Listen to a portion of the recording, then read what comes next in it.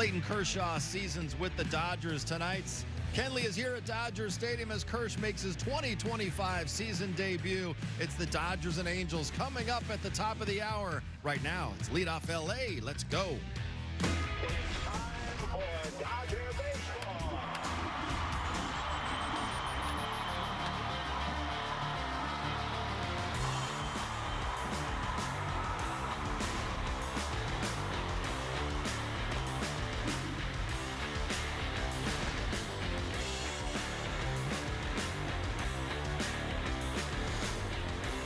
It is a chilly Saturday in Southern California. This is not an ordinary Saturday at the Ravine. It's the return of one of the greatest pitchers to ever do it. Clayton Kershaw is back as the Dodgers look for win number 30 on the season coming up in 60 minutes. Hi, everybody. Welcome to Leadoff LA. I'm John Hartung alongside Jerry Hairston Jr., Nomar Garcia-Parr. Jerry, I could have sworn it was 2 days ago, maybe 3 days ago. We were doing the pregame show, and we were sweating because it was hot. Sun was beating on our back, but Maya, has the temperature changed for this Saturday? Beautiful, sunny Southern California, yes, on most days.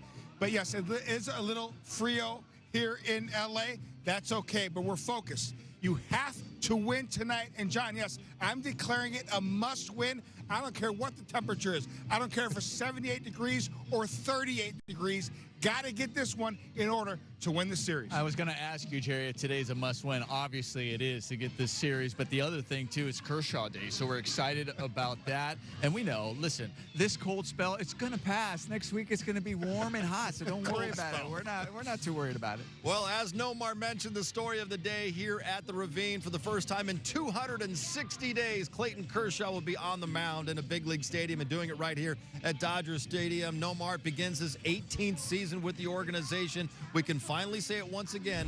You did say it. It's Kershaw Day. It really is. It's so exciting to say that, right? And that, you know, you also mentioned, John, the other day, it's like more it should be Kershaw Appreciation Day, because that's truly what it is. We appreciate to be able to watch greatness each and every time he goes out there. And, you know, he talked about being grateful, just grateful to get back out there, especially after being out for so long with the injuries and having the surgeries that he had. But at the same time, we're grateful. We're grateful to be able to watch him go out there and perform, put on that Dodger uniform, and take the mound once again. So really exciting for today. I'll tell you what, we had a chance to see Clayton Kershaw on the field working out, all smiles, in the clubhouse, all smiles. Not on game day. Saw him earlier today. He is locked in, focused, and that's what he needs to be able to be at his best. Good to see game day Kersh in that face. I expect him to pitch well tonight. He is so excited to make this start, and you know all these fans here at Dodger Stadium are as excited as well. Let's get our first look at the Dodgers lineup for the second game of this three-game Freeway series going up against old friend Tyler Anderson. It's the usual top three of Shohei, Mookie, and Freddie. Andy Pages will bat cleanup tonight. Max Muncy's at third base. Kike's getting a start in center. Michael Conforto in left. Dalton Rushing makes his second big league start. He's behind the plate. And Miguel Rojas at second base, batting ninth. Jerry, what sticks out? I'm looking at Max Muncy. He has been consistent ever since he's put on those pair of glasses. He's seeing the ball a lot better contact, great at bats. And I'm looking at Dalton Rushing, his second start here at the big league level, gets a chance to catch Clayton Kershaw. Yeah, I'm looking at Kike Hernandez right after Max Muncy. Also getting an opportunity, got a lefty on the hill. You know, seeing him take advantage of that. Good to see him out there in center field. You know you can put him anywhere on the field. And once Clayton Kershaw throws that very first pitch tonight, it will mark his 18th season here with the Dodgers. That will tie him with Bill Russell and Hall of Famer Zach Wheat for the most seasons in franchise history. Let's send it inside the stadium for the first time. Kirsten Watson joins us live. She has more on this first Kershaw Day of 2025. Hi there, Kirsten. Hi, John. When we talked to Clayton Kershaw the other day, we asked him just how his body's feeling coming into this one, coming off the toe and the knee surgery. And he said when he looks at his rehab starts, those last few, he was able not to think about his body. He could only just focus on competing. And that's when he knew he had turned the corner. So he's ready heading into this one today. Dave Roberts, he talked about just what he's hoping to see from Clayton Kershaw, the limitations, which he has none, so that's a very good sign, and just the gratitude that he shows in his 18th season.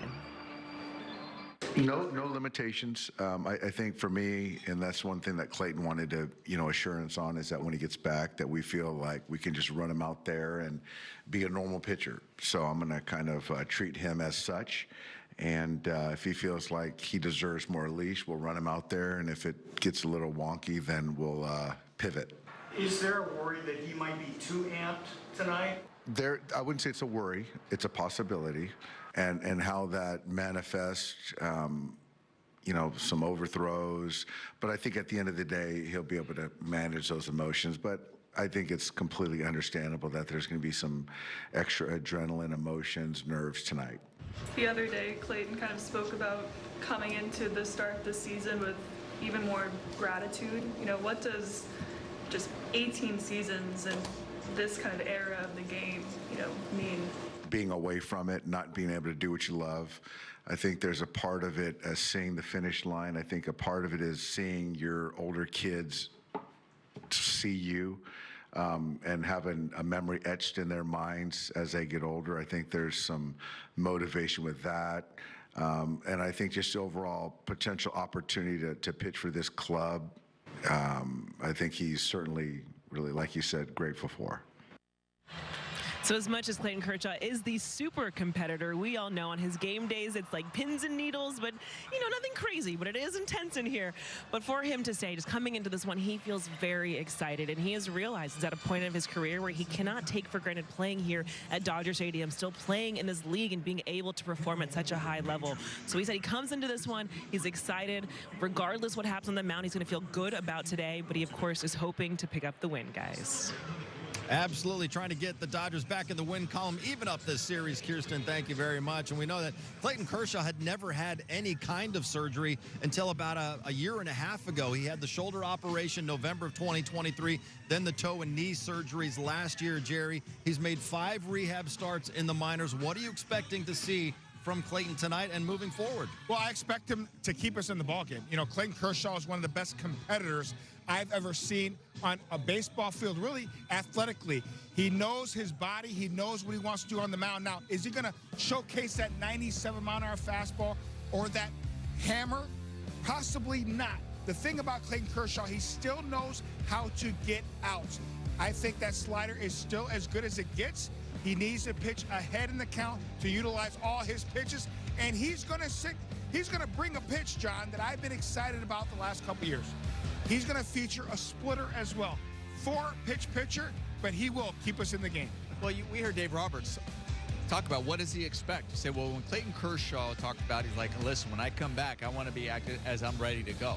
He had his spring training. We were talking about that 6 weeks ago when he first started rehab. Like, this is like his spring training. And we know if it's opening day for Clayton Kershaw during the season, he's like, I expect to go 9. That's what he expects from himself. So we expect him to go out there and pitch and go perform, because that's what he expects. He expects to go out there and to do well and give his team a chance to win. So we expect the same thing. Now, I'm sure they have an idea, or they probably have a thought of what that pitch count may be. I mean, I think we've seen that later in his career, where the pitch count for all of those guys, and they're going to take him out. I think we've also seen where he's getting around 21 batters, and they have a tendency to say, okay, no matter what, that might be the limit. But nonetheless, want to go out there and just see him go out there and perform, because, listen, we can have expectations of him, but none of them are higher than what he puts on himself. Absolutely, and it's always been that way with Clayton Kershaw. We remember when the Dodgers first re-signed Clayton Kershaw back in February, Nomar, it really felt like a luxury item that they were adding, but then Blake Snell gets hurt, goes on the IL. Tyler Glass now on the IL. Now Roki Sasaki's on the IL. This is no longer a luxury item. They need Kersh tonight and moving forward. Yeah, when you have about 33% of your starting rotation on the IL, yeah, you need Clayton Kershaw. You need arms, you need depth. So getting able to re-sign Kershaw, we were so excited. Every Dodger fan excited that Clayton Kershaw's coming back and going to be able to watch him put on that Dodger uniform. But at the same time, yeah, he is going to be important because of all the injuries. We're talking about every starter is important. We always say you can never have too much starting pitching. So to have Clayton Kershaw out there, we know the mentality, we know the competitiveness that he's going to bring on a regular basis. And those that are healthy and going out there, I think he's going to push them, and he's also going to help them. Because to have a veteran like Clayton Kershaw, a part of your staff, is just huge for everyone. And here's another thing, too. I don't care who you are. Clayton Kershaw, without question, first ballot Hall of Famer, 2-time champion. But no matter what, you always want to be needed. And Clayton Kershaw, looking at the rotation right now, he knows he is needed. He has to provide some length, give his team an opportunity to win each and every time he takes the ball. So for him to be needed at this point, I think for him, it's a challenge. And he's going to accept this challenge and give us a chance to win, not just tonight, but moving forward. Yeah, he's accepted the challenge of pitching with stuff that's maybe not quite as good as he had 10 years ago, and he wants to compete and find ways to get guys out, and he's been able to do that in a Dodger uniform the last couple of years. We are just getting started here on Leadoff LA. Shohei Ohtani, he threw a 50-pitch bullpen session today, the most he's thrown since coming off his second Tommy John surgery. The offense is still as good as ever as well. We'll be talking about the Big Show coming up. Plus, after making only 2 starts this season, Blake Snell landing now on the 60-day IL. We'll have more on Snellzilla and what it means for his return to the Dodgers rotation.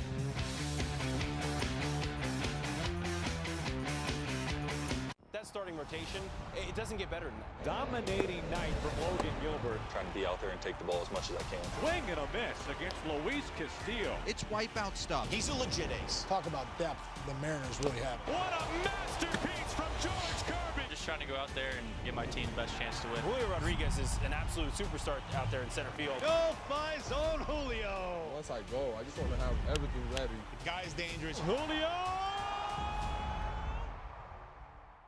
We do not talk about this superstar enough, and that's Rafael Devers. 6 straight game with a home run. Jarren Duran is an extra base machine. I've just always been like that guy that keeps his head down and works hard. Swing and a miss. Crochet's got that kind of electric stuff. This green monster is tailor-made for Alex Bregman's swing. Great fit for Bregman, great fit for the Red Sox. This was the piece that they really needed. The guy's a winner. He's got all the talent. The Red Sox are a much better team this year than they were last year. Since its inception, the Boys and Girls Clubs have been more than a fun place for kids to go after school. For some, it's been a second home, where they can learn, play, and grow. Thanks to the partnership between Major League Baseball and Boys and Girls Clubs, children of all backgrounds have access to safe spaces. All right, let's go take a selfie. MLB Together and the Boys and Girls Clubs of America, empowering children and building futures. Bring it in.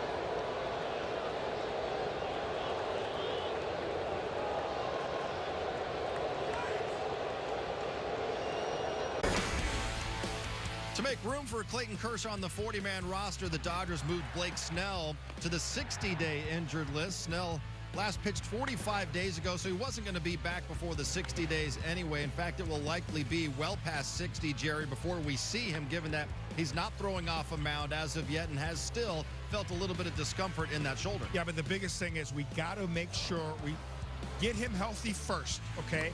Make sure that shoulder is fine, and then start the process of building him up. And I know that 60-day IL, it is alarming, but look at the date he last pitched. So, obviously, when he's ready to go, there's still going to be a building up process, and hopefully he'll be ready to come off after that 60 days. Yeah, well, obviously we have video right there, him just playing catch, which is a good sign. You know, as you mentioned, I think if the 60-day where people see that, they're like, oh, no, is it worse? No, it's nothing. Nothing has changed.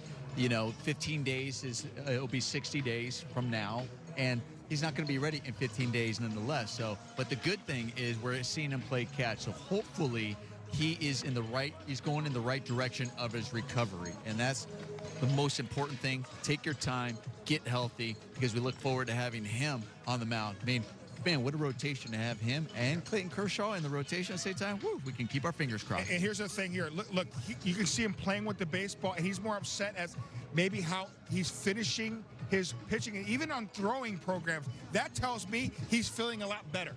Okay, he's not concerned of is he healthy or is his shoulder okay. He's more working on feel, which tells me his shoulder's feeling better. All right, so still a ways away for Blake Snell and the Dodgers. They still have the best record in the National League, this despite so many injuries to that pitching staff. We talked about those 3 starters and also being without Teoscar Hernandez and Tommy Edman the last few weeks. But we do have some news on those 2 guys as we send inside the stadium once again. Kirsten joins us live with the latest on Teo and Edman. Hi there, Kirsten. Hi, John. Well, lucky for us, it seems like one day one guy comes back, the next one, and the next one we're going to be seeing these other 2. So, of course, today it's Clayton Kershaw returning from the IL. Tomorrow, the plan is hopefully that we'll be seeing Tommy Edman returning from the IL. And then on Monday, Teoscar Hernandez. Dave Roberts gave an update on those guys and talked about Teoscar, who's actually going to be out on a rehab assignment tonight. With Teoscar, I saw he's in the lineup in right field for Rancho. He's going to take 2 or 3 at-bats tonight. Is he going to play the outfield both days, you think? Or? You know what? I think tomorrow's it's a day game. So if he does play, I think it'll probably be DHing is my guess. If he does play, he might choose not to play tomorrow. He's kind of still on track for Monday. Correct. Yeah. Are you still expecting Tommy tomorrow? That's my hope. Today's going to be a little bit less activity, a little deload, and so he's going to be a regular baseball player. But if all goes well, he recovers well, then the hope is that he'll be in there tomorrow. So like Dave Roberts said, today for Tommy Edman, a little bit of a slower day. When I caught up with him yesterday, first he just said he's been feeling so much better. But he's like, this rehabbing, this is a grind. He said, I'm working harder than I do in the regular season, just getting his body back and ready, whether it's sprints out here, running the bases, doing different field work. So he is feeling so much stronger with that ankle, being able to get back out there. Dave Roberts has said that both when he as well as Teoscar Hernandez return, he's going to kind of slow play them in different ways. They're likely not going to just return to being everyday players, so they'll find different opportunities, so whether it's in Hae-Sung Kim or others who could step in different situations. But just the fact that they're healthy and returning is a huge sign. So hopefully Tommy Edman tomorrow and then Teoscar Hernandez on Monday, guys. And some interesting roster decisions to come with both of those guys are coming back. Kirsten, thank you very much. Dodgers Shohei Ohtani comes into the day, leads the National League in hits, slugging percentage, OPS. He leads all of baseball in home runs and runs scored. He has 9 home runs, Nomar, already here in the month of May, and he's hit 4 bombs in these last 3 games. That's pretty good, John. Yeah, he Captain Obvious right there, but Shohei Ohtani, are we surprised? I mean, nothing that he does should surprise us because he just continues to deliver, puts on a show regularly. I mean, here he is. He is homered in 3 consecutive games. And what's really impressive is that this is the 9th time in his major league career that he has homered in 3 consecutive games. It's hard to believe he hasn't done it in 4. Maybe tonight is the night, but at the same time, nonetheless. I mean, he has just been swinging the bat on fire, obviously makes a huge impact in the lineup, and night after night, you are on the edge of your seat. You're turning on the TV every time he comes up. You're glued to the TV to see because you know something special may happen. There's a media personality who remained nameless about 3 weeks ago said that Shohei Ohtani had plateaued. And I was like, brother, what are you talking about? This young man, yeah, may have started out a little slow for his standards to start the season. But guess what? Last season, he started off a little slow and caught fire. Well, guess what? He has caught fire. He's one of the best athletes and one of the best baseball players ever. And it's just Shohei doing Shohei. Power, speed, getting clutch hits. And no, he has not plateaued whatsoever. Well, even if he's plateaued at 54 and 59 and he still puts 50-50 on the board, it's still pretty darn good. You would take it, wouldn't you? Plateaus, it's a pretty high mountain, dude. Like nobody else is at that mountain. He talked about plateaued as far as like when he was struggling at that time. Oh, that's... Yeah, he's going to be a 30-30 guy, which is 30-30 is a great. Yeah, still, take it. Yeah. Shohei, unbelievable. Yeah, leads all of baseball in home runs. We've talked a lot about Andy Pages, Jerry, what he's done offensively, but somewhat that has overshadowed what he's done defensively. He has 12 defensive runs saved this season. That's #1 in all of baseball. And you know what? You look at the arm, the accuracy of his arm, throwing 98 miles an hour at times from the outfield, but I love how hard he has worked. We've asked a lot of him this season. Play some center field, play right field, can you play left? Those 3 are 3 different positions to play in the outfield, and he has really developed into a really good, valuable outfielder. Not just to rob me of the home runs, he's taken those leadership qualities when he's playing center field, and his confidence has skyrocketed, not just at the plate, but as you mentioned, defensively as well. You know, what I love is, he's surrounded by veterans who have really, helped him for his game. But the other thing is that he listens. And then if you're here early, as we are, John and I are, when we're here early, you see Andy Pages working out there diligently at his craft, at defense. He doesn't take anything for granted. We know he's super athletic. We know he's talented, but he's working on his routes to get better routes, better jumps. First step is vital out there. We know he's got a great arm, but he's constantly thrown to the bases, working on the accuracy, and it's all paying off. So he doesn't take it for granted. He's constantly working. Yeah, we see it. It's just keeping it real, Jerry. Being honest. Well, I tell you what, I get a chance to talk to these guys when I go in the clubhouse. We converse. I may not get here at 12:15 for a 7 o'clock game like you and John, but I get here in time to make sure I do my research and talk to the guys. Okay. Research. Let's move on. We notes. gotta take a break. Los Angeles is the home of some of the best Japanese players in all of baseball. Ohtani, Yamamoto, Sasaki for the Dodgers. Tomorrow's starter, Yusei Kikuchi, goes for the Angels. We have a Game 2 preview of the Freeway series coming up at 6 o'clock. Plus more on our celebration of Clayton Kershaw's return. We'll look back at one of his many signature moments, his no-hitter in June of 2014.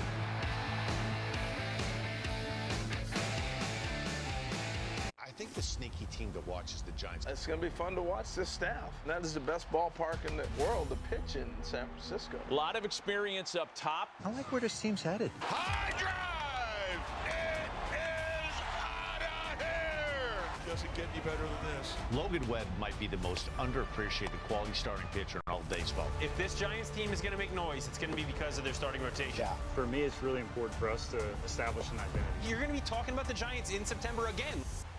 It's a great night for baseball. This matchup features some of the best talent in the game. A lot of power, a lot of marquee names. Here we go. Buckle up, folks. There's a guy who wants to be in the spotlight. The bats have come alive. A showstopper. We're just playing Powerball. This place doesn't know what hit him. These teams are entertaining, are they not? The show continues. Experience game-to-game coverage of the night's biggest moments, live and commercial-free. MLB Network Strike Zone, Wednesday and Friday nights all season. At MLBShop.com, you can get all the latest officially licensed merchandise for you and your family. But if you really want to level up your game, you can grab something for your dog walker, your Pilates instructor, your swim coach, your neighbor, your accountant, your gardener, your best friend, your bandmate, your boss, your kid's teacher, your mailman. Visit MLBShop.com and stock up on officially licensed on-field merchandise from your favorite teams.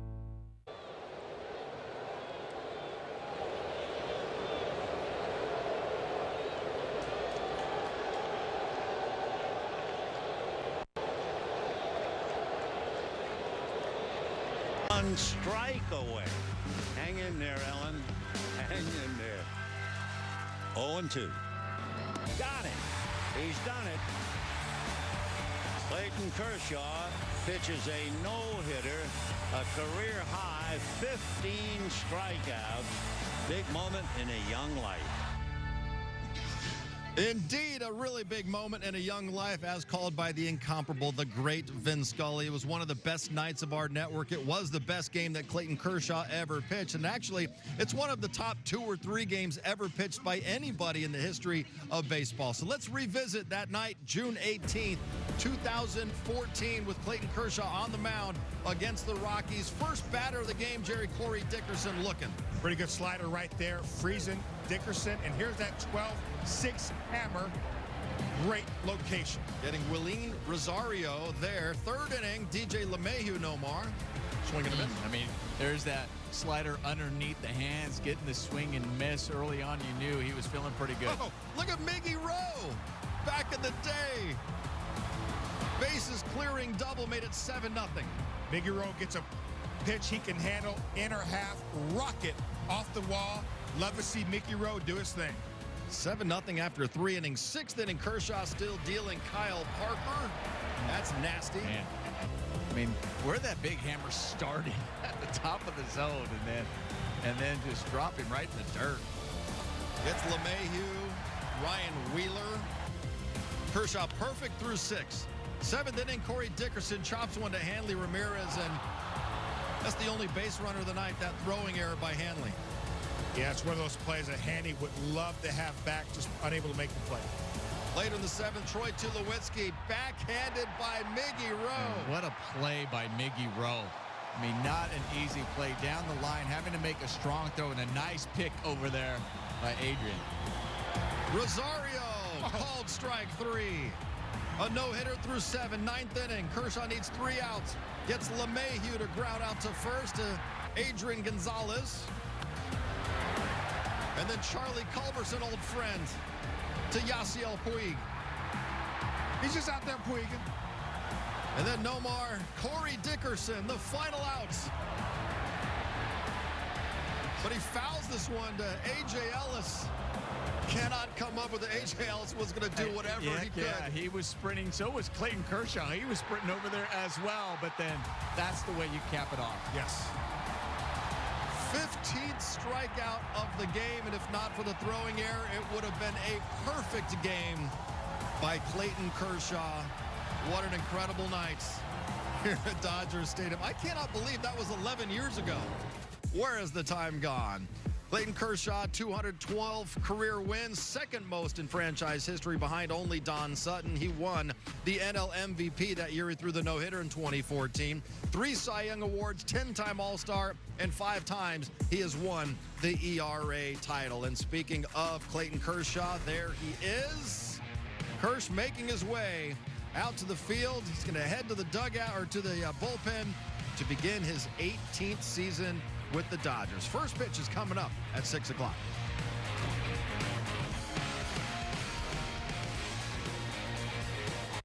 Every game night is a chance to go big with MLB Big Inning. Turn on baseball's only nightly show that brings you the biggest plays of the night, live and commercial-free. Strikes him out. No one stacks more clutch plays into one live show with up to 4 games on a single screen. Out of here! He is on fire.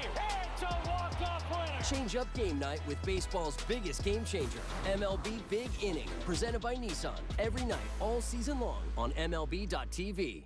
Off Base is coming in a brand new format. Join Lauren Gardner and Xavier Scruggs as they explore all the baseball buzz across social media, pop culture, and around the majors. The Off Base Podcast, all season long, only on MLB Network. San Diego's a dangerous team. Man, they have enough talent to run the table. Every game here is like a party. Fans are also playing a part. They're affecting the game. Fernando Tatis Jr., electric. The team that we got in there, man, we're ready to compete. We're ready to handle the unfinished business that we have. We've seen this. Clayton slamming that wall in the outfields, going through his pregame ritual. Straight ahead, much more on the first Kershaw day of 2025. Plus, we will relive Clayton's Major League debut. Joe and Oral will join us for a game preview from the booth here at the Ravine. But first, Bob Geren will be joining us live from the dugout, talking Kersh and more on Access. Coming up next. Right. The Braves have staying power. Just an absolute powerhouse. Big-time bombers in the lineup that could really, really hurt you. They're going to be a force again. Your 2024 National League Cy Young Award winner. This is what the greats do. Watch him go to work. Swing and a miss. What a way to finish for Chris Sale. Explosiveness with the velocity, with the nastiness of his pitches. The man is on fire. He is MLB Sonic the Hedgehog. That's what I do every day. Play baseball and have fun. Braves just keep on rolling. Arguably one of the best pitchers, if not the best pitcher in the game. At 100 miles an hour, Sandy ties a career high 14 strikeouts. This guy is a difference maker for the Marlins. He's a staff ace. He wants to take the ball, man. He has been great. Sandy Alcantara has thrown a complete game shutout. It's like if I faced you, you got no respect for me. No. Exactly. Force at the front of the rotations. The guy that wanted to finish what he starts. Shutout for Sandy Alcantara.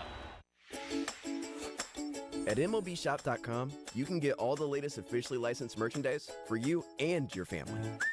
But if you really want to level up your game, you can grab something for your dog walker, your Pilates instructor, your swim coach, your neighbor, your accountant, your gardener, your best friend, your bandmate, your boss, your kid's teacher, your mailman. Visit MLBShop.com and stock up on officially licensed on-field merchandise from your favorite teams.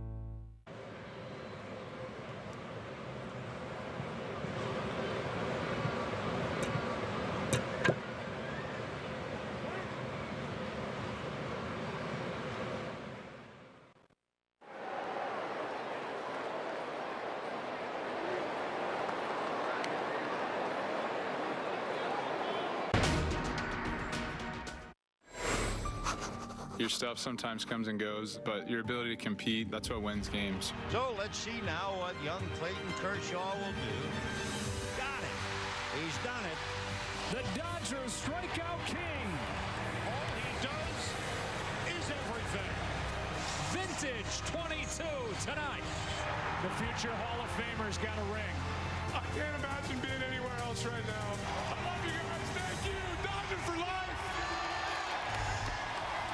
Yes, we've got a little May gray over Los Angeles, but we've got a Saturday night special at the Ravine as the Dodgers welcome back their three-time Cy Young Award winner, two-time champ, and former league MVP Clayton Kershaw returns to the mound to face the Angels in Game 2 of this weekend Freeway series coming up in 30 minutes. Hi, everybody. Welcome to Access Sportsnet Dodgers, brought to you by your Southern California Toyota dealers. John Hartung alongside Jerry Hairston Jr.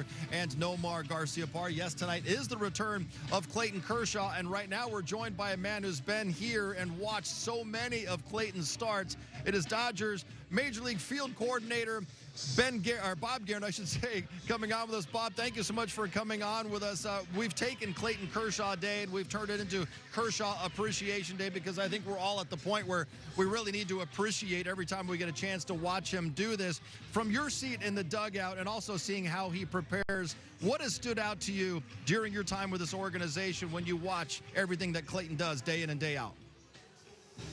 Well, the first thing you just mentioned, the preparation. I don't think there's anybody in all my years I've ever seen prepare like he does. The day of the game, the day before, in between starts, bullpens. He just, he's a Hall of Famer, just a living, walking Hall of Famer that's pitching for the Dodgers right now. It's amazing to see what he can do every single day to get himself better, and even at his age, he never stops. He's amazing, and so it's a big day for us.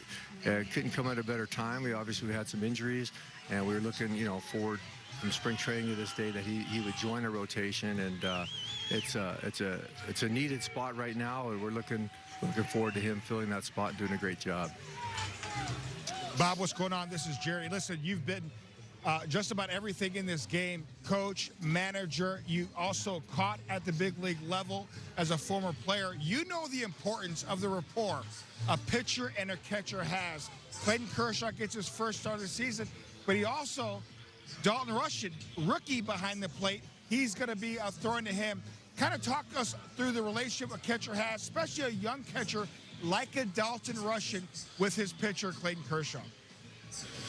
Well, he did catch him his last rehab start, so he is familiar with him. And, Kersh is so dialed into what he does. He even uses the pitch comm sometimes himself on calling games, so I don't think that's going to be any hindrance. Dalton's done a nice job. Clayton obviously has confidence in him.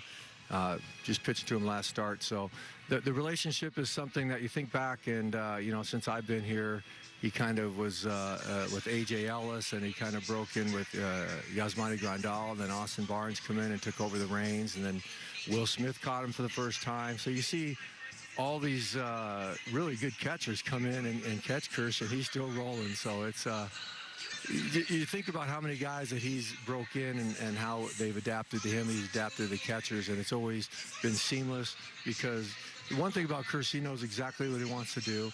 And, Dalton and him were talking yesterday during the game, looking at different hitters that came up with the Angels, talking about what we would throw them in this count. So they were kind of doing a little test run during the game last night, which it was fun to watch and listen to. Hey, Bob, this is Nomar. I mean, that's so great to hear. We were talking about a young kid in Dalton Rushing, but you also have another young kid who's also making an impact right now. And Hae-Sung Kim, since he's been called up, what have you seen the difference in what you saw him in spring training and then what you have seen him now here at the big league level, the adjustments that he has made? Well, the biggest thing I noticed is the plate discipline, what pitches he's swinging at. In spring training, I don't know if it was just got here, and he was trying to be impressive or what, but he'd swung at some pitches that were just way out of the strike zone. It looked like that he needs to calm down and kind of see the ball a little longer. And when he left and came back, it looked like a different guy. I mean, he's taking balls that he was swinging at in the spring. He's hitting balls that were beating him in the spring. And, you know, he's pulled the ball. He obviously has an incredible ability to stay inside the ball and go the other way. And the skills and defense, the arm strength's amazing. And watching him on the bases, he stole a big base for us late in the game off a pitcher that, you know, people don't really run against. But he's been studying any kind of tip or anything he can get on a pitcher where he might get an extra split second of a jump. So he's an intelligent guy. I remember talking to him, and it's incredible. He said that when he was, you know, 14, 15, 16 years old, they practiced for 12 hours a day. And I just said, yeah, how could you do for 12 hours a day? Wow. And he said, basically what we do, except just everything longer. Batting practice was 3 hours. Fielding practice was 3 hours. Team defense was 3 hours. And I said, what if you needed individual work? He said, then you stayed after. So it's amazing. So anything that you see that goes to him, I literally in my mind go, well, he's done that a million times, because he has.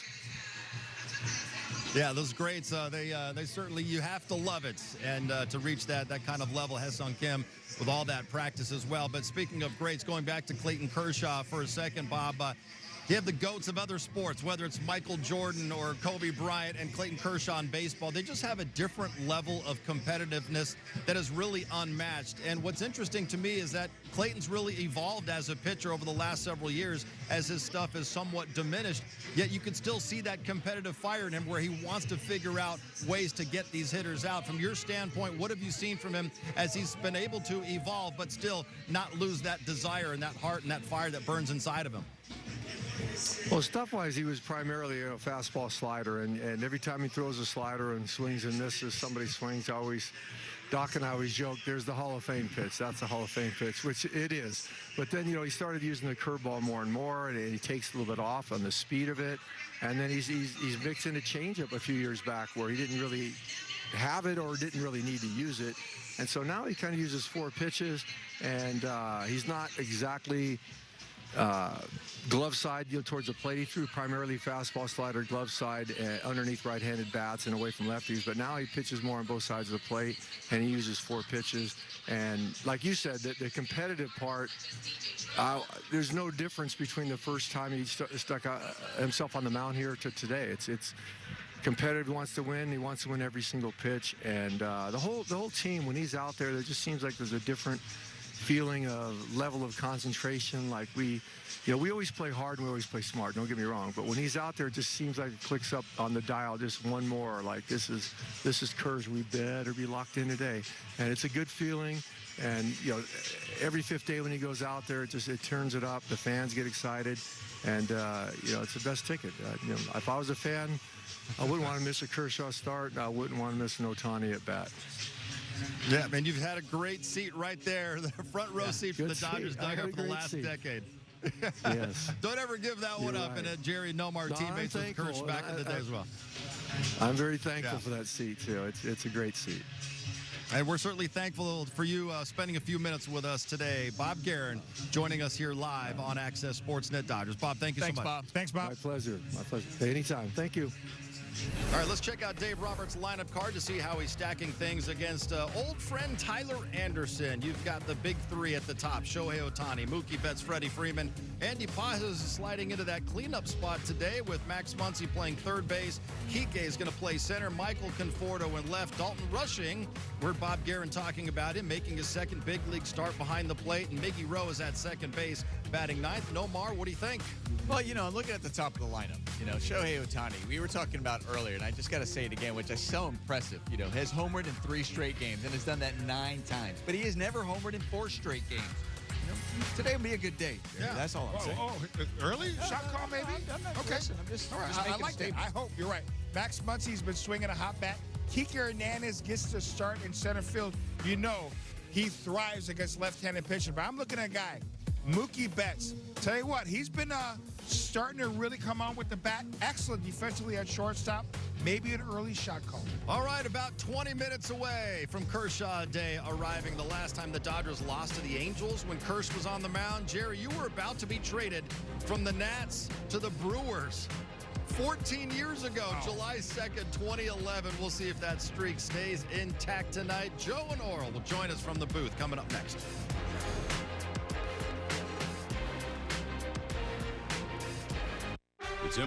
Hey, Chicago, what do you say? Cubs are going to win today. This is their chance to have another run. This is their time. This is the Cubs division to lose this year. They need to be singing the song quite a bit this year. That's hammered. Kyle Tucker, welcome to the Cubs. Dansby Watson. He's one of the most talented ball players. Pete Crow Armstrong, what a stud. Shota Imanaga, it's about falling in love with him. Seiya Suzuki with a grand slam. And this is when you put the pedal to the metal. I think we got a really good team. MLB The Show 25, take 3. What's up, guys? I'm Eli De La Cruz. This is Paul Skeens. Gunnar Henderson here. I am super excited to be sharing the cover of MLB The Show 25. But we're going to play for real? This is the fun part right here. It's a huge honor to be on the cover with two great athletes. Welcome to the show. That's a wrap.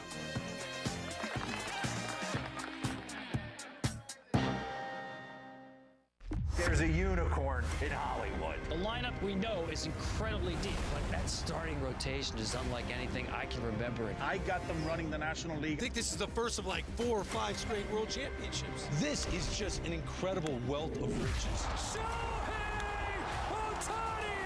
He's in a world of his own! Strike 3 swinging. It's a dozen strikeouts for Tyler Glasnow. Walk-off win!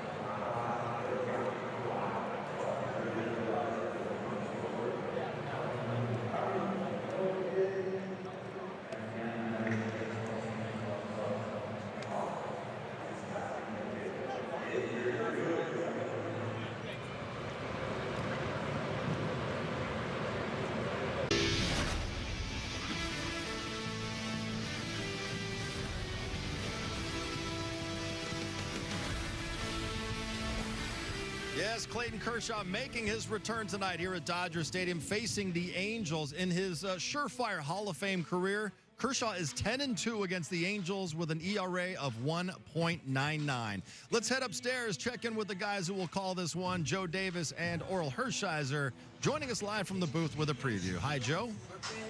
Hi, John. When they asked Dave Roberts yesterday what gets him most excited for Clayton Kershaw's return, he talked about the word intensity that Kershaw brings. When you think about today, what gets you going?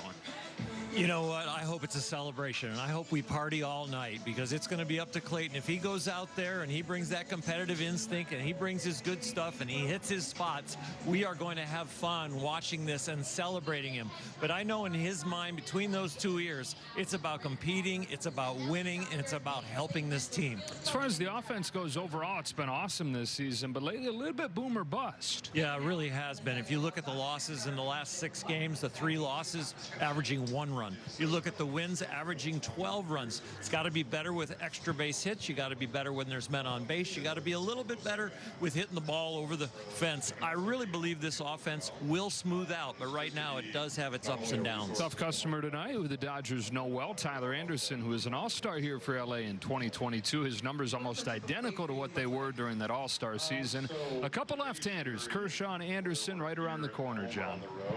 All right, looking forward to this. Couple former teammates going head-to-head. Joe and Oral, thank you very much. But we all think the Dodgers are going to get to Tyler Anderson. So let's do some shot calling, brought to you by Southern California Toyota. Jerry, you're first up. Who's going to do some damage tonight? I'm going with a guy who has been awesome defensively at shortstop. He has really done a great job up the middle, but offensively, he's going to have a big night. Mookie Betts, do your thing. I love that shot call. They'll be really excited to him go out there and do what he does best, but I'm going with a young kid right here. Getting an opportunity to catch the great Clayton Kershaw. I'm going Dalton Rushing. I think he has a good offensive day today. All right, I like both of those shot calls. And Nomar gave me a little nugget earlier today. He said Shohei Ohtani against Tyler Anderson in his career is 4 for 7 with a homer and 3 triples. I couldn't even believe that was possible to have a home run and 3 triples for your 4 hits in 7 at-bats. I'm going to take the Big Show, not to get a triple, but to homer for the 4th consecutive game for the first time in his career. You going with Shohei Ohtani as a call shot? That's hard to believe. I said 4 straight games with a homer. Yeah, he's writing it. He's never done it before in his career. Yeah, that's a lot of pressure for the Big Show. It is. He's usually up to it. Don't be afraid. Right. Time for today's injury report brought to you by Keck Medicine of USC with Clayton Kershaw being activated. Blake Snell has been moved to the 60-day injured list. It's not the setback that it might sound like because he last pitched 45 days ago, still hasn't thrown off a mound, so we weren't going to be seeing Snell before that 60-day mark anyway. Snell has made only 2 starts in his first season with the Dodgers. Jerry, you're really going on a limb with Mookie Betts, by the way, too. Still more to come. The Kershaw family is here. Ellen and the kids settling into their usual seats in the Loge level. About to watch Clayton take on the Angels coming up in about 15 minutes. Plus, Clayton is no doubt a first ballot Hall of Famer. Up next, we'll go back to the day his road to Cooperstown began in May of 2008. Access Sportsnet Dodgers is brought to you in part by Burt's Mega Mall, California's largest power sports dealer.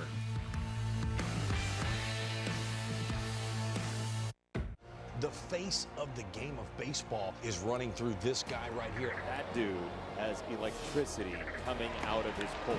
You're changing the sport, man. I just go out there every day and give them 100%. Every day he does something that draws your attention. Green is cooking with gas. It feels like he's finally put it all together. I think Hunter Green's about to become a super ace of a playoff team. That's what the Cincinnati Reds are going to be in 2025. Yordan Alvarez is just becoming this consistent hitting machine. The big man who wears 44 is 4 for 4. Face of the franchise, everything that is Houston now. He's top 5 in every category for the Houston Astros historically. Always just assume they're going to play in the ALCS. There's no effort. Boom. And you can kiss that goodbye. That's a game winner. Late inning heroics once again. He's a legend. Unbelievable. The power of baseball goes beyond the field. We're able to use our platform and let these kids know that dreams are reachable. It's very important to leave something behind to show our gratitude. Stand up to cancer. We are attacking your offices. Together. Together. Together. Together.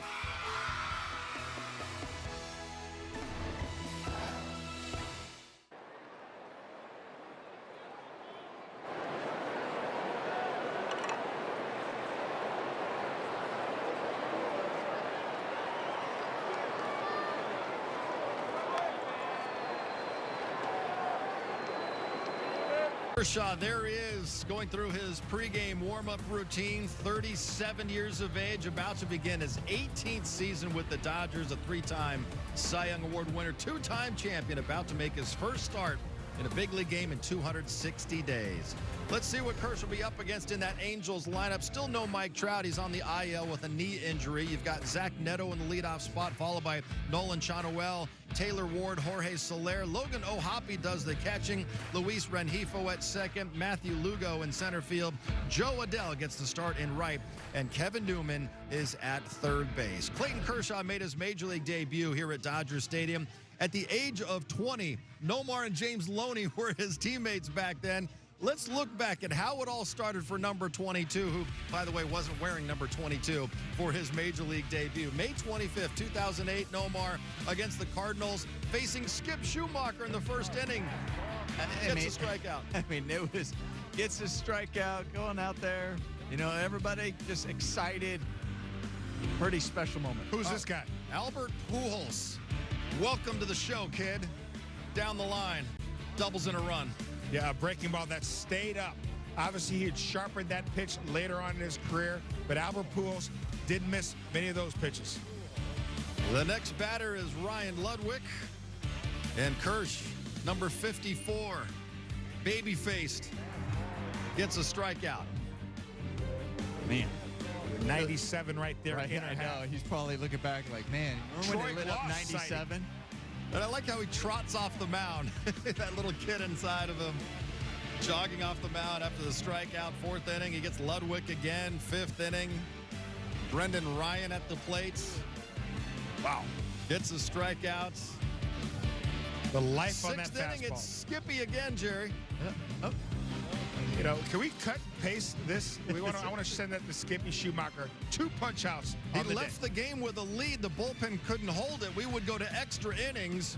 Andre Ethier, Nomar, did this a lot in his Dodgers career, a walk-off winner. He really did. He came in the clutch, getting that big hit. How about JP coming around? Jay Pizzle. Andre Ethier, today was a good Dre. And that certainly was a fun day, a memorable day for Clayton Kershaw. Some more news or notes from Clayton's debut. He threw 102 pitches in 6 innings of work that day against the Cardinals. 7 strikeouts, 9 ground ball outs, 7 flyouts. Future teammate was his first strikeout. We saw that in Skip Schumacher, another future teammate and Hall of Famer. The first to get to Kirsch, that being Albert Pujols. The next day, Clayton spoke with Charlie Steiner about day 1 of his own Cooperstown career. Looking back on yesterday, was it everything you had hoped for and expected? Oh, everything and more. It was unbelievable. It's, you know, just growing up, this is what every kid dreams about. And, you know, just to get to do that, I just, you know, feel like the luckiest kid in the world. And, you know, now I'm here in Wrigley Field, and, you know, I'm going to take in the sights here. I'm not going to get to pitch here, so I'm just going to be a fan for a little while. And next we see you on Friday at Shea Stadium? That's the rumor. I think so. And, you know, I'm really excited for that. I've never been to New York before, so, you know, excited to just see what that's all about. We'll show you the sights. All right, appreciate it. Oh, and 17 years later, Clayton Kershaw sitting on 2,968 strikeouts, and we have certainly analyzed and broken down so many of them here on Sportsnet LA. But let's go back to 2008, Nomar, that very first strikeout. Since you were Kershaw's teammate, you should break down that very first hitter he faced in the show. I mean, we're going to go down to his, you know, this is a K-zone, his first K-zone really officially. So we're going to go out there and we're going to break it down. I had a different view there. I was over there watching from the bench, checking him out, going, all right, let's see this young man. But here he is. He's going after Skip, going out there with the fastball up. And all right, there's one. He gets strikes. Skip's like, all right, let's see what you have, young man. Then you get the fastball up. I'll tell you what, Skip's making him battle here for you. He's going to make him fight for it there. You got that breaking ball. He's got the fastball. He's got the curveball. You know, fastball's high. His curveball's hanging. You would think what they say in the show, but no. He's going out there still battling, getting the fight here. Now you're looking for that one down and away, and then he climbs the ladder and gets the swing and miss for the first strikeout. You see him smiling. He's happy there, laughing, going, oh, he was easy. I'm going to have a lot of those in my career. I remember when he came back, I was looking right next to me. I'm like, I don't know. I think he has, no, no, you saw it then. There's no doubt. Clayton Kershaw, you know, what an unbelievable Hall of Fame career. All right, that was Clayton Kershaw's first career strikeout. Here's more on what he has done since then. Yeah, 2,968 Ks in all, 21st all-time. Struck out 15 in a game twice, including in his no-hitter. Single season high was 301 punch-outs. He did that in 2015.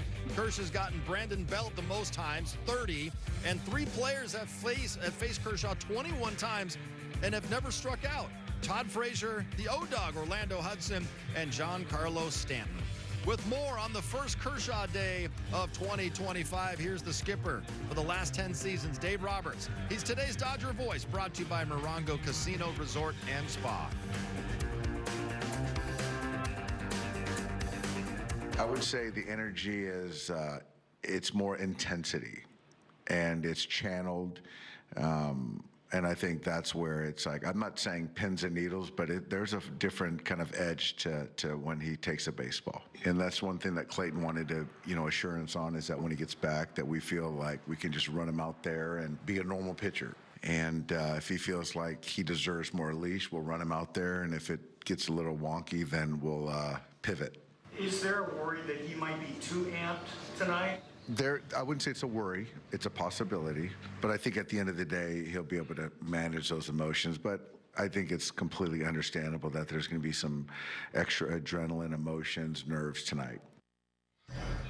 Obviously, it's a huge day for Clayton Kershaw, and I'm sure his teammates, Jerry, are really excited as well. Miggy Rowe was playing third base wearing 72 behind him back when he threw the no-hitter, but there's just a different buzz at the stadium, and the players can feel it that it's Kershaw Day, too. Absolutely, and anytime you get a chance, a teammate that you know is a first-ballot Hall of Famer, that is an absolute legend for a historic franchise like the Dodgers, it is special, and you take advantage of those opportunities to be able to play with, play behind Clayton Kershaw. Special, not only for Clayton Kershaw, special for his teammates. You know what? It's not that you're not up for every single game, and it's not that you're going out there and not giving your best, but you know there's a buzz in the stadium when there's certain guys on the mound, right? And so you start feeling that buzz as a player, and then you also know the intensity that they bring as well when they go out there and they take the mound. We talked about how we know Clayton Kershaw. He's a great guy, fun-loving, fun to hang out with, but on game day, man, you're not talking to him. It's a different focus. Pedro Martinez was the exact same way as well. So you knew when you took the field, you were going to have that same focus and give it all. I remember playing behind Roger Clemens. I was a rookie, and I was so nervous playing that shortstop going, oh, my gosh, Roger Clemens out there. Like, I don't want to mess up. Talk about being prepared and knowing when every guy, I didn't want to have to look in the dugout and act like I didn't know where guys were going to hit the ball and where to play in position. So all of that you take in. So obviously a treat. And I know for Dalton Rushing, he's probably thinking a lot of that going through him, too. Like, man, what an opportunity. I get to Clayton Kershaw in the big league. All right, Clayton Kershaw has not allowed a run to the Angels in his last 20 innings against them. He will look to extend that streak coming up in just a few minutes. Access Sportsnet Dodgers is brought to you by your Southern California Toyota dealers. This is a guy who has MVP-type potential. Luis Robert is one of the most talented players in the league. Great nickname, La Pantera. Can do it anywhere on the field. He has the potential to be a 30-30 guy that can knock in 95 to 100 runs.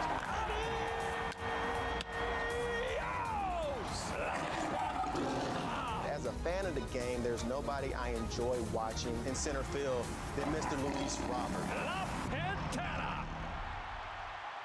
Wearing regular shoes feels this cramped. Or glide step wide fit hands-free Skechers slip-ins feel like this. With Skechers slip-ins, just step in, no bending down, no touching my shoes. Try wide fit Skechers slip-ins. I think this is the Phillies' division to win. Everybody knows their role within the team and are motivated collectively to go after that World Series ring. Bryce Harper is one of the great faces of our sport. Great ones do great things when it matters. Trey Turner, just tools out of his mind. Trey Turner, mammoth home run. Zach Wheeler. But this guy has been nothing but sensational since he was signed. This fan base loves us as a team. I love the city, man. A lot of fun to be able to go in the bank every single day. They are a complete team. Time to win for the Phillies.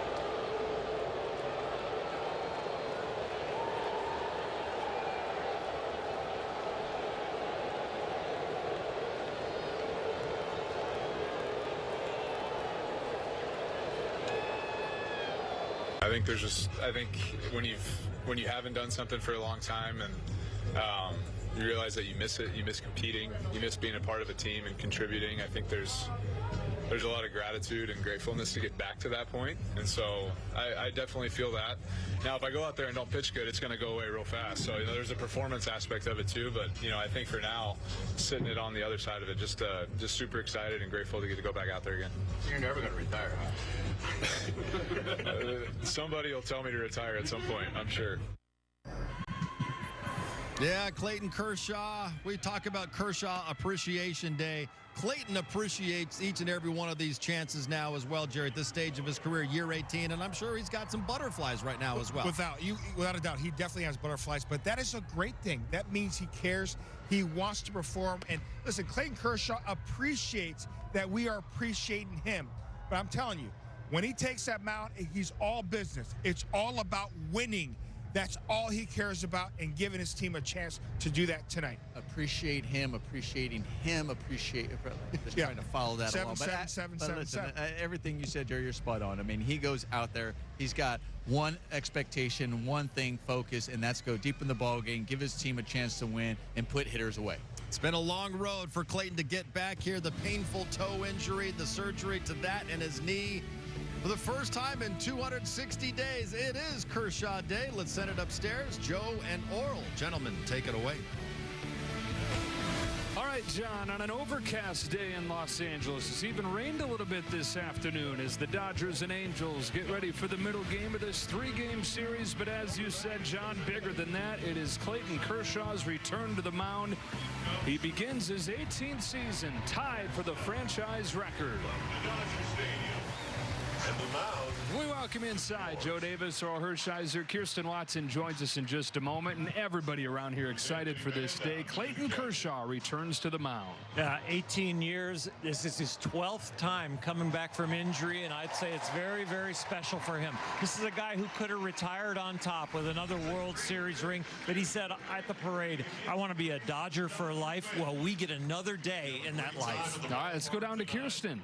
Yeah, Joe, with it being Kershaw Day, everyone is excited down here, and Dave Roberts was recently asked just what Clayton Kershaw brings when he's back out there on the mound. He said that he brings an intensity, and right now that can be used, whether it's this team being in the middle of 19 and 20 games, the injuries that are in the starting rotation. He brings a different jolt of energy because he raises the level of play and performance of all of the guys around him. So everyone down here is thrilled, especially to bounce back from that loss last night, guys. Yeah, with the Angels taking the first game of this series 6-2, Dodgers will try to even it up here in game 2 of the Freeway series. Dodgers and Angels coming up on Sportsnet LA. There were two guys. Both guys drove to work. Neither guy wore their seatbelt. One guy got a ticket, one guy didn't. Both guys drove home from work. One guy wore his seatbelt, one guy didn't.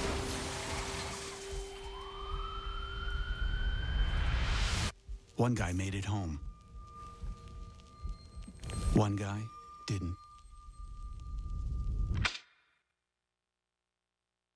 There were two guys. Both guys drove to work. Neither guy wore their seatbelt. One guy got a ticket, one guy didn't. Both guys drove home from work. One guy wore his seatbelt, one guy didn't.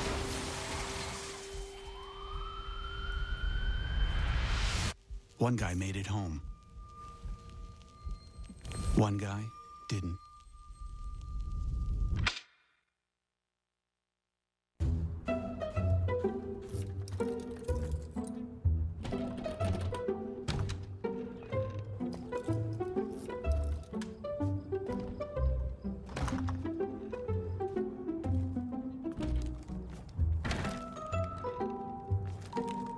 There's an easier way.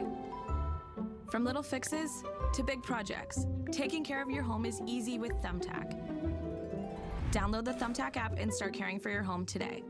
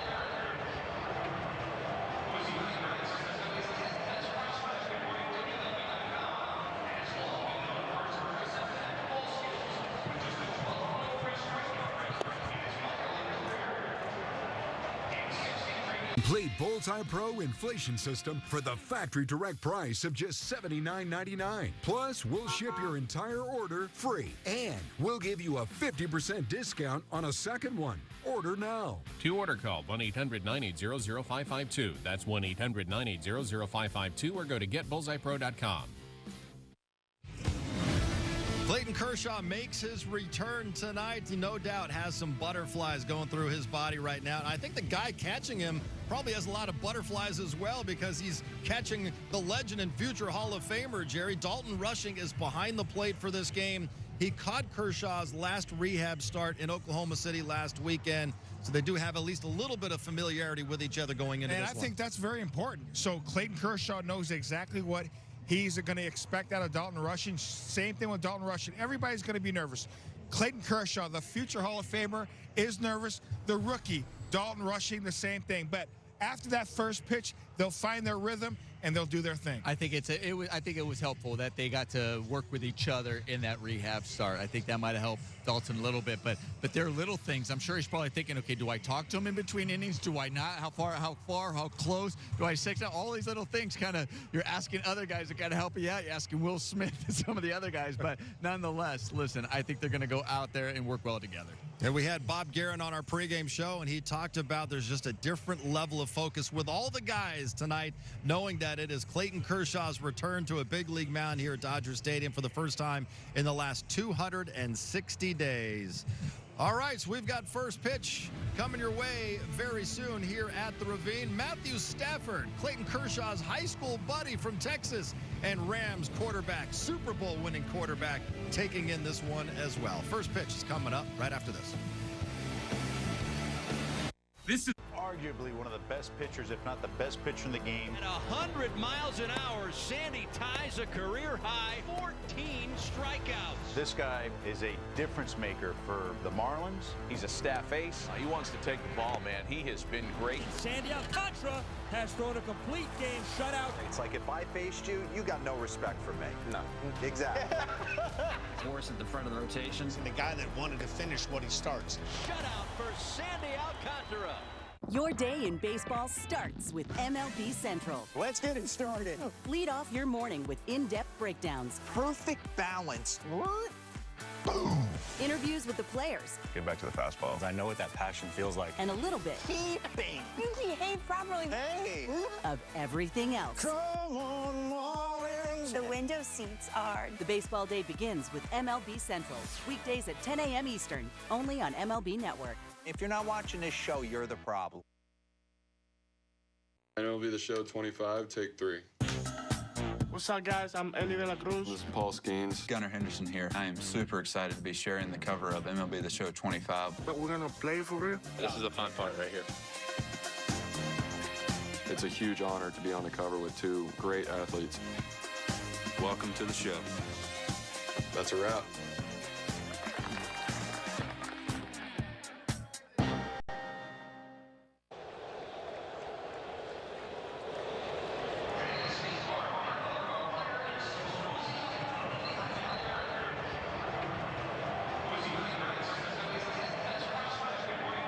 Stuff sometimes comes and goes, but your ability to compete, that's what wins games. So let's see now what young Clayton Kershaw will do. Got it. He's done it. The Dodgers strikeout king. All he does is everything. Vintage 22 tonight. The future Hall of Famer's got a ring. I can't imagine being anywhere else right now. I love you guys. Thank you. Dodgers for life.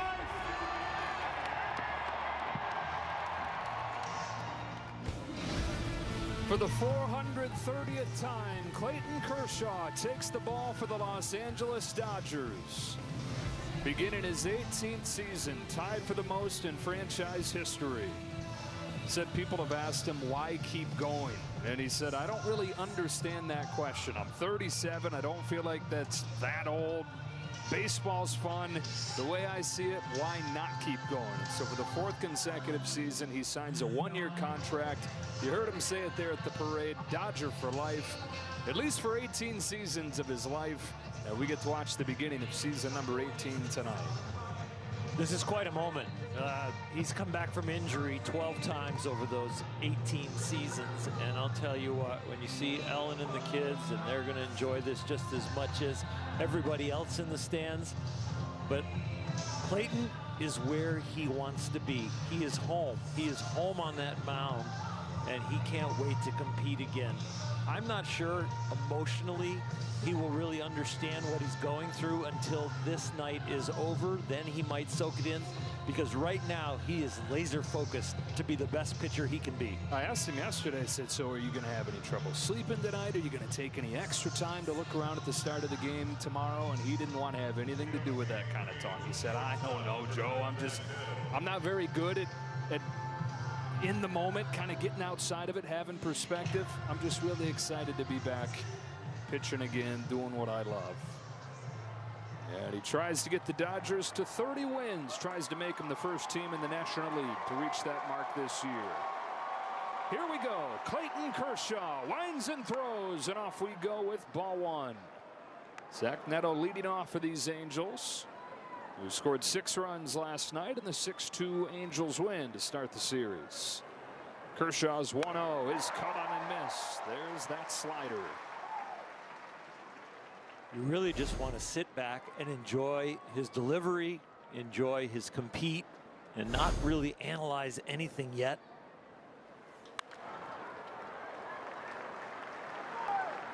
The delivery you mentioned, that's the same thing. You know, we have that grainy footage of Sandy Koufax burnt into our brains. We're going to have that delivery burnt into our brains for as long as we think about baseball, as long as each of us live. A walking statue. Clayton Kershaw. His 1-2 to Zach Neto. It's a curve. And the count evens 2-2. He made 5 rehab starts. It came and went as far as his feel. Didn't feel great with his command his last one. But the big thing was he found himself deeper into that rehab stint, thinking less about the injuries and more about just competing.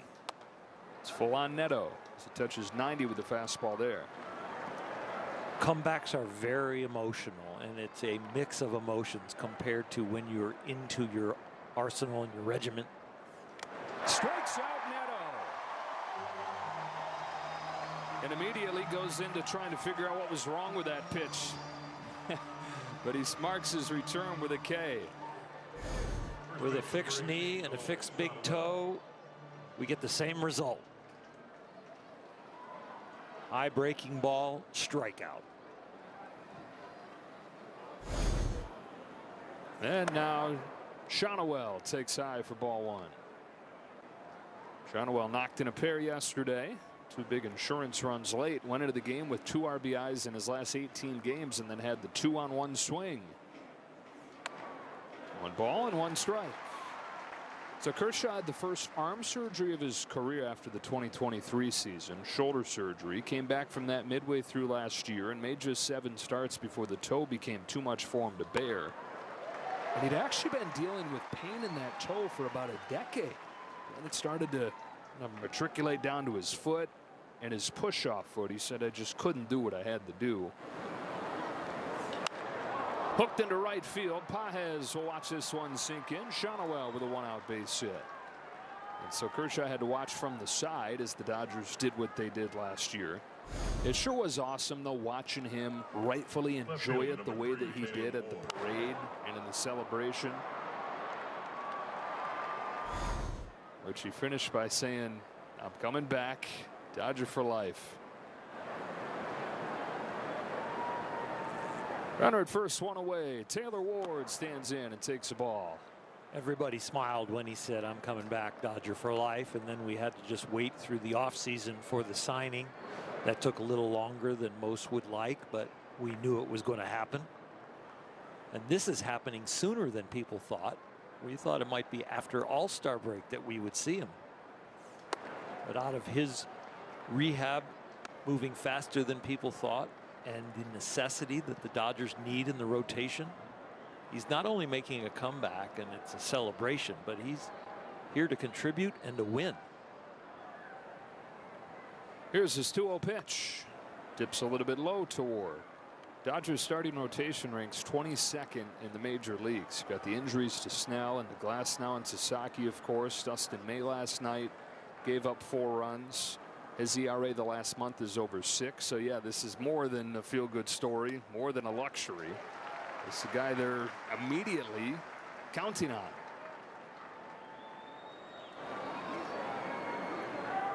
There are no limits on what they will push him to do today. He wants to compete. He doesn't want to have any bit in his mouth. Just low and a walk for Ward. He's gone as many as 5 innings in the rehab. He's gone as many as 66 pitches. And you know, no matter when Dave Roberts decides to take him out, it's going to be a fight, because that's just his MO. Clayton was saying, I'm full of gratitude, full of gratefulness for this chance to pitch again. But if I don't pitch well, that goes away real fast. Angels have him at first and second, and Jorge Soler at the plate. Soler 0 for 5 yesterday, struck out twice. First season with the Angels, it's not been great. That OPS below 700. And just 6 home runs for a guy who they're counting on for a lot of thunder. Picked up in a trade at the end of last year. Kershaw gets the call right there from Alex Tosi. 91 is news. It's good. You know he's going to be pumped up and fresh for this outing. We've seen a 90 and now a 91. He's 88 in his rehab. So it's been 90, 91 for 6 or 7 years at this point. Curve popped out of his hand. 1 ball, 1 strike. The biggest change when the velocity started to go down was from 20 to 21. Slider usage went from like low 40s to high 40%.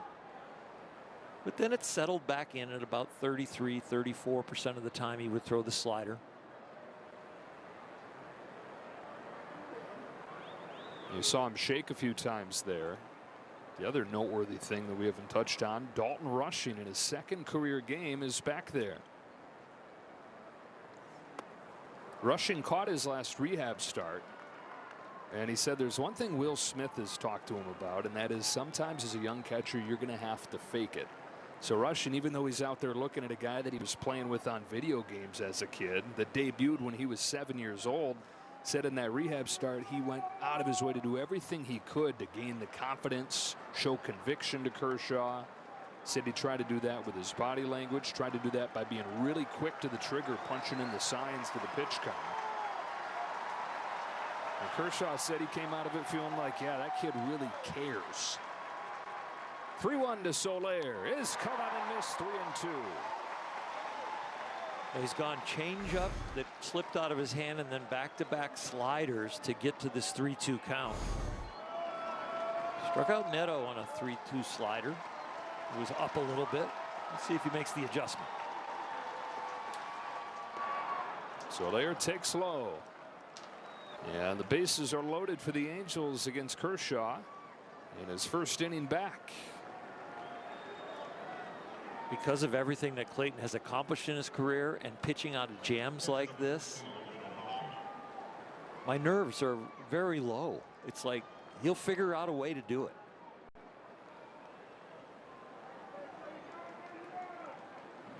Ohtani's the hitter. 2 out of his last 27. You know the infielders are thinking twin killing here. They try to give him some of their own medicine from last night. Down the chute, strike 1.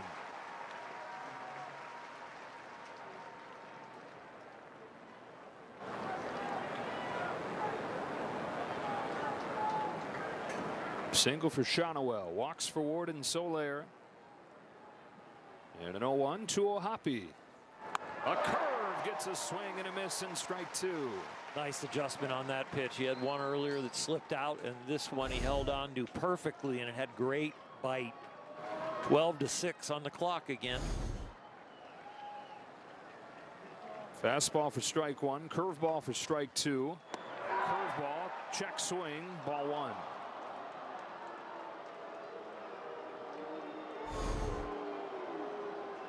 Well, you got to believe he's going to go curve or slider, so get ready left side of the infield. Side of the pitch that he hasn't thrown him yet. I guess you got to count the splitter these days, much as he was throwing that in his rehab. 1-2. It is the slider, and it's tapped foul.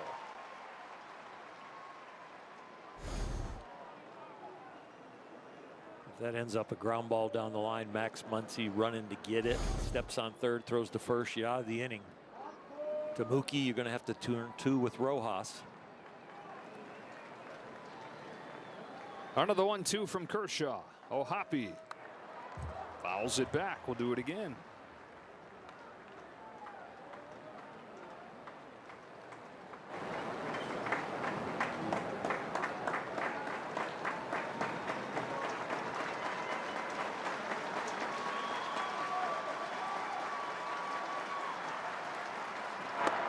Two and two. You can sense from the crowd the uncomfortable feeling of wanting the person as much as the pitcher to get out of this jam and to experience success in this spot. His 7th pitch to Ohtani is ripped to left field, and the Angels break through against Kershaw right away.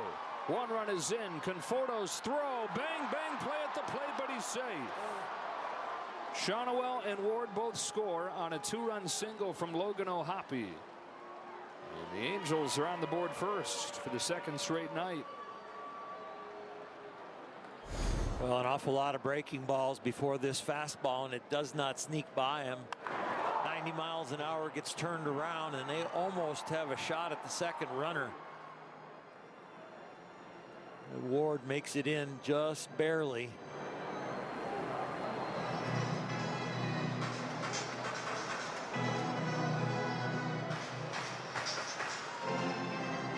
Who's been searching for it delivers. The 2nd game in a row, the Angels get a 2 spot in the 1st. Last year's champions against a team that lost 99 games last year. 1st place team against last place team. That's baseball. Angels took the 1st game of the series and lead game 2. And now it's Luis Rengifo. Angels have been waiting for him to get going after he hit 300 last year. Struggled out of the gates, but had 2 hits yesterday. For an offense that's only averaged 3 runs a game the last month, they doubled that yesterday. And trying to win back-to-back games for what would be only the 2nd time the last month and a half. Fly ball down the line to right. Freeman's over. It is a souvenir, but it's 0-2.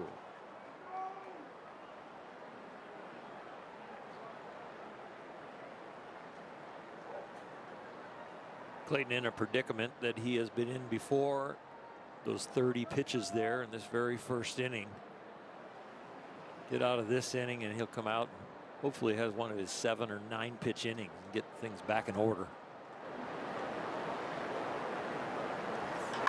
Rengifo hits a towering fly ball to left field. Conforto steps back onto the track, and he's got just enough room. Just misses breaking this game wide open in the 1st inning. And a literal exhale from Kershaw. 2 out. The pitch was just high enough to make him get under it just enough. And falls just short.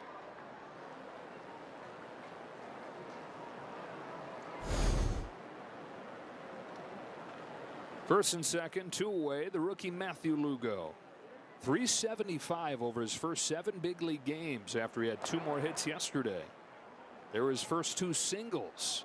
First 4 hits that he had. Extra bases. It's an RBI triple for his first hit, then 2 pinch hit homers, and then a double.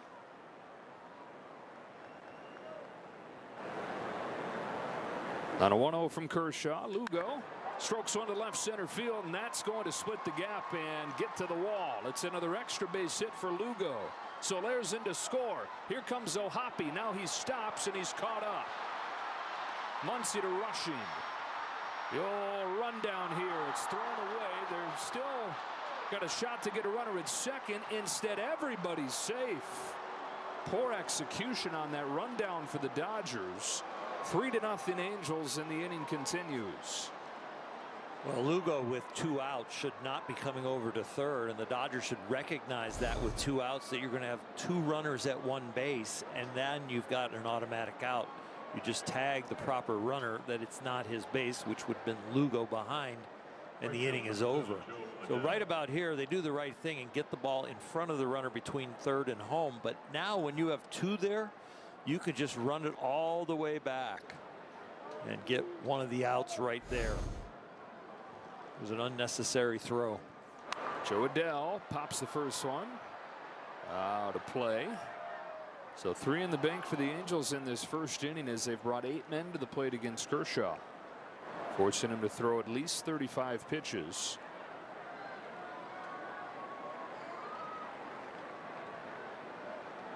Adell, 318, 3 home runs his last 10 games after a very slow start for the former top prospect. 26 years of age, now in his 6th season. Got to the big leagues when he was 21, but for 4 years went back and forth between the majors and AAA before finally sticking last year, hitting 20 homers, getting named a Gold Glove finalist. Been more aggressive lately. He swings over this curve to fall behind 1-2.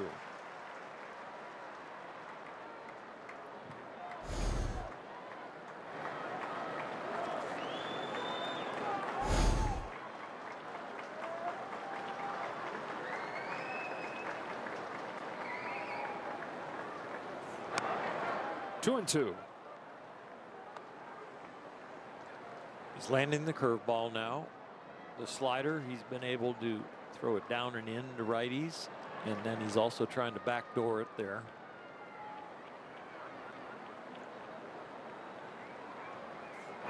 Got him with the curve. Angels get 3. Kershaw is back, and now to try to settle into this game and get the offense going. Wearing regular shoes feels this cramped.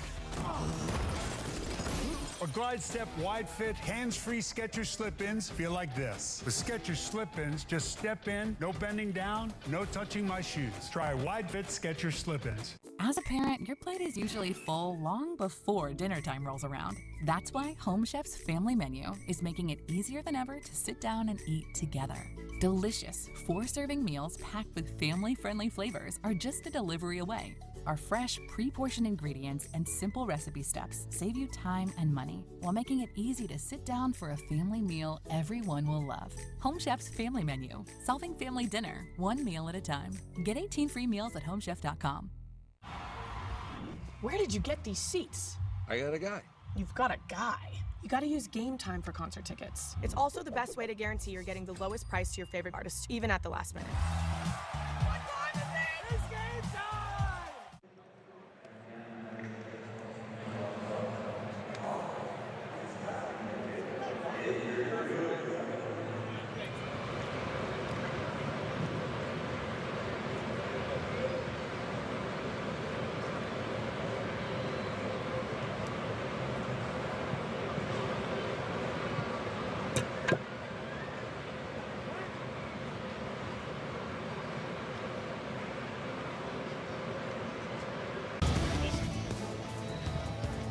Here come the Dodgers with this lineup presented by your Southern California helpful Honda dealers. Hottest hitter out there, Shohei Ohtani to lead things off. Then it's Benson Freeman. Andy Pages bats cleanup today with Max Muncy at third base. He's heating up. Kike Hernandez gets his first start since Tuesday. Conforto, Rushing, and Rojas. A familiar guy on the other side, it's Tyler Anderson, who in 2022 with the Dodgers was an all-star for the first time. He had a 2.57 ERA, and I mentioned that specific ERA because look what he's doing this year, almost identical in his 3rd season with the Angels. He's definitely the ace of the Angels. It's going to be mostly fastball and a changeup.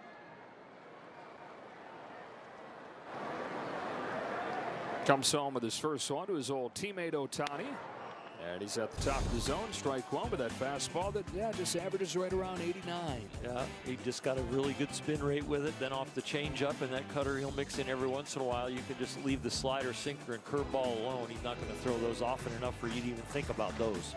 A couple of examples of guys that get it done without the modern velocity. Tyler Anderson at 89, but the league hitting just 154 against that fastball, which you mentioned has good spin, and he places it where he wants it. Places it on the outside corner to get ahead of Ohtani 0-2.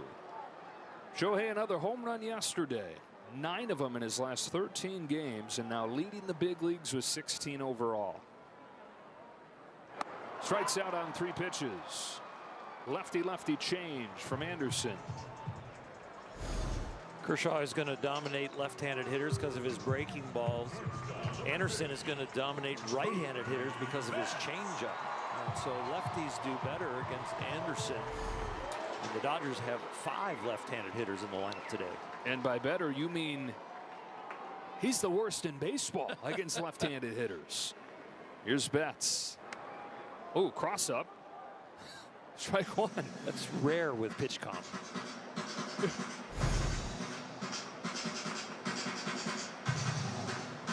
Oh, self-preservation from Ohtani. Great job to get a little leather on it.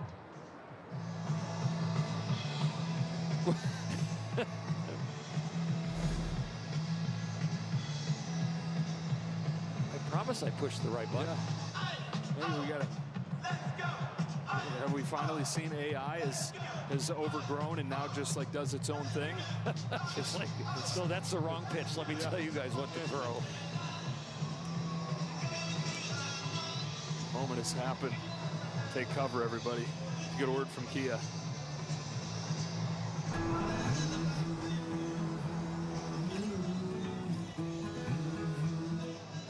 PitchCom has decided it's smarter than whoever's hitting it.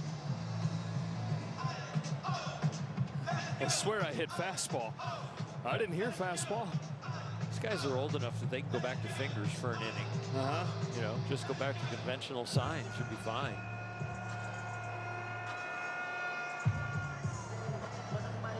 Tyler Anderson coming off his first loss of the season Sunday against the Orioles. Burnt by a couple unearned runs in that game. Still, though, 2-1 record. The Angels 6-2 when he starts. They're 11 games below 500 when anybody else takes the ball. So, as you said, this has been the guy. It's in his 10th season in the major leagues, his 3rd one with the Angels. They just gave the throat slashing sign like, hey, it ain't working. So I think they may use the traditional signs here.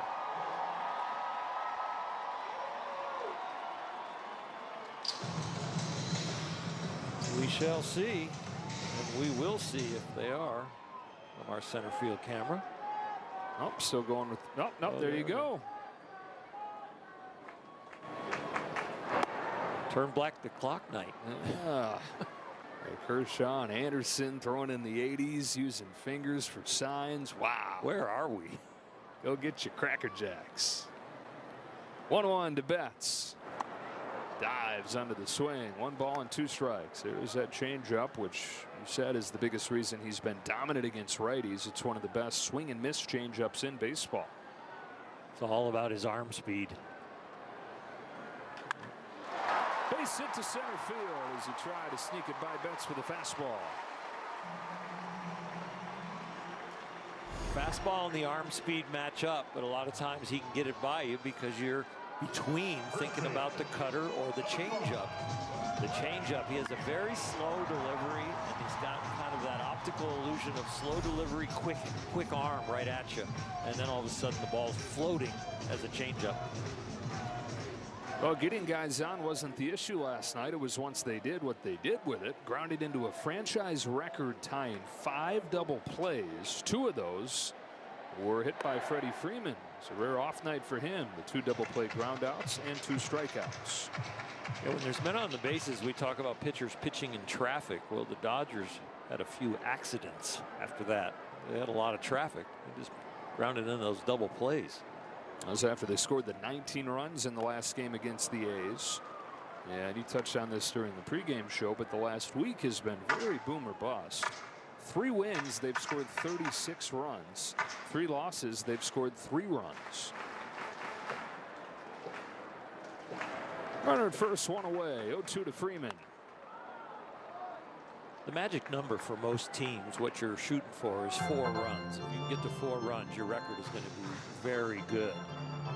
Anything above and beyond 4 runs, a lot of times you're getting the runs off of the underbelly of the opposing team's pitching staff. So you'd love to see a consistent production. About, 70 to 80% of your games, you'd like to see a 4 or more on the scoreboard from your offense. And that would start to smooth out those bumps, those peaks and valleys.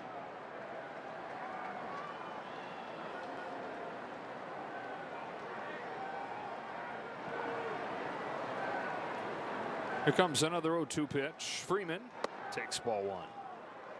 Freddie, even with the 0 for 4 yesterday, still leading the league with a .358 average.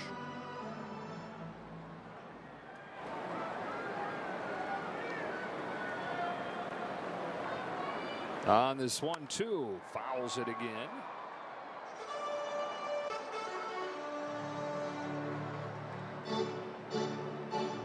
First in average, second in on base and slugging. Only Will Smith has a higher on base percentage than Freddie Freeman. In fact, the top 3 in the National League are all Dodgers. Ohtani checks in 3rd. Everybody chasing Aaron Judge, who's at 500. 500 on base percentage this deep into the season. With Titanic power. Yes. So 9 pitches in this at bat with this next one coming. Kershaw had to throw 38 pitches in the top of the first. Dodgers doing their best to squeeze a little out of Anderson here in the bottom of the first inning. A pause and a pitch and a shot and a hit. Back-to-back singles for Betts and Freeman. He changed speeds on Freddie, but he didn't hit the right location. This one is up, and even if you're fooled a little bit on the speed, when it's up there, you read the speed better, and you still have plenty of swing to hit it. So the Dodgers quickly get the tying run to the plate in the form of Andy Pages, who's up into the cleanup spot. 3rd time that he's hit there this year, and you don't bat an eye at it.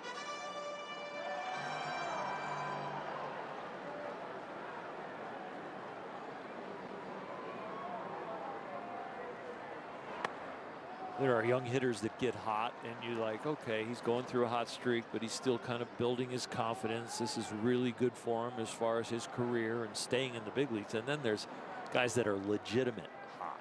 And he is a professional hitter through this hot streak, and it looks like it's a foundational time for him that he will continue like this for a long time.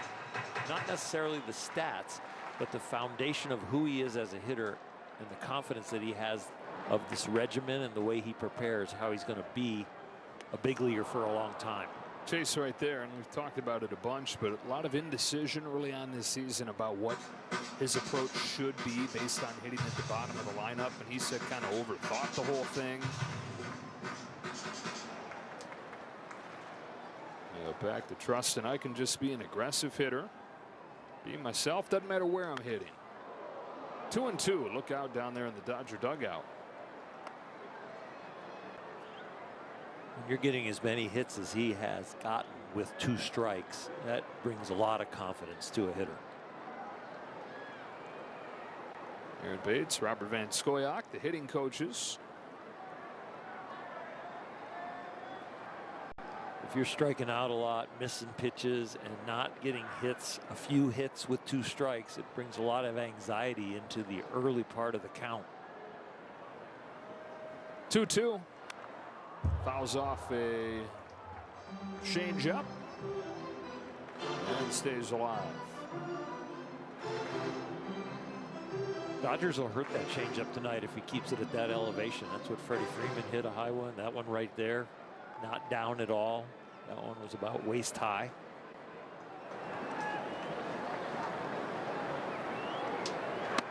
He's worked it full. 60 pitches in this first inning, top and bottom combined. 37-year-old Clayton Kershaw, 35-year-old Tyler Anderson, who's out of Las Vegas. Plenty of time to go get a beverage later. Here's a payoff, and there's a high drive center field. Lugo back onto the track at the wall. Tie game!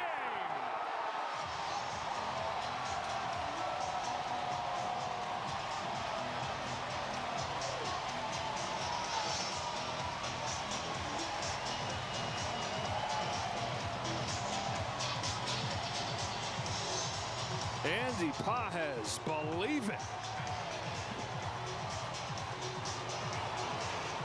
That swing is great for the scoreboard, but it's even better for Clayton Kershaw and his enthusiasm and his confidence taking the mound in the top of the second.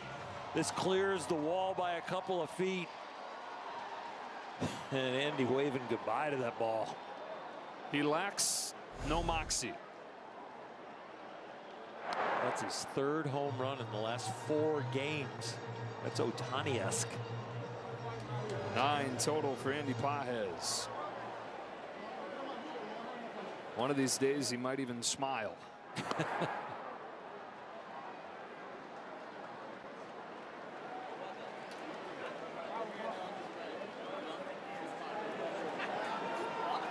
Ohtani kidding him a little bit, like, yeah, you just barely had enough power there.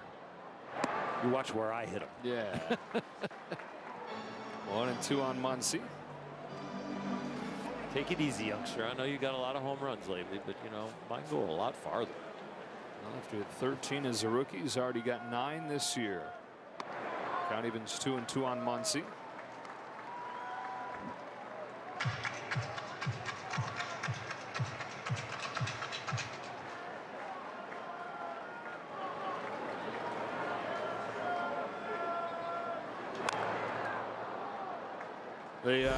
The seed shortage, too many home runs lately. No, the issue is Teoscar's on rehab, so pretend to just heaving all the seeds onto him, and then out there we go.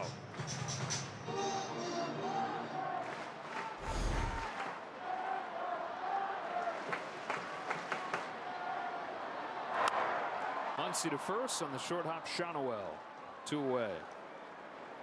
Andy Pages grew up, of course, in Cuba, dreaming of playing professional baseball. He said he was 16 years old when he sat down with his family, decided, hey, if we're going to do this, let's do it now. It's time to chase the dream. It's time to leave Cuba. And he said it was the first time that he saw his father cry. His dad knew what that meant. Son was leaving, and he was going on his own. And it'd be another 5 years before they'd see each other again. He didn't know at that point if they'd ever see each other again. It's a ball on Kike Hernandez. Parents still have not been able to come see him play pro baseball. So the things that somebody like Andy Pages has gone through to achieve his dream of just playing in the big leagues, you think about that, and you think about that as the context for the more micro that we're talking about this season, the way he's turned around this year, you know, a rough start and now he's gotten it going. No, zoom out and look at the life that he's led to get to this point.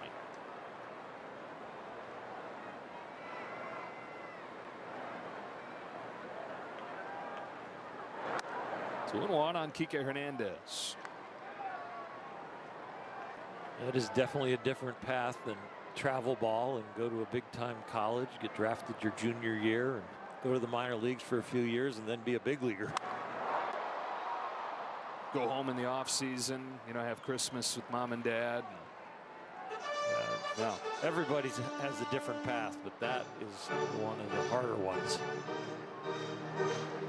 And then he gets to the verge of the big leagues and blows out his shoulder in the first game of the year.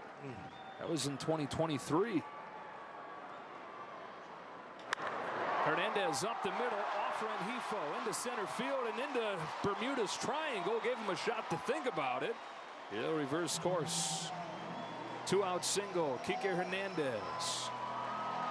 Another elevated pitch that Kike and the Dodgers don't miss. That ball too hot to handle, I hope, for Kike and his batting average.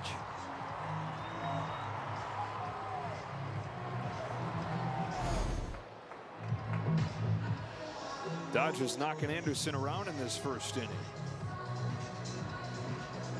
Came into the game with a 2.87 ERA on the season, but he's already given up 3. And after Kershaw's 38 pitches, here comes the 35th for Anderson. Making all the sponsors happy in this first inning. How about a word from Echo? It's time to go yard. Echo, power on and on.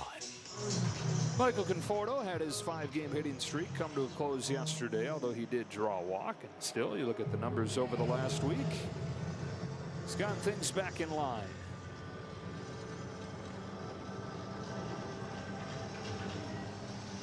Already action in the pen. Brock Burke. They got 6 2/3 last night from Jack Kahanowitz, and the rotation has actually the last month or so been pretty darn good. With the best of the bunch right here, struggling to get through 1. 5 stolen bases in as many tries this year against Anderson.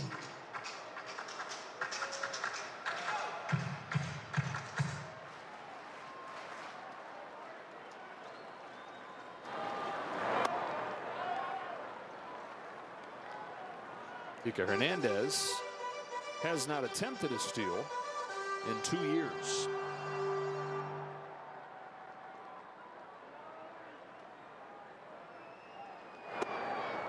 Two 2-0 on Conforto.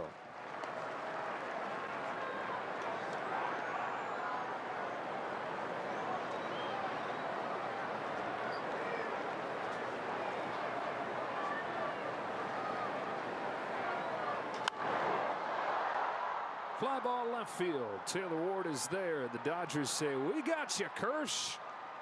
Back to square one with Andy Pages going to dead center field.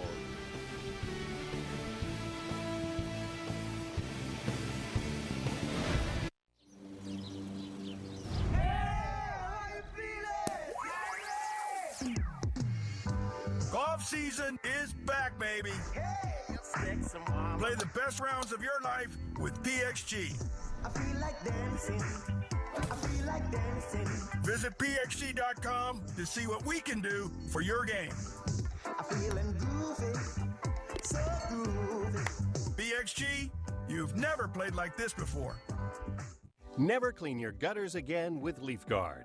LeafGuard's seamless design keeps leaves, pests, and sediment out while directing water away from your home, giving you peace of mind that your home and family are protected from water damage with the industry's premier maintenance-free gutter system. Call 844-6LeafGuard right now for a free estimate and save 20% plus $500 off your purchase and installation. LeafGuard. Get it today, protected for life.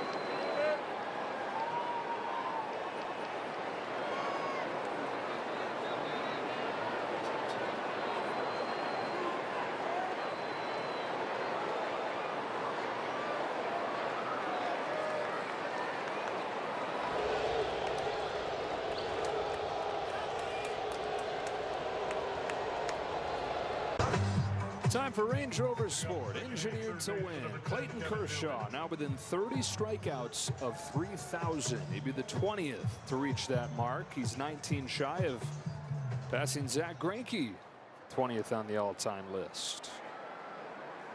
The pitchers that have accumulated a minimum of 1,500 innings, which is a lot of innings, eliminates the guys that had wonderful careers, but there's still plenty of guys that have gotten there, especially earlier in baseball when everybody went deep, everybody accumulated innings. Anyways, minimum 1,500 innings. His .250 ERA is the best ever.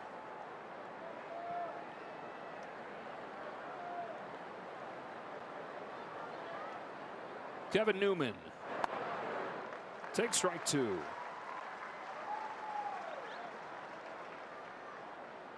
Seven Ks. Everybody's going to get free Jumbo Jack. 30 Ks. He's going to get 3,000.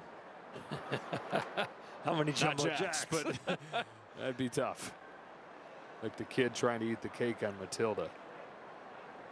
A lot of those Ks And he gets the 3,000er come from a breaking ball. So far, the Angels are 1 for 4 off his breaking ball, but 2 Ks. 2-2 on Newman. 38 pitches for Kershaw in the first inning, the second most in a first inning in his career, just one shy of the most. Came at Wrigley Field, place where he's had some problems through the years. There's only a few places where he's actually had problems, and the problems usually don't last very long. Just tried to sneak a fastball by him right there on the 43rd pitch. Angels are 2 for 2 off the fastball. Curve is rolled to third, stabbed by Muncy, steps into the throw in time to get Newman. Not the easiest play down there for Max Muncy. That ball can fool you. He did a nice job with no hesitation charging it right here and then getting the glove moving through the ground ball. You don't want to take the glove and go backwards with it. You actually want to go through it and advance your glove towards the ball. Nice job, and he knew it was a tough one. He's smiling about it. Dave Roberts went out of his way yesterday to talk about the defense Muncy's played this year. There's a pop-up off of the bat of Neto. Easy one for Freddie Freeman. 2 quick outs for Clayton Kershaw. Whose childhood buddy is here? Quarterback of the Rams, Matthew Stafford. They both turned out to be professional throwers. That's right. They started together playing soccer for the Blue Bombers in the Dallas-Fort Worth area. They did everything together. They look like brothers in that picture. Shonwell. Go back to that picture. Look like they could be. You got another one. There you go.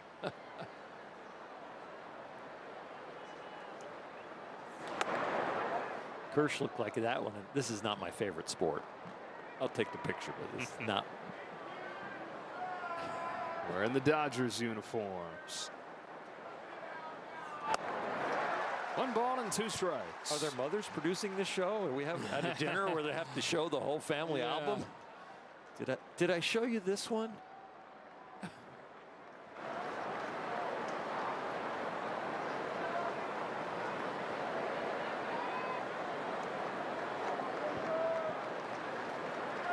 Kershaw's 1-2. And an awkward swing and a curve that buckled his knees. And after the 38 pitch first and 11 pitch second.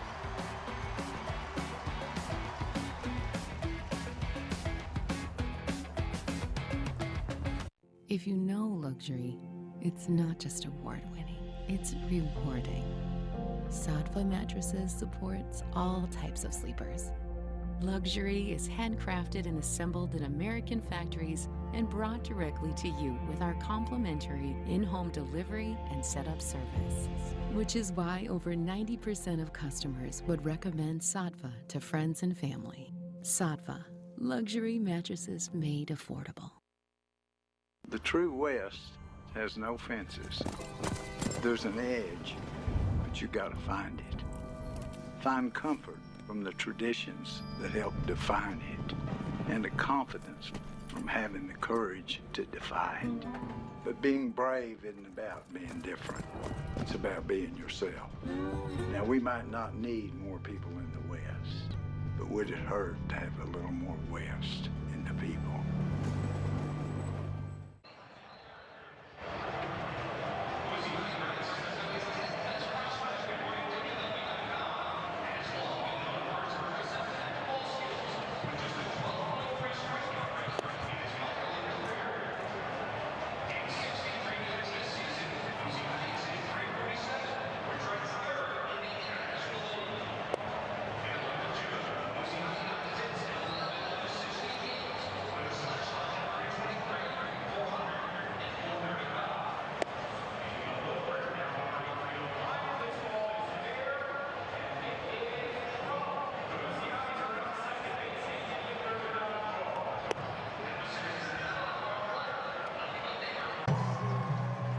Who's been getting it done? Presented by The Home Depot. Dalton Rushing in his major league debut on Thursday had 2 hits, had a walk, scored 3 runs.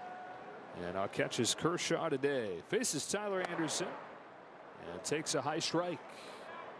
He's the third guy in franchise history to score 3 runs in his debut. Gavin Lux did it in 2019. And before that, you got to go back to old Judge McCready, who Brooklyn gave $300 cash to come play for him in 1903. That's big time money then. And he produced big time in his first game with a run for every $100 they gave him.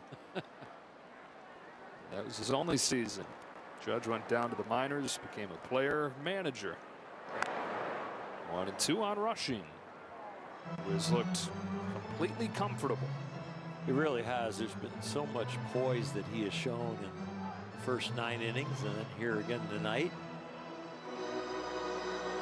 It's exciting. Exciting to watch a young fellow that looks like he belongs.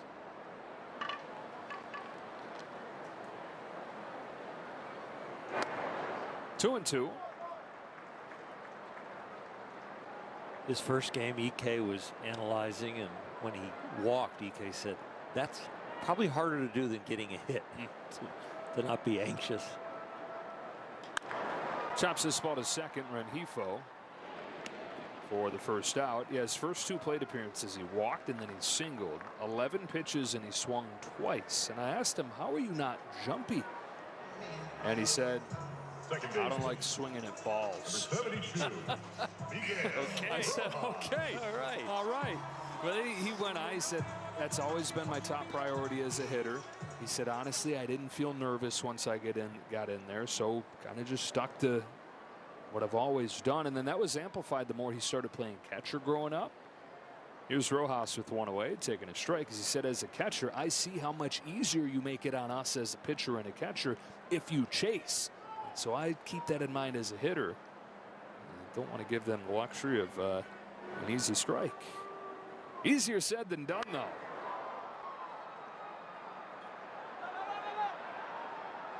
Oh, 2 on Rojas.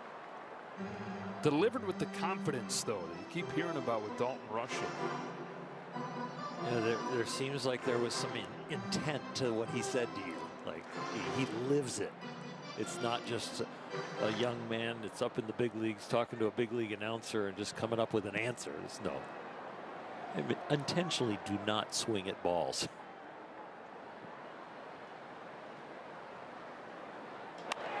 Rojas pokes it to right field for Joe Adele. 2 out. Well, I mentioned all the thought that he put into catching Kershaw and wanting to make a great first impression. And after we talked about that, I went to Kershaw and asked him how he thought it went. And without hesitation, he used that word care. He cares. He made that deeper clear to him just in their first time really spending any time together last week in Oklahoma City. Ohtani with 2 away and a tie game in the second. Both these starters now kind of settling in, right? They get past that first inning. For Anderson in May, his first 2 starts, he gave up 3 earned runs in 11 2/3. Dodgers got 3 runs off him in 2/3 in the first inning. Not a very nice welcome back for Tyler Anderson. Career year here, that 15-5 record in 2022. He's one of their most successful turnaround stories. When you talk about the Dodgers acquiring somebody, kind of teach them a few things, maybe adjusting their arsenal a little bit. Made a huge jump. And he went to the Angels in his first year there in 2023. He was one of the worst pitchers in the American League.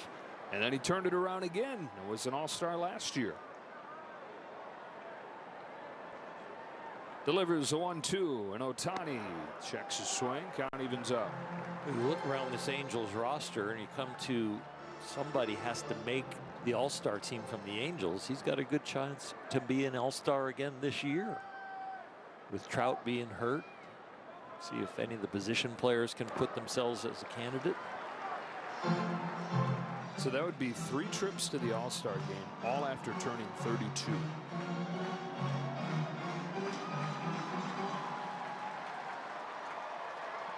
Struck out Ohtani his first time up there.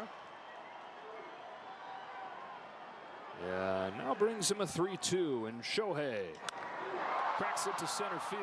Lugo drifts over and puts it away. So mirror images, these pitchers. They both give up 3 in the first. They both go 1, 2, 3 in the second.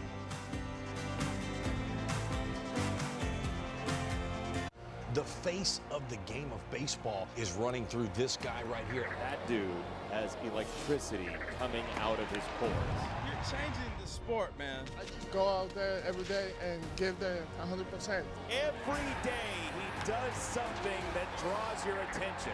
Green is cooking with gas. It feels like he's finally put it all together. I think Hunter Green's about to become a super ace of a playoff team. That's what the Cincinnati Reds are going to be in 2025. Ooh, that's a lovely view. What are you two looking at? Tit-pick. What did you say? Tit-pick. Tickets to the show with no hidden fees.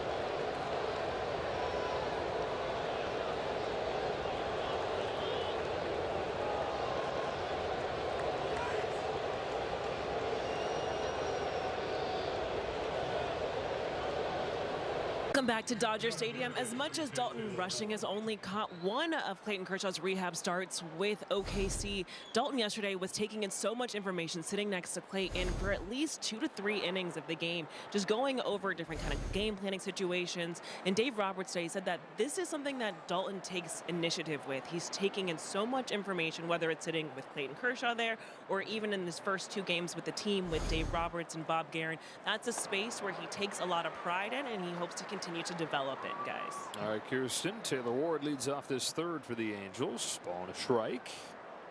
Soler and O'Hoppe to follow. Ward walked and scored in the first inning. Started to heat up. Pinpoint 1 and 2. That was the splitter right there, which finally has an off-speed pitch where he likes the grip on it. He says he's tried enough grips where he's lost count. Curve is hammered down the line towards the pole and gone. Taylor Ward with his 5th home run in his last 11 games, and the Angels are back in front.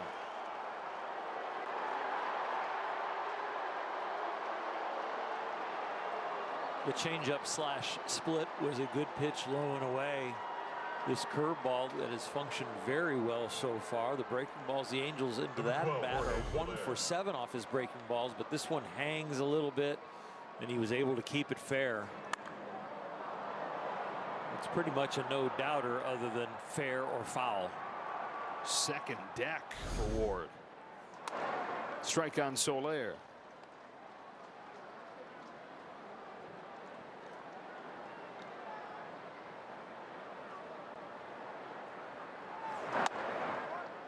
Nothing in 2.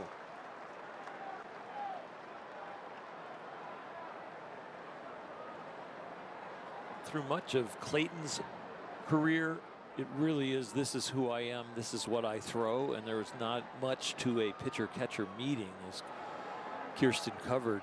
But now, with his different stuff and the arsenal where it's at, it is about changing speeds, changing sides of the plate. Where before it was like to righties, you're going to get a fastball in or you're going to get a slider down and in.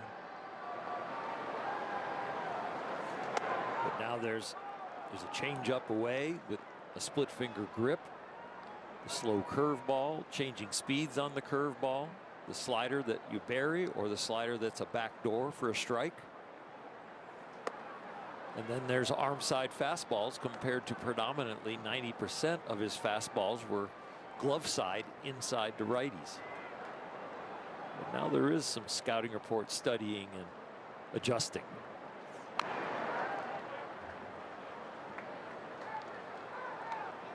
It's pretty much his fastball curveball when he got here, but the fastball was high 90s. Curveball is from the heavens. The league told him he needed something else. Added the slider. Plucked at third by a springboarding Muncy.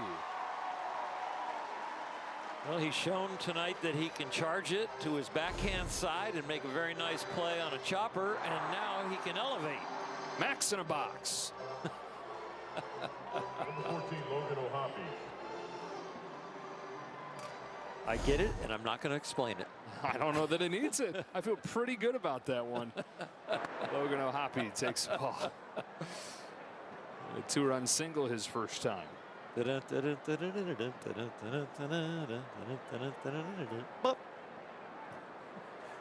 Muncy. The Muncy.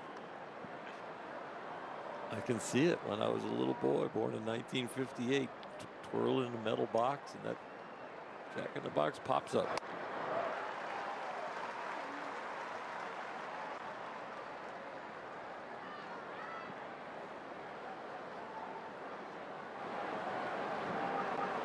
Kershaw to O'Hoppe with the 2-1 pitch.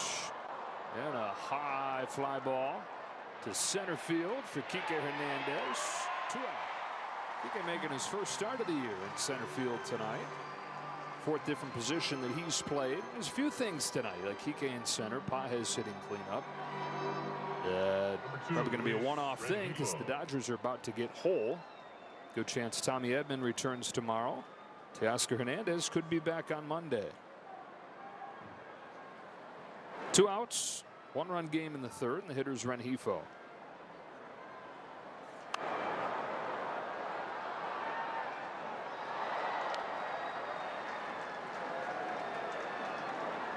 That pitch there is the Clayton Kershaw fastball in on the hands of a righty. They know he's going to be there a lot of times, and they can't get to it.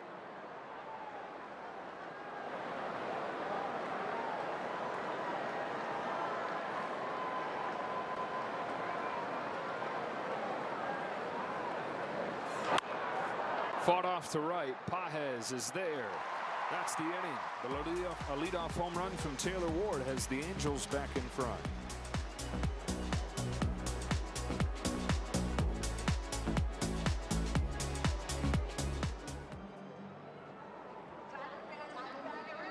We do not talk about this superstar enough, and that's Rafael Devers. 6th straight game with a home run. Jarren Duran is an extra base machine. I've just always been like that guy that keeps his head down and works hard. Swing and a miss. Crochet's got that kind of electric stuff. This green monster is tailor-made for Alex Bregman's swing. Great fit for Bregman, great fit for the Red Sox. This was the piece that they really needed. The guy's a winner. He's got all the talent. The Red Sox are a much better team this year than they were last year.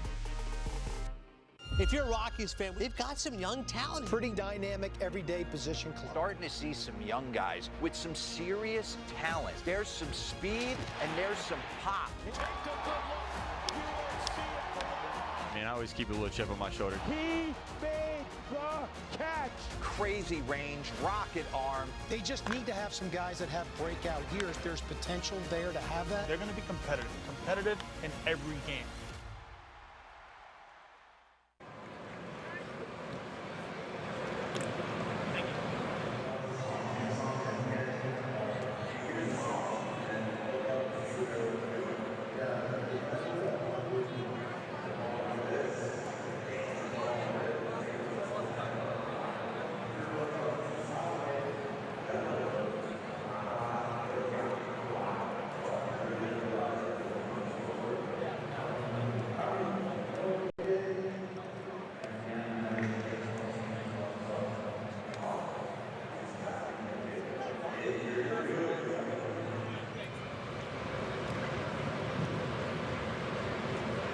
Active duty veterans and their families for your service to our country. Go to MLBtogether.com to learn more about how you can help to serve those who serve us. Tyler Anderson to Mookie Betts in there with the first pitch, strike 1. Betts singled and scored on Pages' home run in the first inning. Dodgers got to Anderson when you've got to get to Anderson. The first couple innings, 7.5 ERA for Anderson, but after the second, a sub-1. And he makes quick work of Betts with a routine fly to center. Tyler Anderson can get in your head with the combination of the fastball and the changeup, and all of a sudden the lineup maybe a little later after he gets the feel for the changeup and the location of the fastball, he starts to get in your head because you're in between. Freddie Freeman, bases empty and 1 away on the 9th pitch. His first time up, singled and came in to score. That style you're talking about with Tyler Anderson, perhaps unsurprising to hear that he grew up cheering for the Braves and modeling his game after Greg Maddux.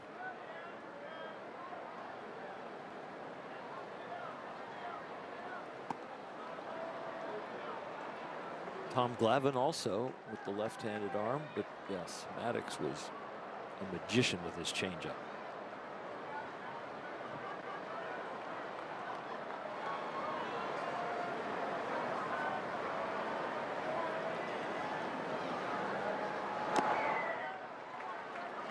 Three 3-0 on Freddie Freeman.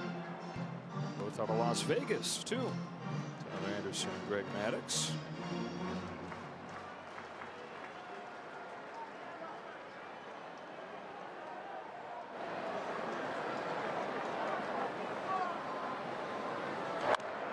Green light and a little dribbler along third. Newman will throw late. Infield single for Freddie Freeman. You're not going to get that speedster.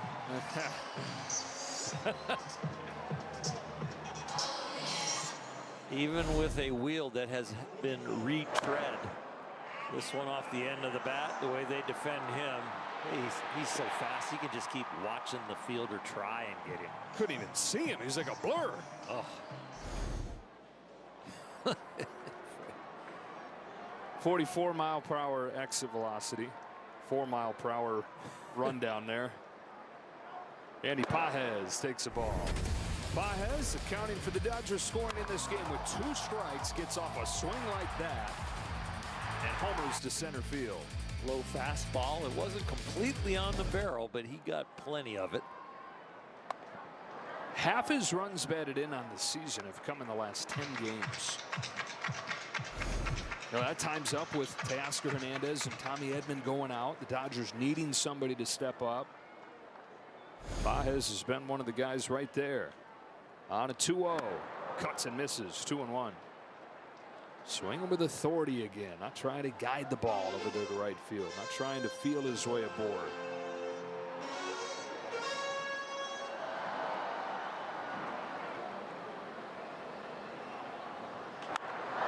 Lofts one down the left field line. Ward is over. Nice play right there. Yeah, we see you.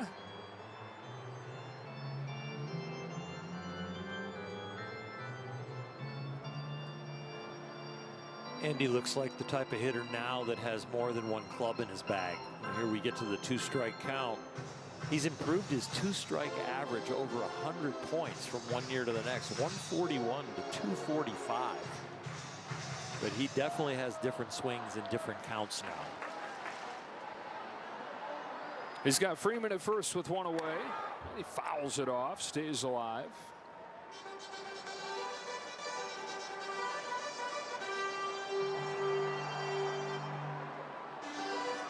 Still just 24 years of age.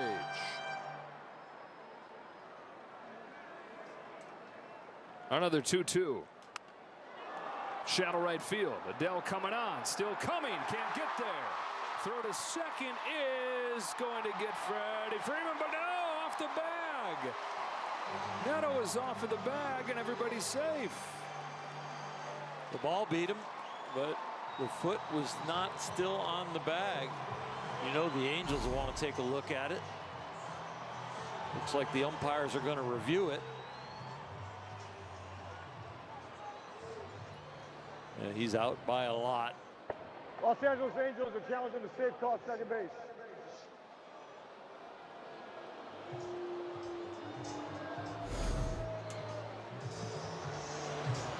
Yeah, nobody bumming about that more than Andy Pages, because that means it is an out instead of a hit on his line.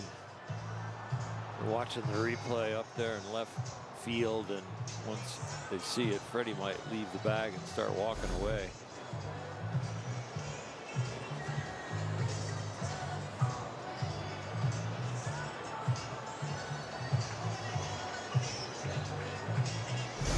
After review, the call on the field is overturned and runners out. Los Angeles Lakers retain their.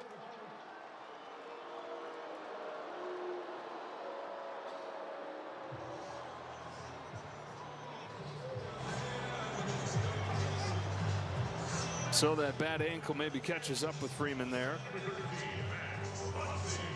And 2 out for Max Muncy. Grounded out his first time.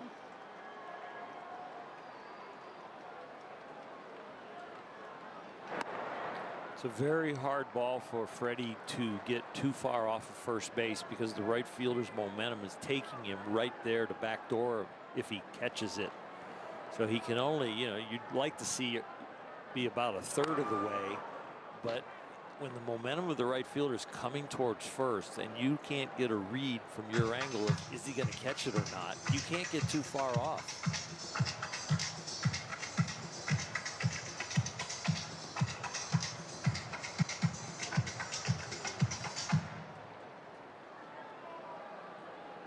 Max Muncy hit the home run late a few nights ago, and he's 5 for his last 8, beginning with that.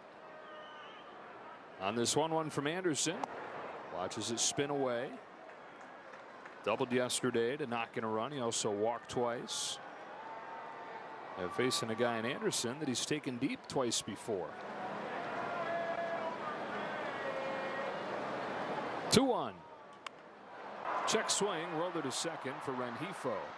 After 3, 4-3 Angels. The roar is back in Motown. Right now in Major League Baseball, we have a new Tiger King. Tarek Skubal owns this mound. Look at him walking off the mound. This guy's a nightmare. This kid's special, doing it all. Riley Green saves the day. Does everything on the field, plays great defense, can steal bags. He's a monster. If I'm on time, I know my swing is going to be in the best spot possible for me to hit the ball. Riley Green tears into another one. That's the Tigers, baby.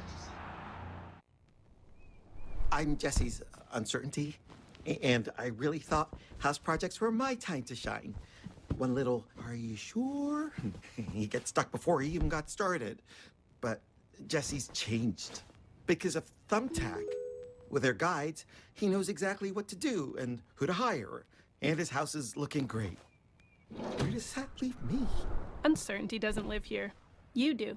Take care of your home with Thumbtack. Download the app today.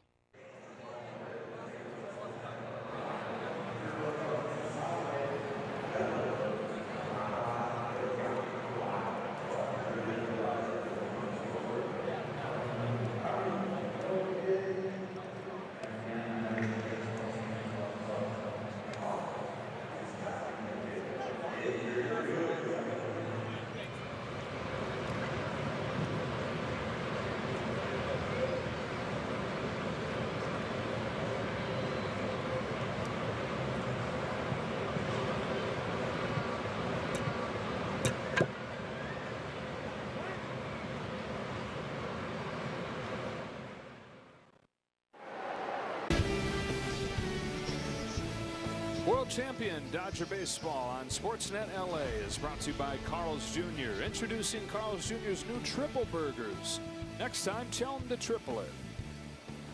3 runs in the first inning against Kershaw. 38 pitches in that first. And then the Angels retook the lead with a Taylor Ward home run last inning. Bottom of the lineup for the Angels here, Matthew Lugo. Doubled home run in the first. 1 ball, 1 strike. So Lugo now 8 games into his major league career, hitting .412 with 5 extra base hits.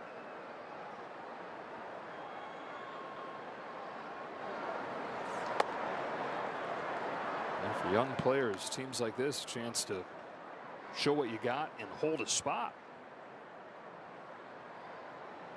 The Angels have the longest playoff drought in baseball, 10 consecutive years missing the postseason.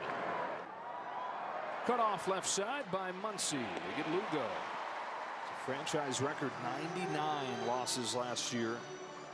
With so many injuries as last year went on, including to the big guys. Right, you have Mike Trout, who's played 100 games just one time the last 5 years. He's hurt again with a bone bruise in his knee. Anthony Rendon hasn't played more than 58 games in any of the first 5 years of his 7-year, $245 million deal.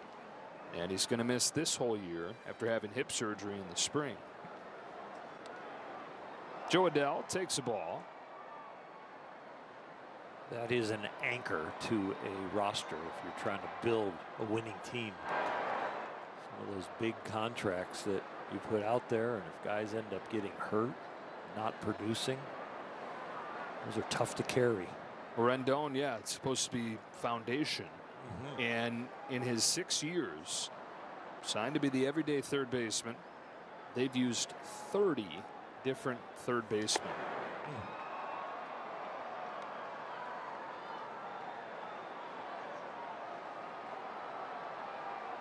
Even when he was in there, it just felt like the energy level of the team was down. You know, the expectation of a foundational piece that will carry you, and then the effort, the production, the body language just didn't feel right, and it actually was bringing everybody down, where you have the complete opposite with the guy on the mound for the Dodgers, that when he's on the mound, no matter what's happening, the body language is good, the compete is there, the energy is there, and the energy that feeds everybody else on the team is there. You're just one of those 30 third basemen that have played the last 5+ years for the Angels. Kevin Newman smacks one to right center field. That's down for a hit. Pages unable to get it cleanly, loses his footing. Newman's into second.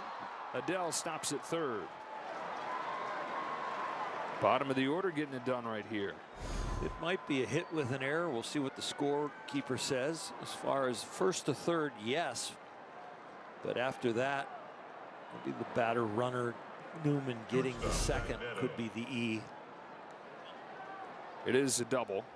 Okay. Ben Kasperius warming. Back to the top in Neto. 2 doubles yesterday. 0 for 2 today.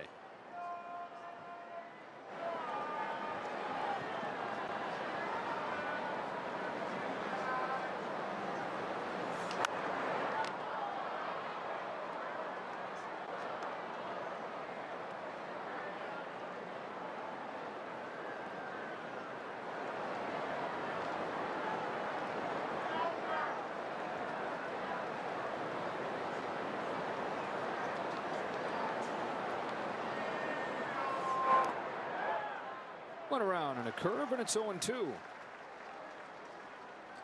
You definitely take a couple shots right here to save that runner at third. Don't let him advance 90 feet with a fly ball or an infield grounder. You might even take 3 shots where you're throwing a pitch that looks like a strike, ends up a ball. Get him to chase.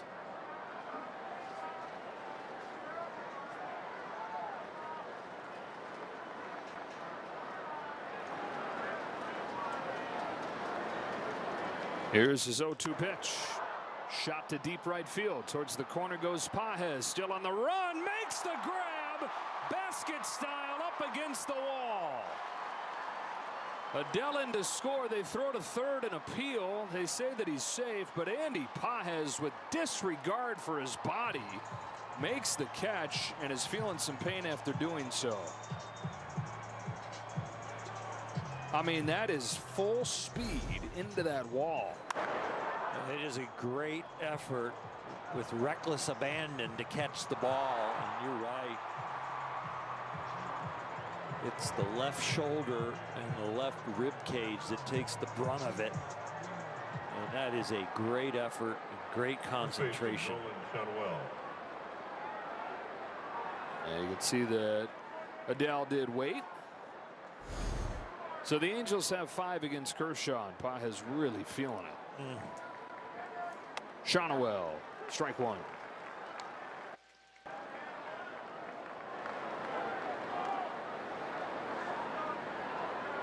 And you hope that it's just wind knocked out of him a little bit.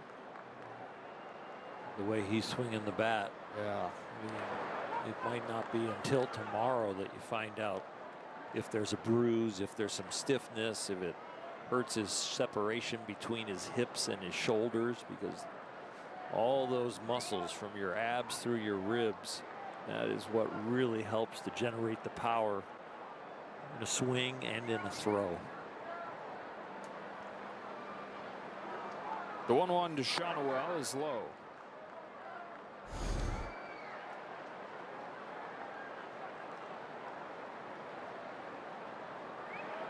Just putting the ribs back in place.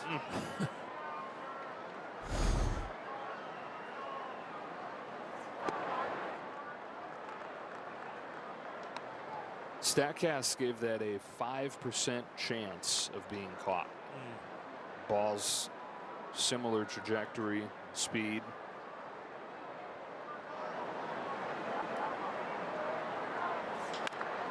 Bouncing ball to Freddie Freeman. He'll take it himself. And that'll do it for the Angels in the fourth. They get another run though, and it's 5-3. Right this second, at some girls' night somewhere, someone really wants a soda. But that same someone wants a better for you drink. You know, that doesn't taste so basic.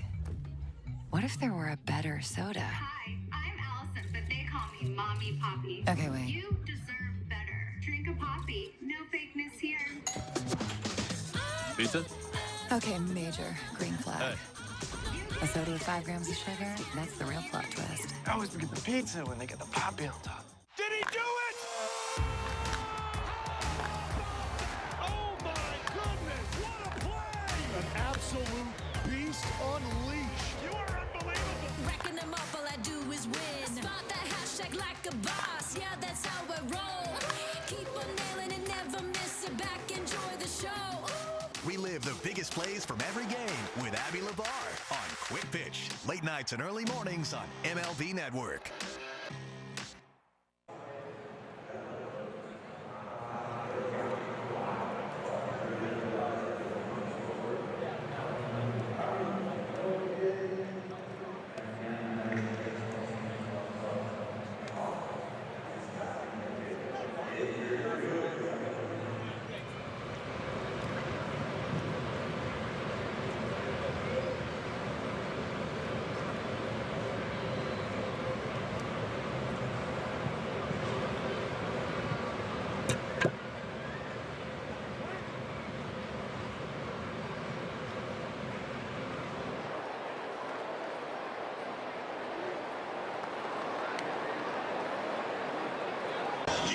Celebrate Filipino Heritage Night June 3rd. Purchase a special ticket pack for an exclusive Filipino Heritage Night jersey. Visit Dodgers.com/promotions. Dodgers down a couple as Kike Hernandez starts the fourth. Singled against Tyler Anderson his first time. Yeah, it takes ball one here. Moments ago, Clayton Kershaw telling Andy Pajes thanks for the effort on that play.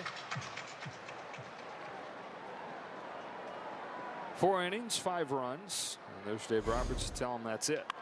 There's a high drive to left field. It's got a chance. It's gone. Kike Hernandez cuts it to 1.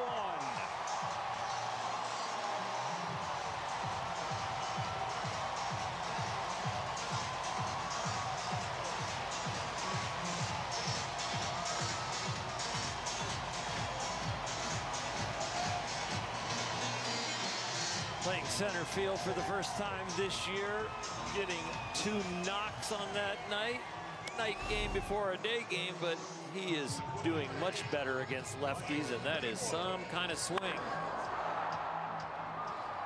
Dodgers have already come back once in this game. They still need to come back a little bit more in this one. Again, they have 16 comeback wins. That leads Major League Baseball. Upstairs on Conforto. 7th of the season for Kike Hernandez, who got off to such a bad start this year. And he said he just couldn't help himself, but he was swinging at everything. And I just wasn't seeing the ball great. He said when he can't see the ball well, he'll typically move off of the plate. And so he did that, which he doesn't want to be off of the plate. When he feels best, he's right on top of it. Made a few changes to his swing and his stance that helped him see the ball a little bit better. Conforto's going to wear it, and he'll reach. So Kike's now back up on top of the plate, feeling comfortable. Says it's not exactly where he wants it to be, but getting closer. And man, since he started the season 4 for 40, he's hitting above 300.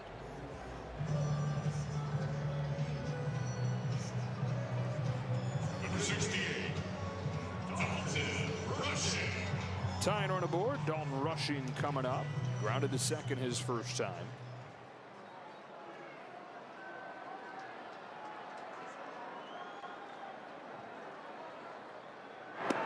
Took the ball from his first hit and gave it to his mom, Melissa, who raised Dalton as a single mom in Tennessee. Said she's the absolute best. She did that as a mom and a full-time nurse.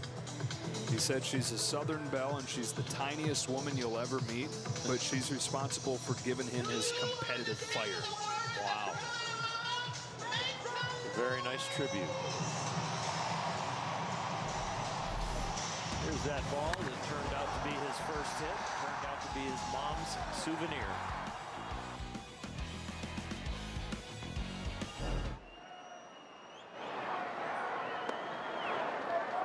I don't like swinging at balls.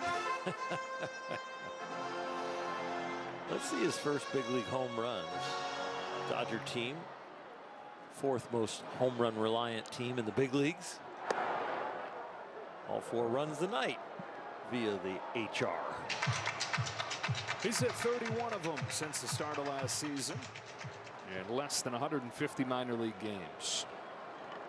Conforto's the man at first. Rushing on a 2-1 from Anderson, takes low.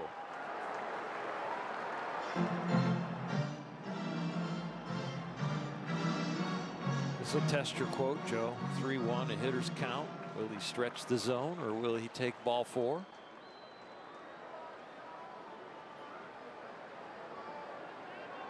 Here comes Anderson, rushing, fouls it off. That's a good hack at a hitter's pitch in a 3-1 count. You kind of green lighting yourself on a fastball, and he gets it on the inner half. Anderson gets it close enough to him where hard to get the barrel on it.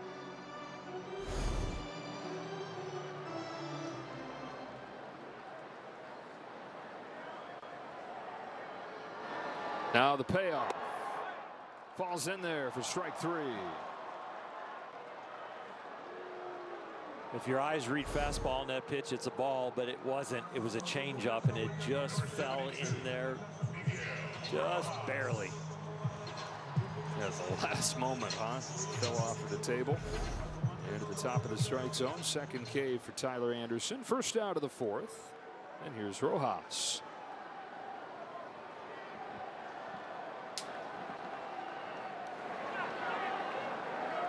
The other day, after Shohei Ohtani struck out against a position player, Rojas picked up Ohtani's bat and said, "Let me show you how to use that thing." And went up there against the position player, got a base hit with it. That helped slow him down with the position player. Right. Much heavier bat, Shohei's. Not surprising.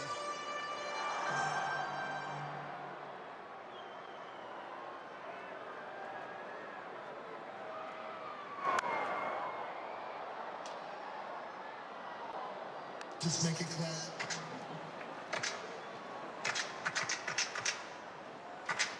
You know, this whole roster would like to get Clayton off the hook, have him spit the hook out, and then come back and win this game.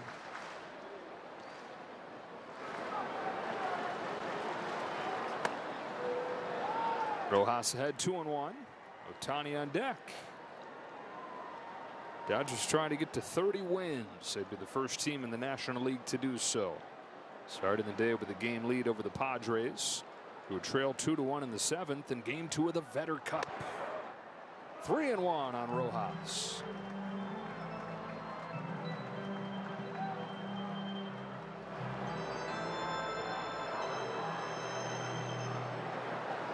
Trying to do what the 9 spot has done so well lately. That is get on base ahead of Ohtani. Ooh, 3-2.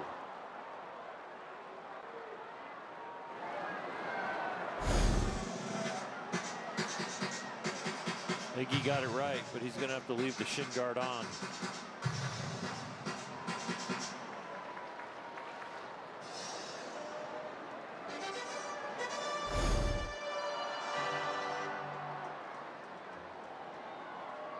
Now the payoff. Fly towards the right field corner. Fading. Foul. Pages gets that ball. I think the wall is happy that it wasn't Pages.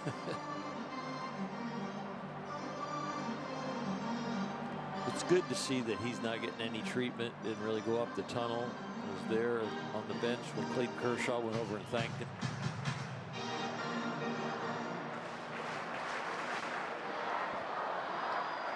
Under the payoff, Rojas fouls it off. And it stays alive. Dodgers down a run, bottom of the fourth, trying to tie this series at a game apiece. First edition of the Freeway series this year. Got these three, and then the teams will meet up again down the 5 in Anaheim in August. Anderson tries again. Rojas sends it in that same direction. Adele this time has room.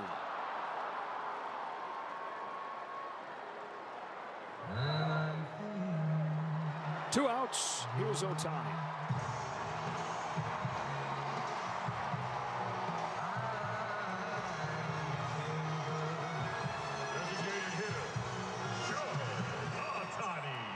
In his career against Tyler Anderson, even with the 0 for 2 tonight, is 4 for 9 with a home run and 3 triples.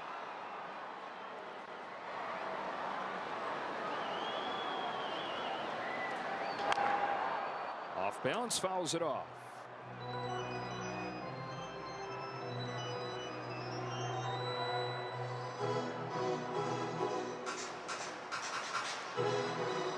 Ohtani once broke up a no-hitter for Tyler Anderson in the 9th inning with a triple.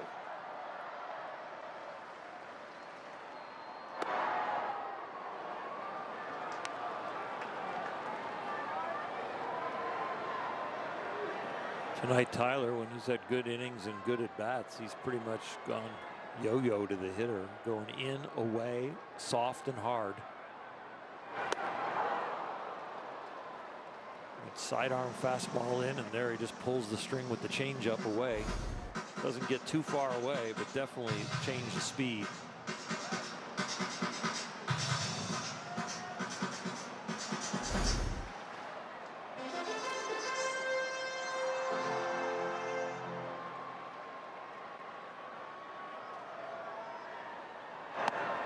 Sweeps away, 2-2.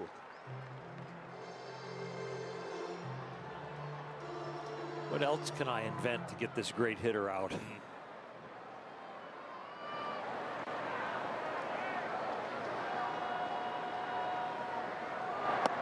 He's worked it full. Now the tying run to get a head start from first.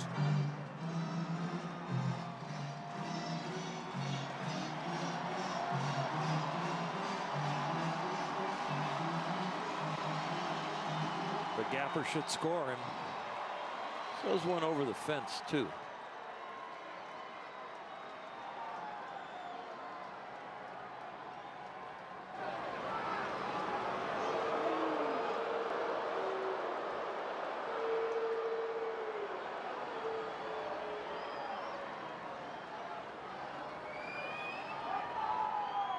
There goes Conforto. Ohtani flails and misses. Strike 3.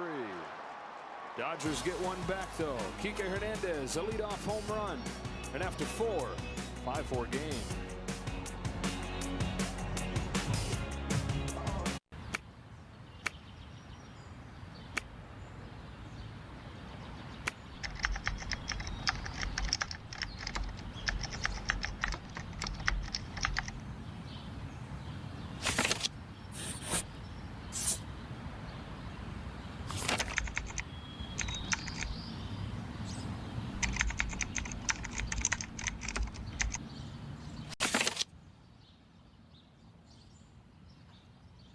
This is Fubo.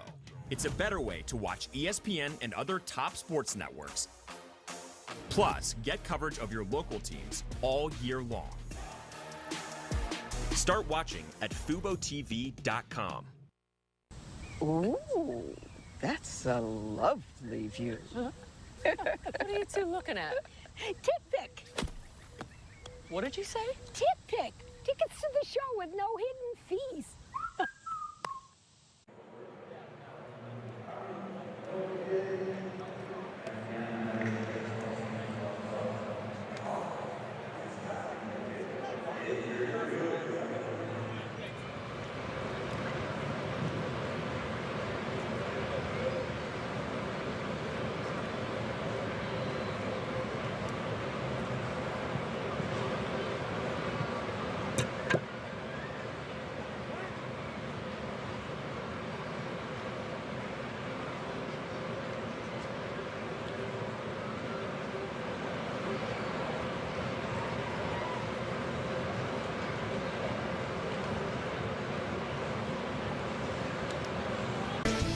World Champion Dodger Baseball on Sportsnet LA is brought to you by your Southern California Toyota dealers. Already into the bullpens as we go to the top of the 5th inning. The Angels 5, the Dodgers 4. And we know Kershaw is coming out. Looks like Tyler Anderson is as well. Took him 92 pitches to go through 4 innings. Both these lineups making life tough on the starting pitchers today. Ben Kasparias takes over for the Dodgers. Flames in 97 to Taylor Ward. We toss out the 6 runs that he gave up in one game against the Cubs. He's got a 1.03 ERA, and even with that, he's below 3. And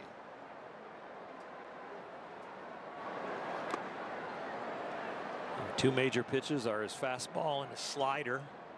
You take out that Cub game 2, and you're barely hitting over 100 on his fastball, and they're just under 200 on the slider.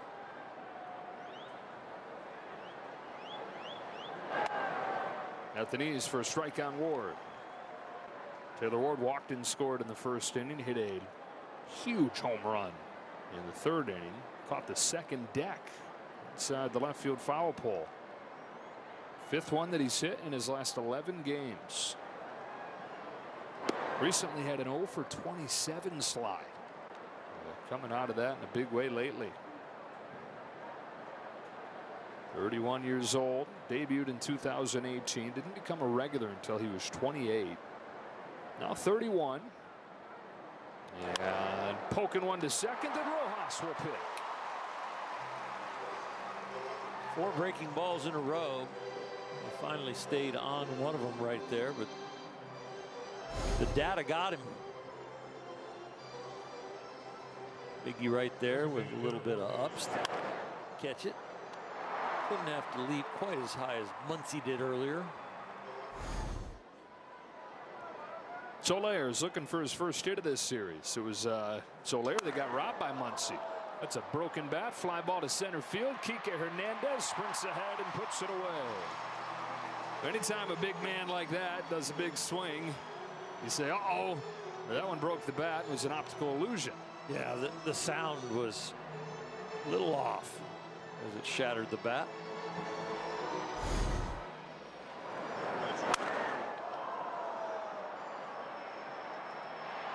Exploded the bat. Kasparias retires the first 2, and now Ohtani. A couple East Coast guys, a couple of Yankees fans, or a Yankees fan and a Red Sox fan as kids. This is the Yankees fan right here in Ohtani, who grew up on Long Island. Look out. Wanted to be the next Derek Jeter. One of the games at the Yankee Stadium.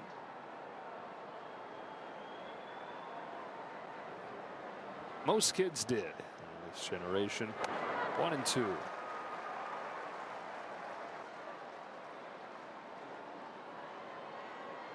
Ball's got to feel like it's jumping out of Kasparias' hands. His fastball about 10 miles an hour harder than Clayton's. Here's his 1-2 to Ohtani. Ground ball to second for Rojas. Ben Kasparias, 1-2-3. Halfway home in a 5-4 game.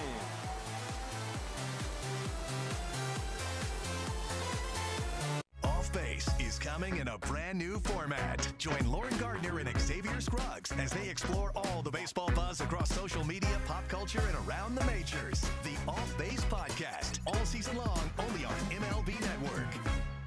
The Braves have staying power. Just an absolute powerhouse. Big-time bombers in the lineup that could really, really hurt you. They're going to be a force again. Your 2024 National League Cy Young Award winner. This is what the greats do. Watch him go to work. Swing and a miss. What a way to finish for Chris Sale. Explosiveness with the velocity, with the nastiness of his pitches. The man is on fire. He is MLB Sonic the Hedgehog. That's what I do every day. Play baseball and have fun. Braves just keep on rolling.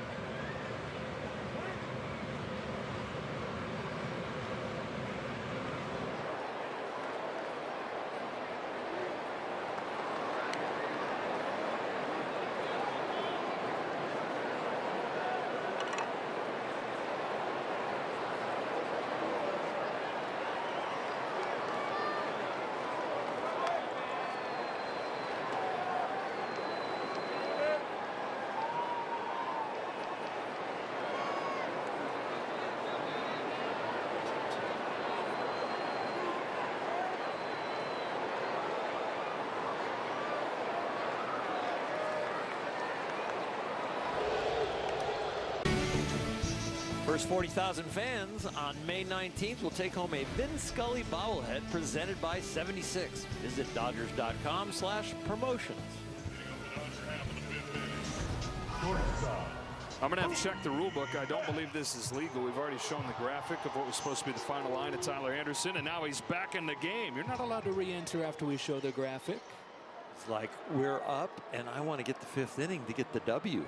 Send me back out there, Skip. At 92 pitches. Outside with his first one to Mookie Betts. His season high is 96. Facing a part of the order here that's been good for the Dodgers today. Betts 1 for 2. Singleton scored.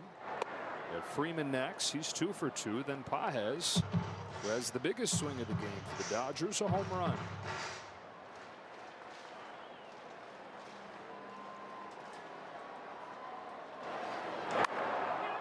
Pop fly, shallow right.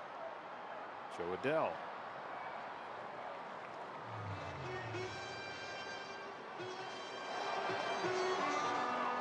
Freddie Freeman. Not the most comfortable thing for a manager to send the veteran pitcher out there with that pitch count nowadays. Back in the day when Tyler broke in, it wouldn't be that big a deal, but it is definitely a big deal now. When you creep up close to 100 and might go over, and you're in the thick of the lineup. Shoots his 3rd hit of the day into left field. After an 0 for 4 yesterday, he is right back at it. 3 for 3 tonight. Get his average almost back to where it began yesterday at the beginning of the game.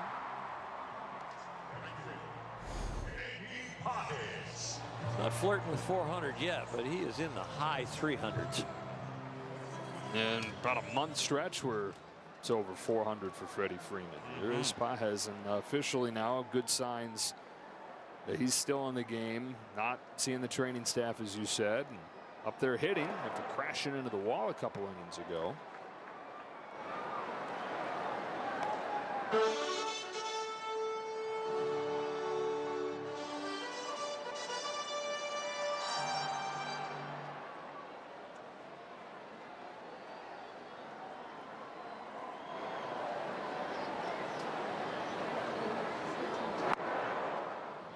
One ball, one strike. This is that play we're talking about.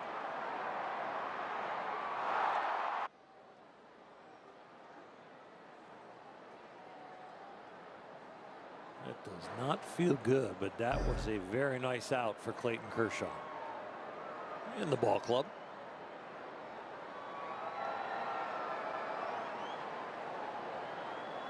'99th pitch of the game in the dirt through the 5-hole. Freddie Freeman into scoring position.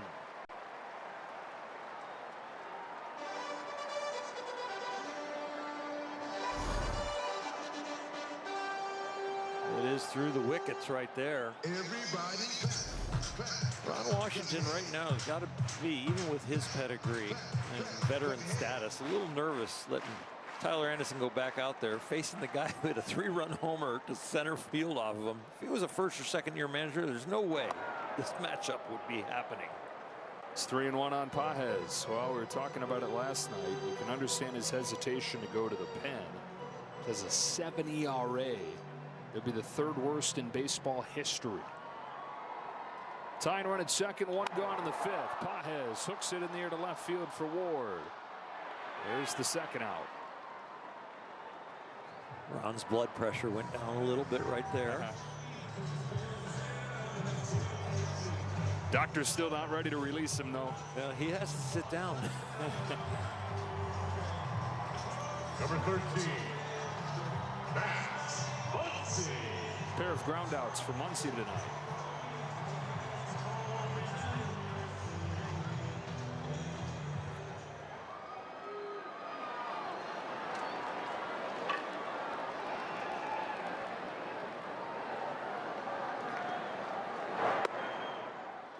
It's another lefty that they have ready in the bullpen. It's right-handed batting Kike Hernandez on deck. And he took Tyler Anderson deep last time. Muncy with a healthy rip, but fouled back, and it's 0-2. After a pitch that was letter high right there. I would say that Max had to open it up after that first pitch got called for a strike. It's like, what is going to be a strike in this at bat?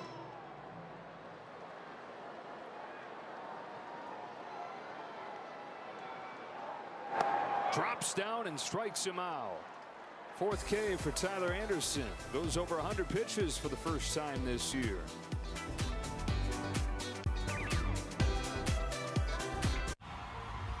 Where did you get these seats? I got a guy. You've got a guy. You gotta use Game Time for concert tickets. It's also the best way to guarantee you're getting the lowest price to your favorite artist, even at the last minute. What time is it? It's game time! Let's talk Orioles, a powerhouse and getting better. They have a lot of young players, and you know they're going to take another step. High, deep, way out of here. That ball was barbecue. Leave it up to the kid to do something special. These guys are superstar players. Talk about smacking the opponent in the mouth from pitch 1. That's the day in, day out, and finding a way to win. They've done an incredible job of bringing up this homegrown talent. Take a bow, young man. The good vibes are back in Baltimore.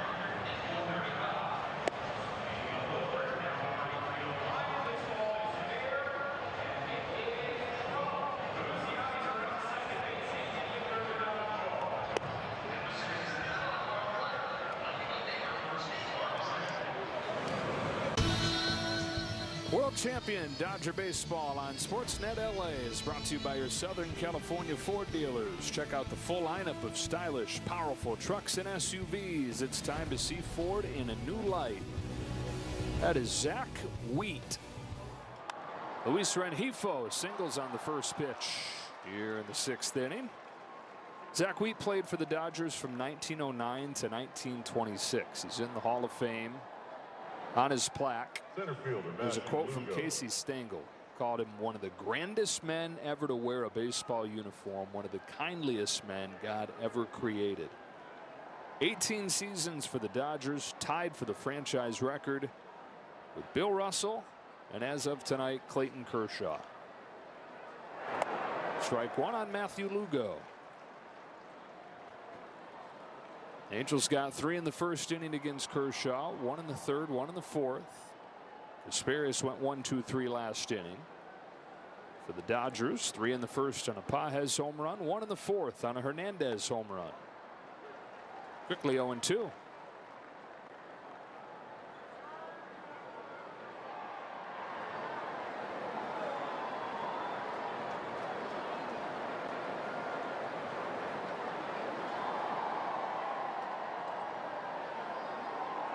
There goes Rengifo. Throw from Rushing. Got him. Oh, baby. What a release. There have been some firsts so far in his short time in the big leagues here, but that release was so quick on a strong, accurate arm, correct side of the bag, perfect height for Rojas to take the glove down with some acceleration.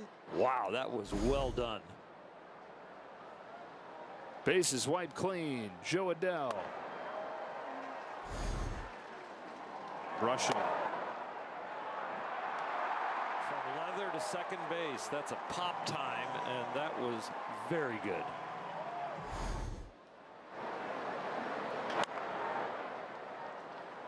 Bat ahead of the glove.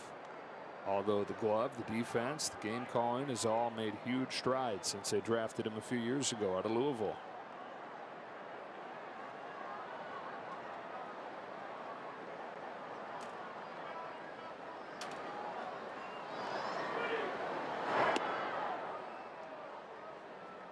Well, after the Angels struck out 15 times yesterday, it's only the 3rd of the day today.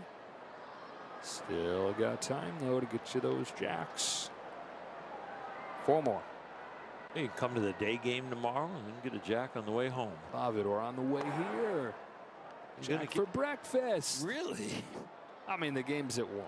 No, that's true. Lunch. But with most people tend to get up a little earlier than you do, and that's plenty of time for lunch. Come on, I got to get up pretty early. It's all relative. You'd be proud of me this homestand. I've been getting up about 7:30 in the morning. Buddy, it started yesterday for you. Well, it's for 2 nights. That's a long time. It's a good run you got going, no doubt. I don't mean to. You're discouraging me right now. I might give up. Adell tops this one over to third. Max Muncy's there. Throws it over him, though, and Adell's going to get second. After talking about Dave Roberts praising how good he's been on defense, and he's made a couple nice plays tonight, this throw takes off on him.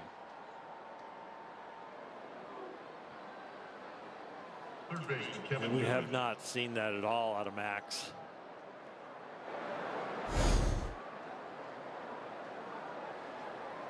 It's shake it off time. Especially with the man on second, 2 outs. Knock it down if you're the infielder to save the run. If you get it in the glove, throw a strike to Freddie. Kevin Newman trying to take advantage, but very quickly. Cue shot to Freeman. All is well that ends well.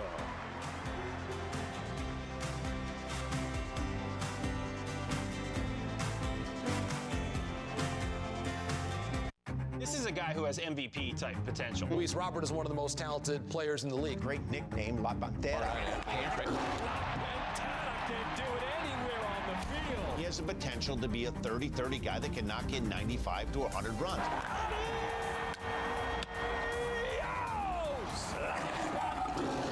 As a fan of the game, there's nobody I enjoy watching in center field than Mr. Luis Robert.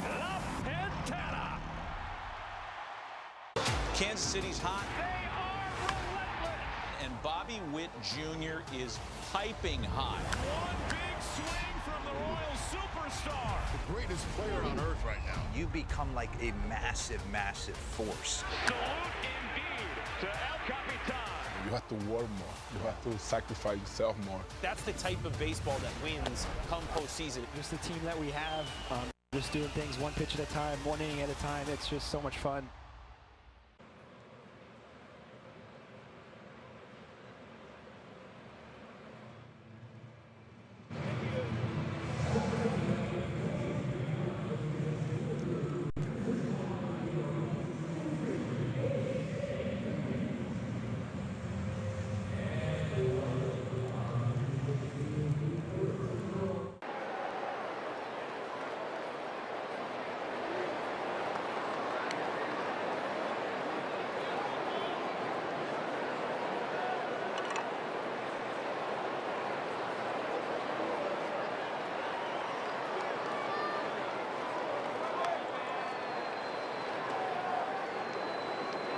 Fans on May 21st will take home a Will Smith Last Out bobblehead presented by Spectrum. Visit Dodgers.com/promotions.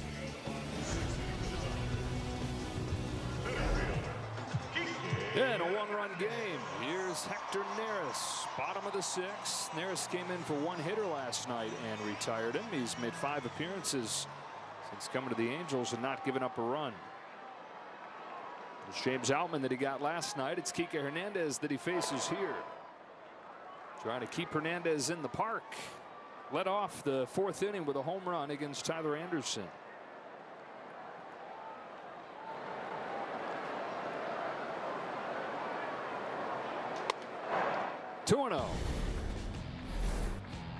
Not right on top of the plate, slightly away, but not as far away as when you said, Joe, that he's not seeing the ball well. But he's about mid-range in the box right now. He'd like to creep a little closer, but you hit a home run. Why move? Yeah, he said it's all still a work in progress. Big thing was he had too much movement in his swing, in his stance early on. Without getting deep into the details, he basically removed one little move. And so it's getting simpler, but still too much movement in his hands, he says. And so the natural follow-up is, well, then why don't you just move your hands less? But it's all a feel thing, and right now, this is what he's up there feeling. He just knows he's at his best when he looks and watches video and sees his hands are a little quieter.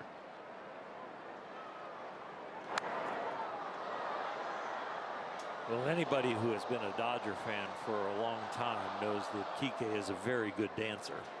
And so he is a rhythm hitter. And it's really hard for him to stay still and be simple in the batter's box. And over the years, he has tried to simplify it, but there's still a rhythm going on between his ears. He takes a leadoff walk. Tying on a board for the Dodgers in the 6th. Before Michael Conforto bats, let's get a word from Morongo. Smoking good times, cigars, spirits, featuring Pancho Sanchez live. Conforto flied out his first time and then got hit in the back by a pitch his second time. He was on with nobody out in the 4th inning. Anderson, though, 1-2-3 after that. At the knees for a strike.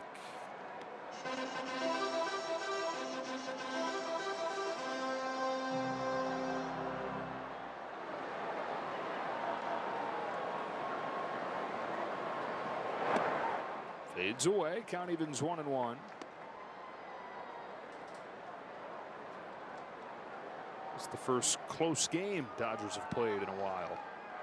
At least when you look at the final scores, 3 blowouts against the A's, 6-2 last night. The A's cracking it open late. This one tight throughout. A lot of game left here.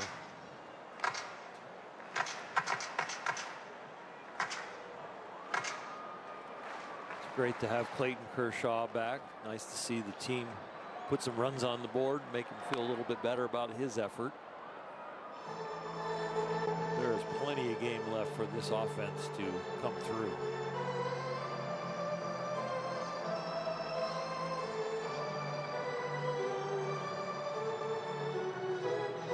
Five runs on 6 hits for the Angels. 4 runs on 7 hits for the Dodgers. Hernandez at first. 2-2 to Conforto. We'll do it again. Those 4 Dodger runs all come from the home run. Kike's 7th home run last year didn't come till August 9th. Here we are May 17th and he hits one. Paez had the 3-run job and Kike had the solo shot.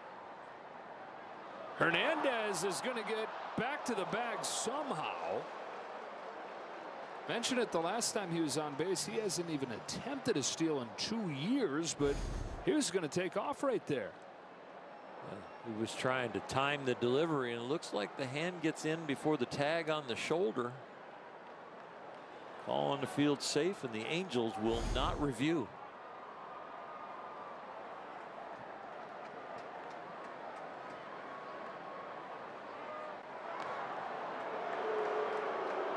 That's now 2 disengagements. See if that prompts him to give it a shot.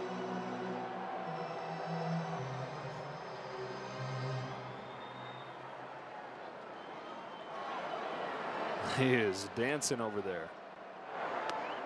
Full on Conforto.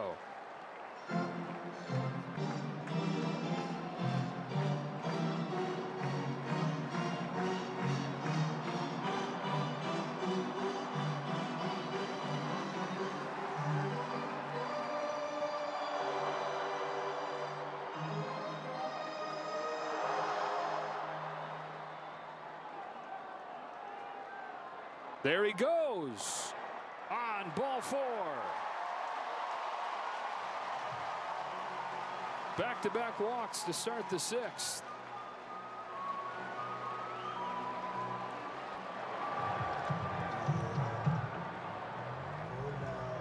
And here's Rushing, singing to his walk-up song. Really nervous. Get a word from Jack in the Box. My Nashville hot popcorn chicken. So much deliciousness starting at $6.99. Welcome to Jack in the Box. 0 for 2 today. He's grounded out and struck out. Looking for his first big league RBI. He can get it. Tie the game. Get a hit here. Get the RBI. Stack that on top of throwing the runner out at second. Guiding the pitching staff to a possible win. Another solid game for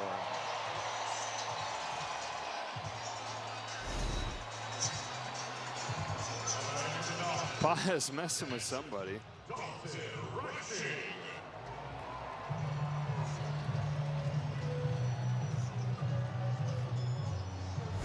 Being told it's Danny Lehman there. First and second, nobody out. First one to Rushing is taken low. The action.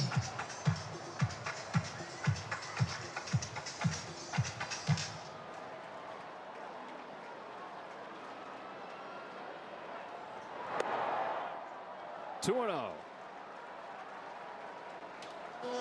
It's starting to smell really good on the Dodgers side. It's starting to smell really bad on the Angels side. On a 2-0 pitch, Rushing rips one down the line. It's a fair ball. Angels catch a break. It bounces into the seats. A rule book double. A tie game on the first career RBI for Dalton Rushing.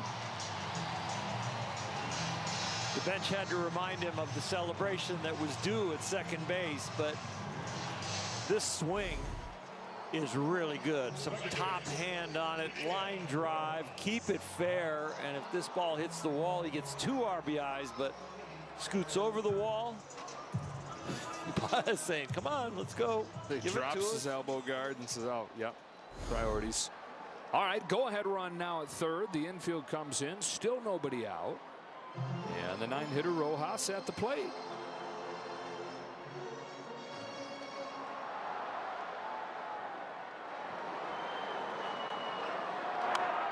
Strike one. Kersh spits the hook. The team that has the most comeback wins in the big leagues has got the table set.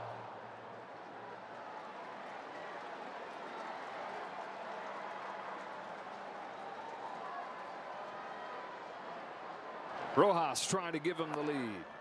But in an 0-2 hole.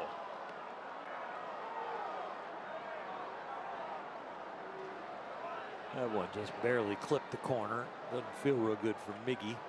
Just trying to get the job done with the infield in. Oh, baby. Kicks away. Here comes the go-ahead run. Dodgers have taken their first lead of the game on a wild pitch from Neris.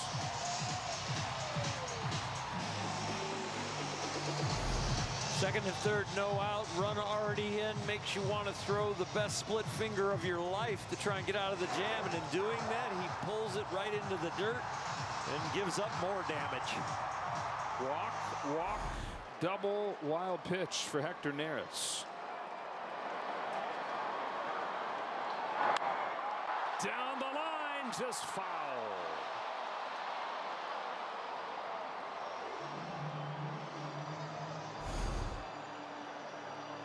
It's a great call. We get the benefit of the slow motion replay, see it live, plus that. Dave Roberts with a tip of the cap. A good call.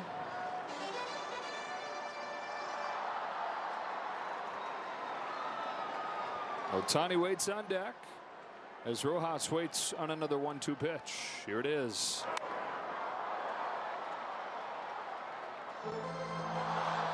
You got to go out there and spoil that one, even if it's a ball, after the pitch earlier that was called for a strike that was right on the corner. It was a good piece of hitting from the veteran.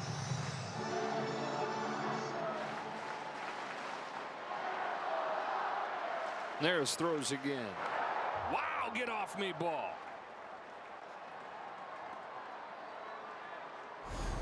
This one's coming in there to eat you up.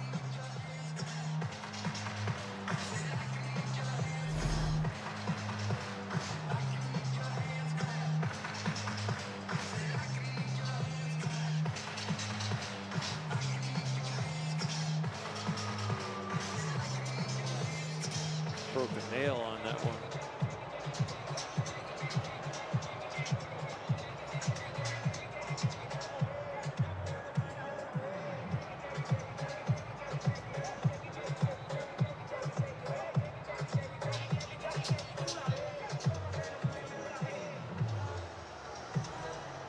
These are the first runs that Neris has given up in the Angel uniform, but they're not the first runs that Ron Washington has seen this bullpen give up, especially over the last 16 games. Those are runs 56 and 57 over 16 games. New guy coming in.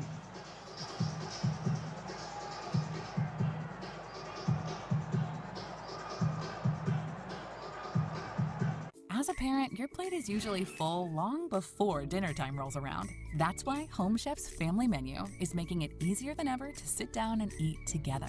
Delicious 4-serving meals packed with family-friendly flavors are just a delivery away. Our fresh, pre-portioned ingredients and simple recipe steps save you time and money while making it easy to sit down for a family meal everyone will love. Home Chef's family menu, solving family dinner, one meal at a time. Get 18 free meals at homechef.com. Where did you get these seats? I got a guy. You've got a guy. You gotta use Game Time for concert tickets. It's also the best way to guarantee you're getting the lowest price to your favorite artist, even at the last minute. What time is it? It's game time! Should've used Tick Pick. Wait, what'd you say? Tick Pick. Look. Oh, whoa, dude. What? There are no hidden fees.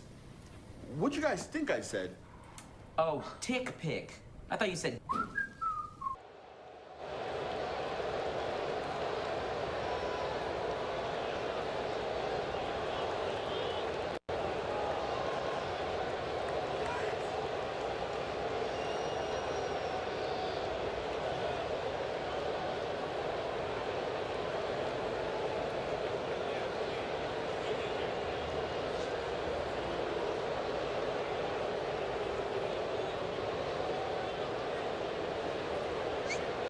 Dalton Rushing, first career caught stealing. First time somebody tried against him. First career extra base hit, which brings in his first career RBI.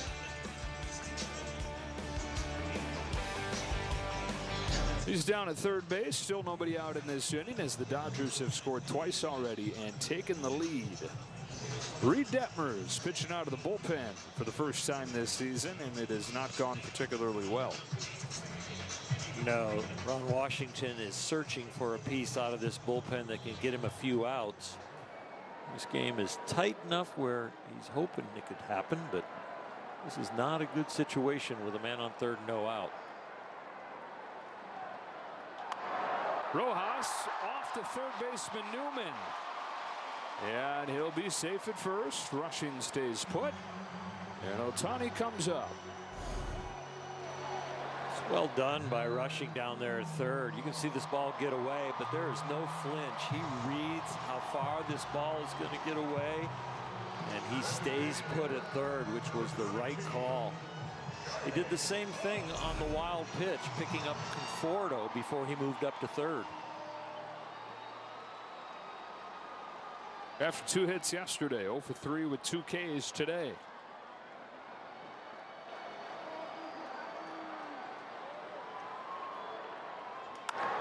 Sharp grounder to short. Neto to the bag. Over to first. A double play. Rushing in to score, and they lead 7-5.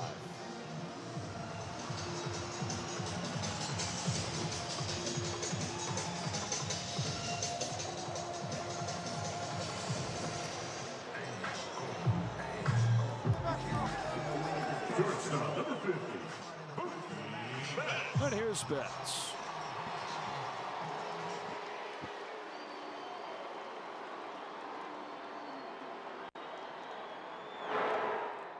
Reed Detmers threw a no-hitter in his 11th career start in 2022. He had a 3.77 ERA that year, jumped up to 4.48 the year after that. Then last year, 6.70 in 17 starts. So out of the bullpen this year, and in 16 1/3, he's given up 16 runs.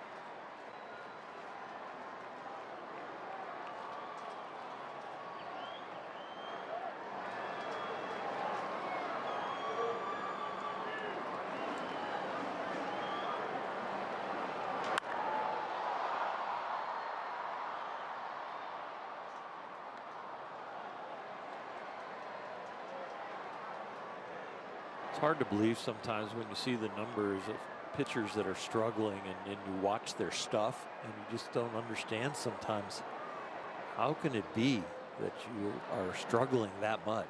I mean, that fastball right there that Mookie was laid on is 96. There's 97 on the edge. It's got to come down to the ability not to be able to change speeds and not be able to hit some spots every once in a while. Betts lays off.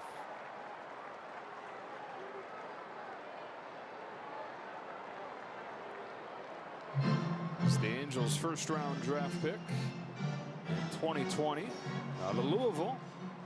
So he's a teammate with Dalton Rushing there for a short time. Downstairs to Betts.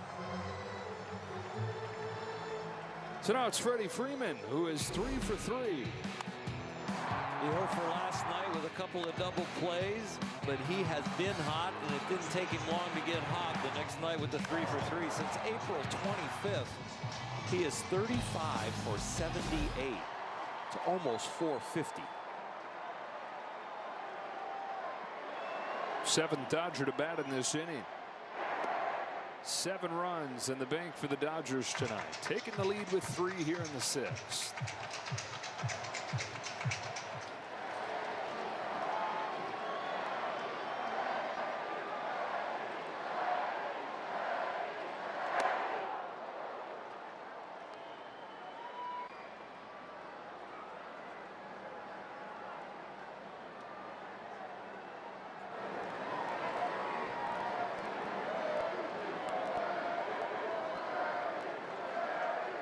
There goes Betts, swing and a miss from Freeman. Throw from Mohapi. Betts goes in standing and safe. Oh. The only way you go in standing on a stolen base like that is you go on first move from the pitcher. Ooh, looked like he was in between. He didn't want to go in standing. He was like, am I going to go head first? Am I going to slide feet first? And he was in between. He just had to stay on. Stay up. That was a dangerous possible slide. Freeman goes around. That's strike 3, but the Dodgers have taken their first lead of the night. Bottom of the order gets it done. 7-5 after 6.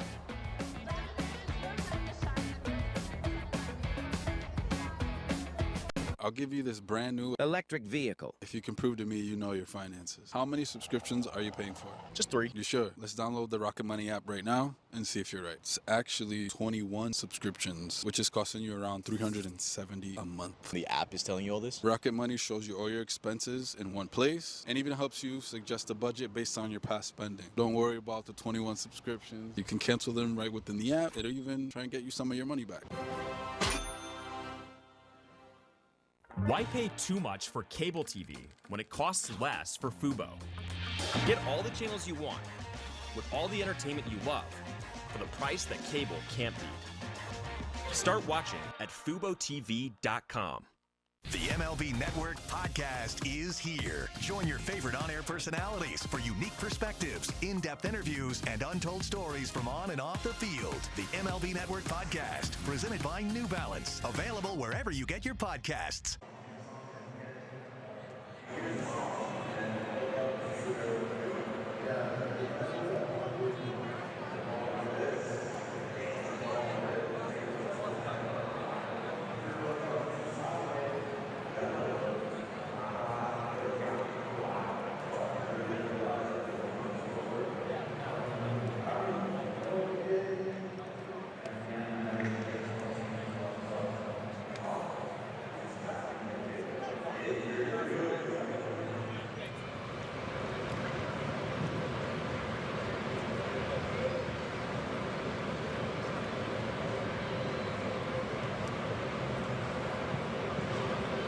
Dodgers have taken the lead 7-5 as we go to the late innings.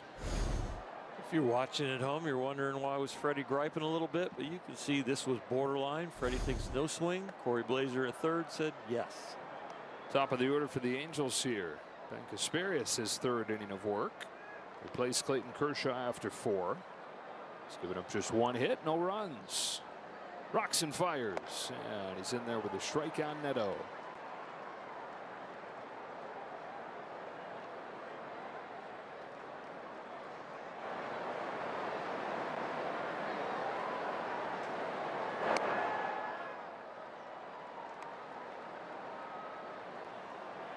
His slider plays great from his fastball, the window that he creates with both of them. Lives near the knees with the fastball most of the time, and the slider down there also.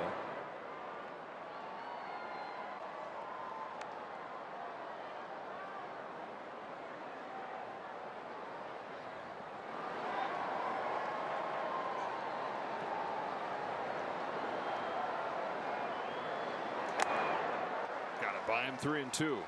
97 there works too. Easy too. You can see the athleticism when he pitches. This is a two-way guy in college at North Carolina to begin, and he transferred home to UConn, focused on the pitching. They got him drafted. His payoff is hit hard deep to left field. That's over Conforto and short hops the wall. Zach Neto's got his third double this series. Some strong hands from Neto right there. They tried to return to the same place with 96 this time, and he says, no, it's not going to get by me.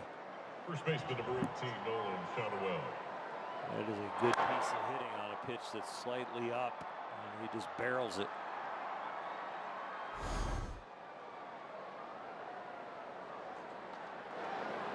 Kirby Yates loosens. Nolan Shotwell comes up. 1 for 3. Swings and misses. That odd looking stance of his that he's had since he got to college at Florida Atlantic. It was his way for trying to hit for more power. That's what made him feel like he'd get the most on it. Still trying to have that power show up in the big leagues though. He's only got 2 home runs this year. You draft a first baseman in the first round, you figure that power is going to be a part of that. But it hasn't shown up yet. His first 2 years in the majors, full years, exactly league average OPS.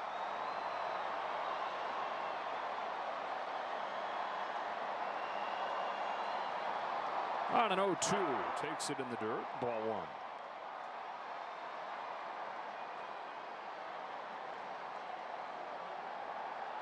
There have been quite a few hitters really that have had the really high hands from the left side. I mean, I think in my day, I think of a Mickey Tettleton.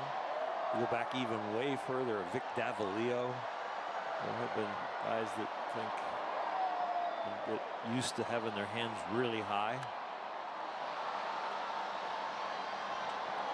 Will Smith, who's got the night off, has his hands very high. It was one of the things in the last year or so that Will felt was the thing that got him going again. Shonwell, you can see choking up here with 2 strikes. It's more the snapshot of his hitting style. Hooks one down the line. That's a fair ball. Extra bases for Shonwell. Back-to-back doubles to open this inning, and the Angels are back to within 1. The hands start high, but it's where they end up when your front foot hits the ground, and this swing ends up being very short when his front foot hits the ground. Choked up on the bat, got the barrel to the ball in a hurry.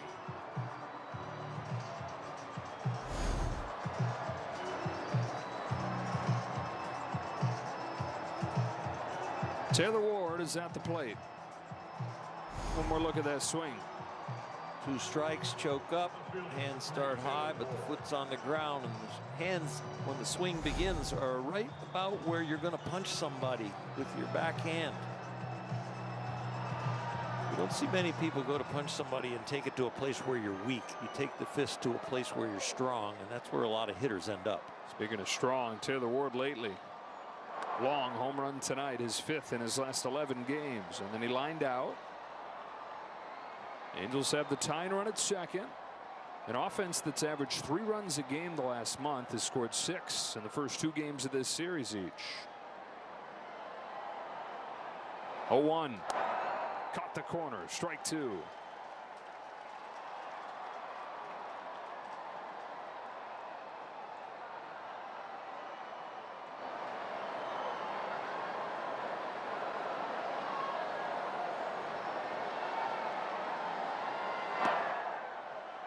Laid off.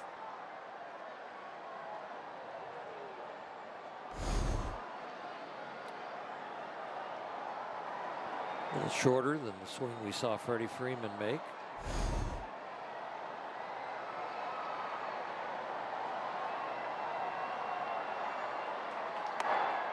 Leaves the fastball high, 2-2. Another 2-strike count. In the last 2 strike counts, he gave up 2 doubles. Looking for the put-away pitch. Here it comes. Got it. Put-away pitch with the slider. Watch where this pitch starts. It looks like a fastball away and then breaks. That is a fastball away on the corner for a long time. 2 1/3 in this game for Ben Kasparius, now tied for the most in the majors, 27 2/3 out of the bullpen this year.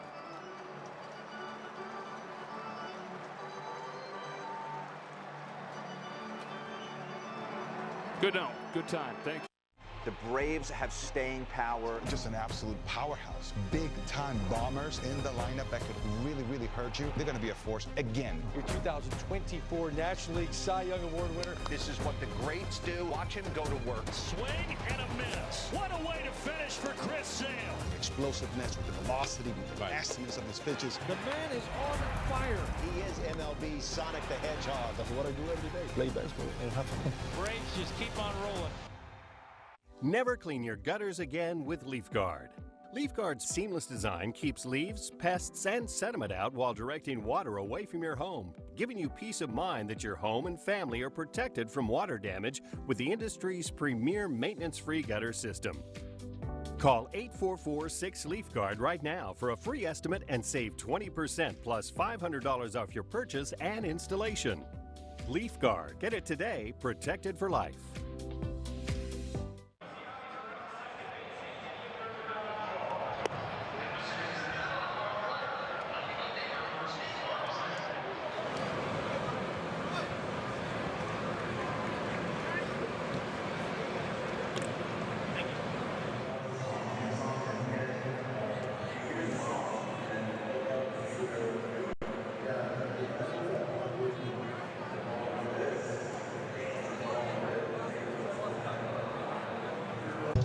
Well, this heavily used bullpen is added again tonight. 4 innings from Kershaw. Kasparius has taken it from there and handed it to Kirby Yates.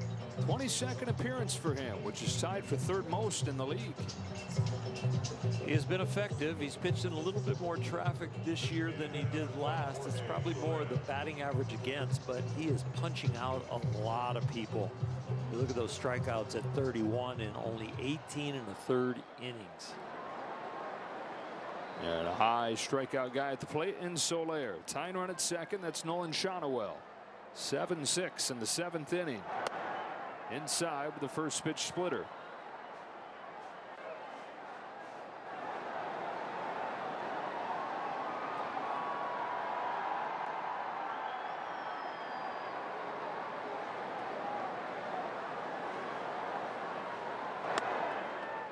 Two 2-0.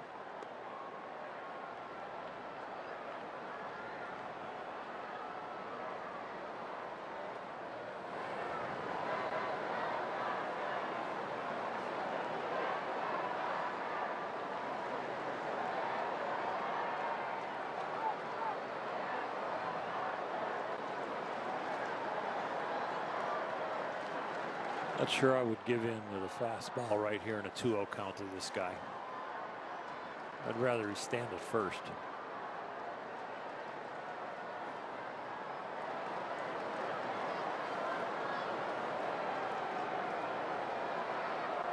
It wasn't about the runner. That was a little indecision on what to throw and where to throw it. 2 disengagements.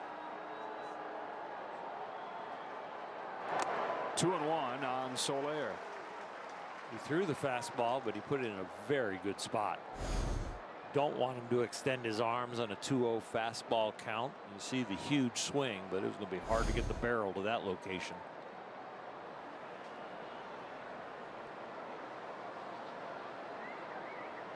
On a 2-1, Soler rips and misses at a fastball. 2-2.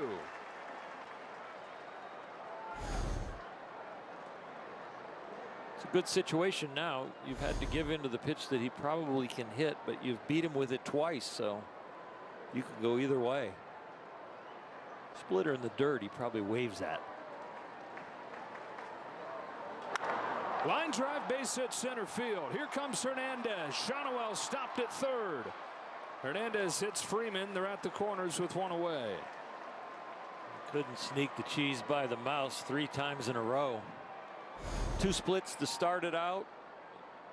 Went to fastball 2-0, got him with the inside piece of it, and then he goes away and gets him. And now this one near the middle, Soler does not miss. Fortunate for the Dodgers, it was hit hard enough right at him in center field. They can't score. First hit of this series for Soler. Puts the tying run at third, the go-ahead run aboard. Logan O'Hoppe to the plate. 2-run single in the first inning.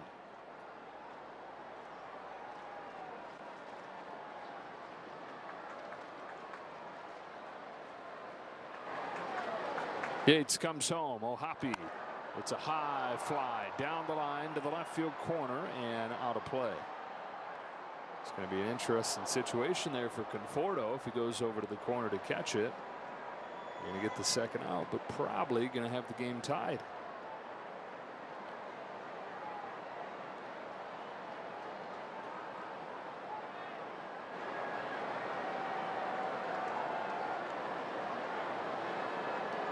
Here's Yates, 0-1 pitch. Strike 2. I could use a strikeout here. Yeah, good location right there. And yeah, plenty of strikeouts in the tank for Yates. We'd already gone over the 31 Ks in just over 18 innings. One of the highest whiff rates out of the bullpen in baseball.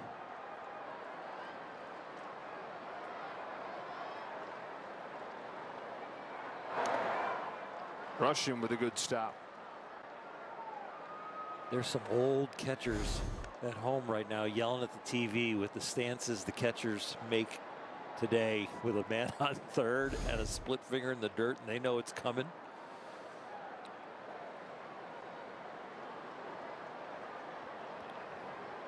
One, 2 now. Took that splitter in the dirt. Count evens up. After O'Hoppe, it's Rengifo. Dodgers by a run after the Angels took the first game last night. The pitch selection is probably down to two: the splitter low or the fastball up and in.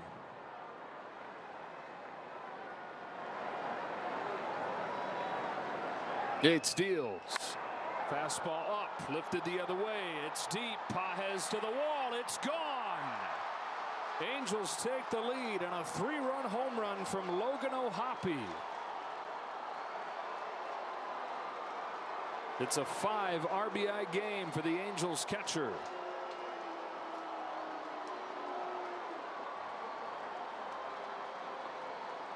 It's an easy class right here to learn about pitching because they're trying to come in and it ends up away and it ends up being a 3-run blast. The hit from Soler was 3 fastballs in a row, missing the spot. Location, location, location. It's like real estate when you're on the mound. 9-7 Angels. Strike on Rengifo.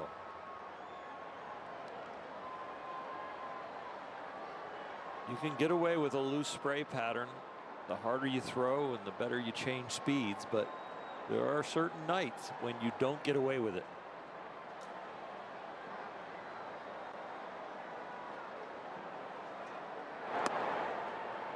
Logan Ohtani had 3 runs batted in.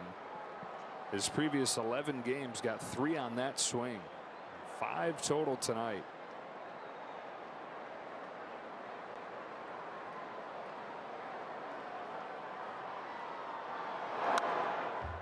Ohtani, an introspective, reflective kind of guy that has 3 different journals. He has one that's baseball stuff. That's his black journal. He'll go in there and write thoughts about his swing or where he's at with the pitching staff. He's got his brown journal that's for off the field, real life stuff. And then he's added a 3rd journal recently that he'll take with him into ballparks hours before anybody's there. And he sits in the stands and just does a gratitude practice for being in the big leagues. It's down the line off of the batter. Rengifo headed for second. Conforto's throw. He's safe. It's a double for Rengifo.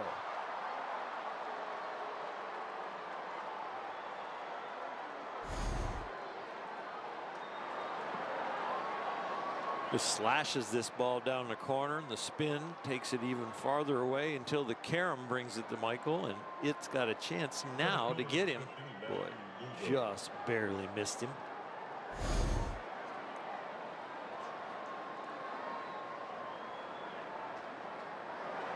Whole bunch of 2-strike hits in this inning off of Yates. And now Matthew Lugo. Boy, Rengifo had 3 hits all month coming into this series, and he's got 4 in 2 games. Guy they've been waiting for to get going, waiting for him to get his legs after he missed a lot of spring training with hamstring issues. Ron Washington was saying yesterday, waiting on his quick twitch to show up. The Angels got 6 last night and won the game, and now they turned that 6 upside down so far tonight and are ahead of this one. Lugo 1 out of 3 with an RBI double. Pop up for Freddie Freeman. There's out number 2.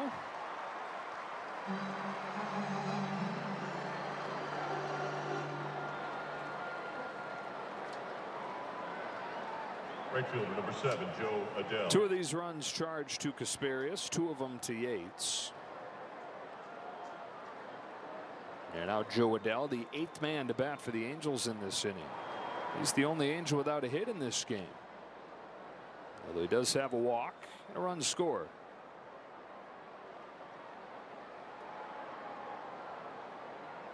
Another guy with Louisville ties. He grew up in Louisville.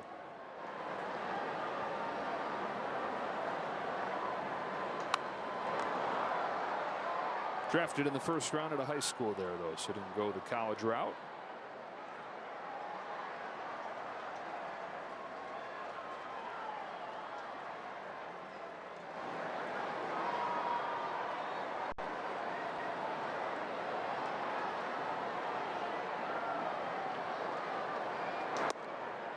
Strike 2 from Yates.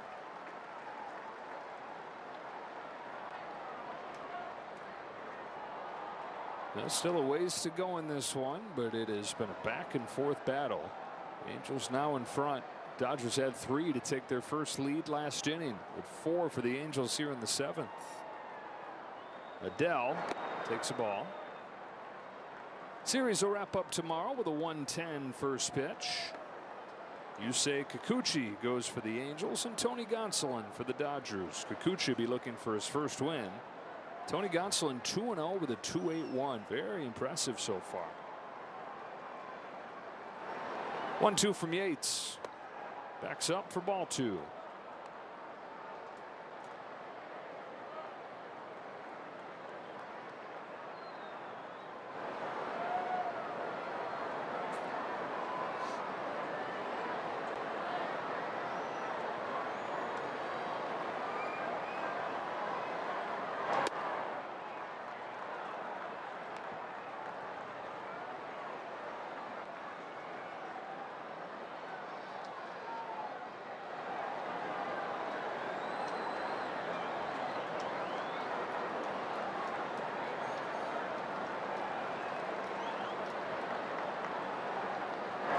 Walked in.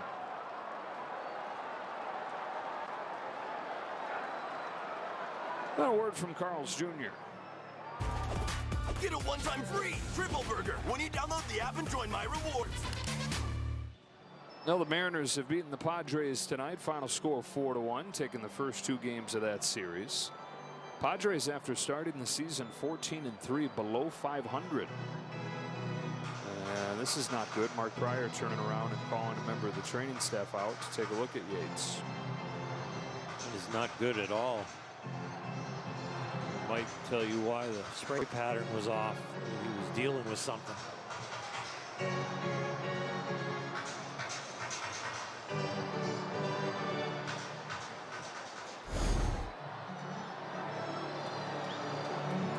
Ooh, that looks like a little bit lower body, yeah. Grabbing his hamstring. That'd be on the push-off leg.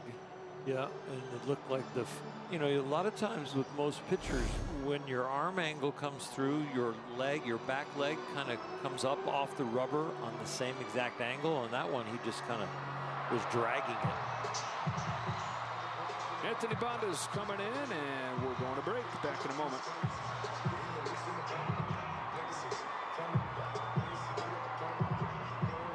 Turn on baseball's biggest game changer, MLB Big Inning. Experience live baseball in a whole new way with up to 4 games on a single screen. He is on fire. MLB Big Inning, every game night on MLB.tv. Hey, Chicago, what do you say? Cubs are going to win today. This is their chance to have another run. This is their time. This is the Cubs division to lose this year. They need to be singing the song quite a bit this year. That's hammered. Kyle Tucker, welcome to the Cubs. Dansby Watson. He's one of the most talented ball players. Pete Crow Armstrong, what a stud. Shota Imanaga, it's about falling in love with him. Seiya Suzuki with a grand slam. And this is when you put the pedal to the metal. I think we got a really good team.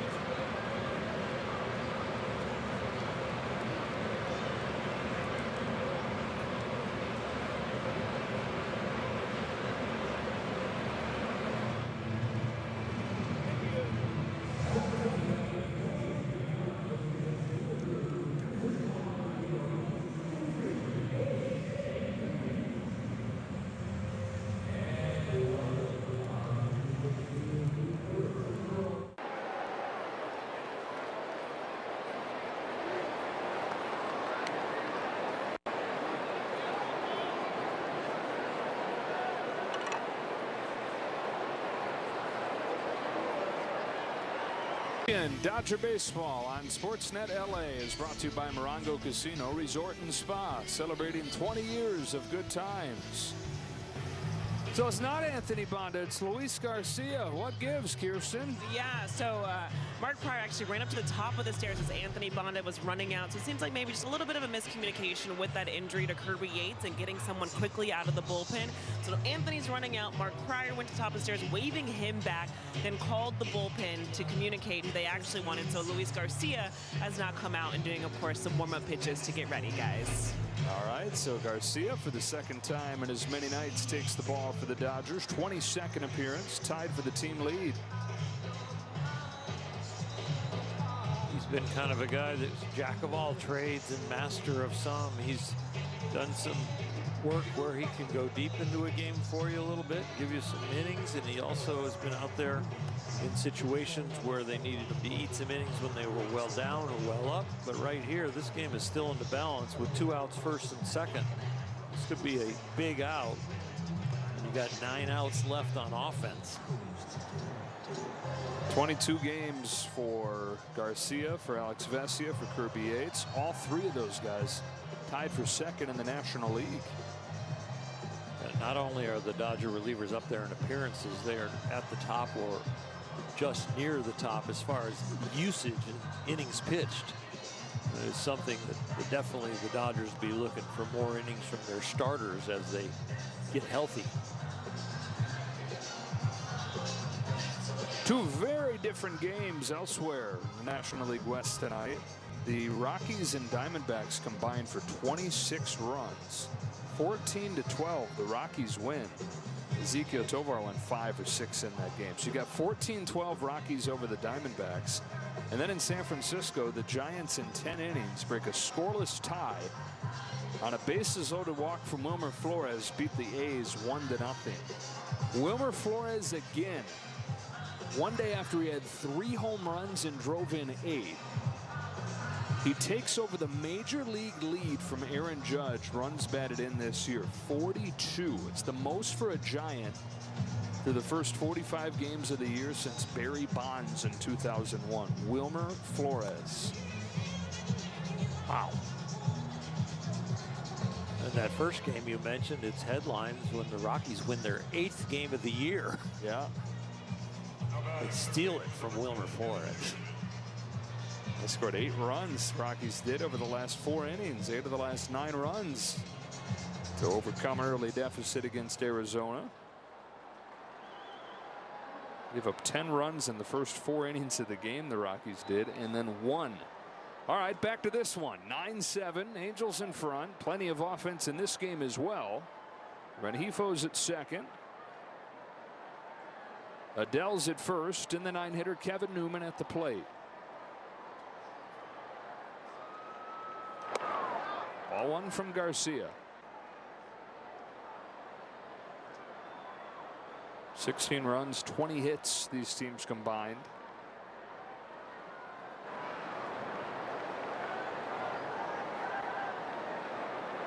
Starters and pens alike having a hard time with these offenses tonight. Newman hits it on the ground through. Second hit of the game for the 9-hitter Newman. Knocks in Rengifo, and the Angels have 10. They've batted around here in the 7th. Sinker, slider, sweeper mainly from the mound. This is a high sinker, gets the ground ball he's looking for, but it finds the hole up the middle. Dodgers sent 7 to the plate in the 6th inning and plated 3. These Angels have topped them in the top of the 7th. Sending 9 to the plate, plating 5. Neto started this inning with a double against Kasperius. They're on to their 3rd pitcher of this inning.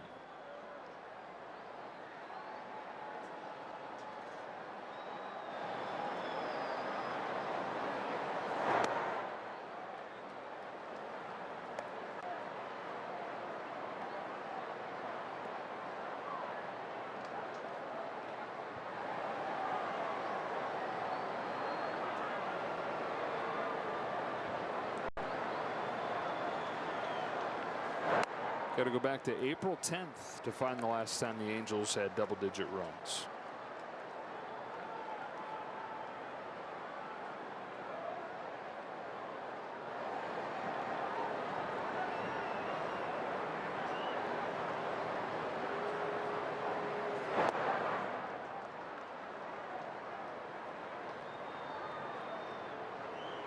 I'm sure it's a little bit shocking to the Dodger fans, having the second best record in baseball and looking like they could lose the first 2 to the Angels. This game is not over, but it's 60 wins, 60 losses for everybody usually, unless you're the Rockies or the White Sox.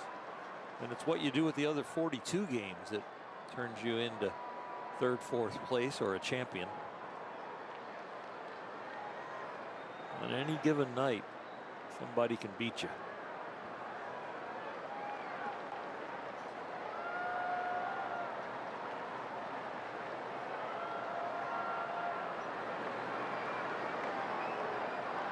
Two on, two out, and a 2-2 rides by the hands to run it full.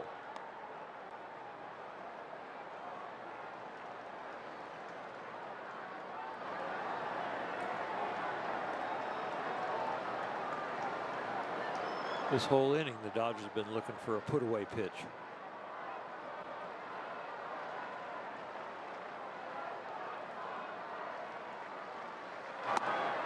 Full count, or bases loaded on the walk.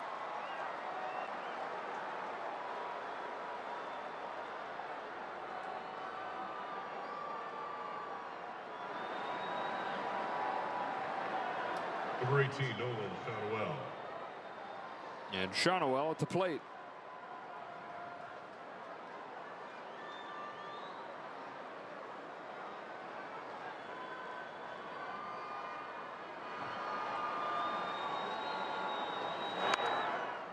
Fought off foul, strike 1.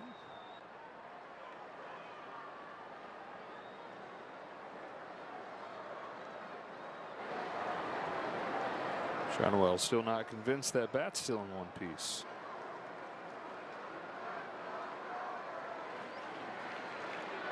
This is a big situation because with 9 outs to go with the Dodger offense the way it is, 3 runs is not insurmountable, but a base hit here, you're going on contact with 2 outs, so you're probably going to score 2 easily going on contact, and 5 runs starts to look a little too big.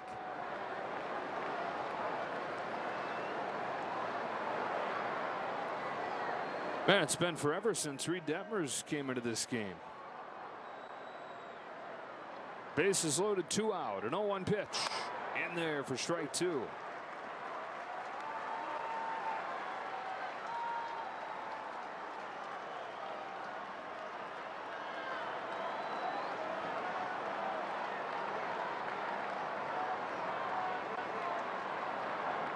Garcia comes home. Shohei takes the ball.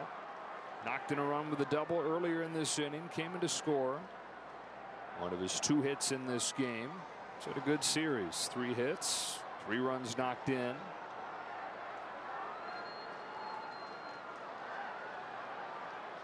Now the 1-2. Chopper to second. Rojas ranges to the outfield grass and gets in. 5 for the Angels in the top of the 7th to again turn it around, and we stretch in a 10-7 game.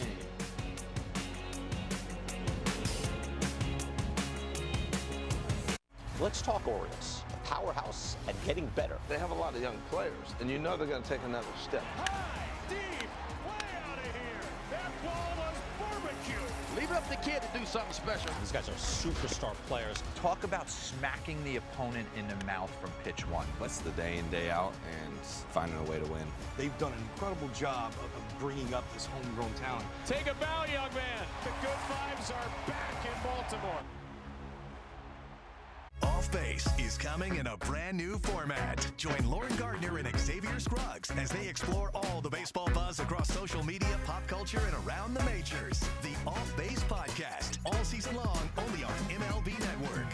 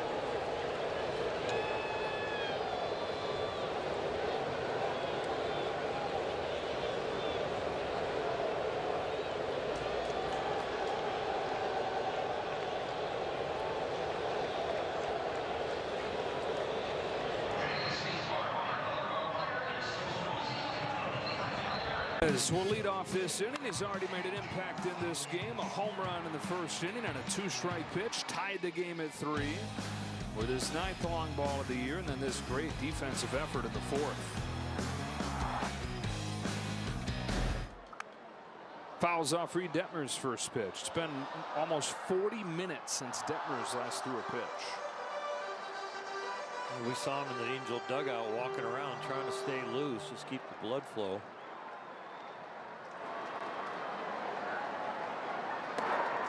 Takes off on him there. 1-1.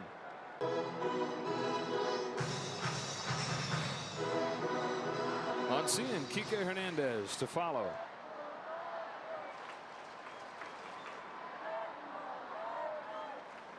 Detmer's 1-1. Outside to Pages.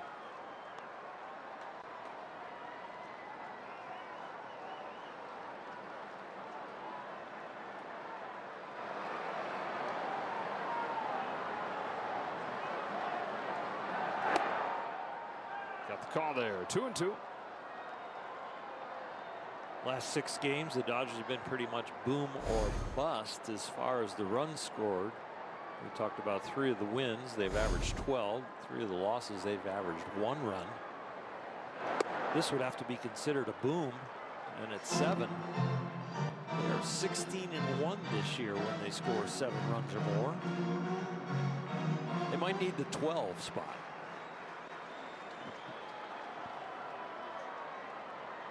Pages starting the 7th. And getting under it, sending it to shallow center field for Neto.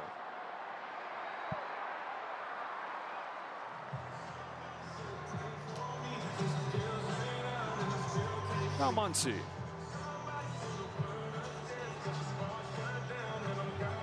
Third base, number 13, Max Muncy. And another one from the column of you just can't predict baseball. Yeah. If going into the year, we had said on this date, between the Twins and the Orioles, one of them was going to win their 13th and one of them was going to fire their manager. Muncy flies it the other way. Ward has plenty of room. Pick the Twins. Yeah, none of us would have guessed that it is the way that it is. The Twins won their 13th consecutive game today, and the Orioles have fired the 2023 Manager of the Year, Brandon Hyde. Wow.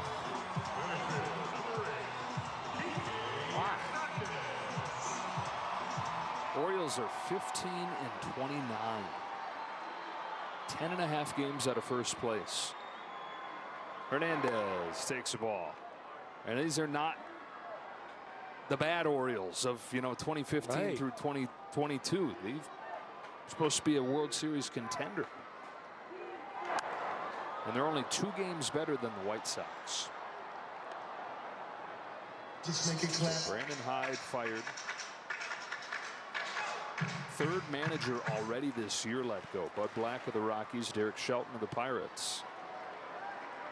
Bud Black was merciful. I mean, Bud had to be like, thank you. I wouldn't be surprised if he went in and said, I think you guys probably should fire me. Then he gets at least paid through the end of the year and you can have a little change of voice.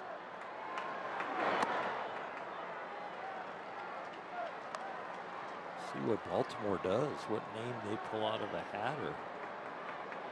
For now, it's their 3rd base coach, Tony Mansolino, is the interim.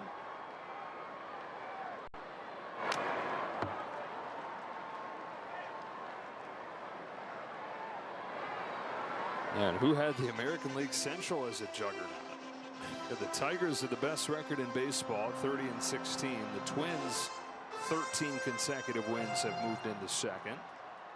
And while the Guardians and Royals have both struggled a little bit the last few days, they too have been good. Hernandez with a 2-out walk.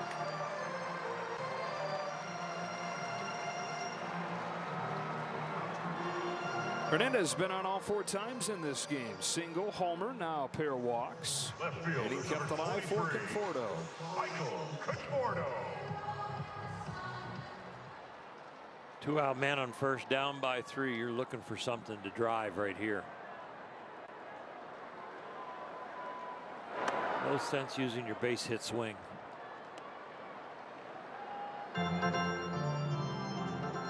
Fastball in the inner half, hanging breaking ball. Looking for one of those two pitches. Offered 1-1. You can see why. He's probably looking in there where he can turn on something, and it just happened to be too far in.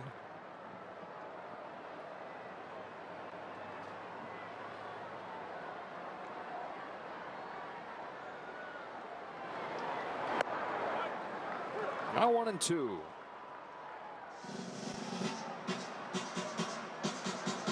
Little timeout, little regroup after that fastball in. That was a good breaking ball in the corner. Now you might shorten up, look for a base hit.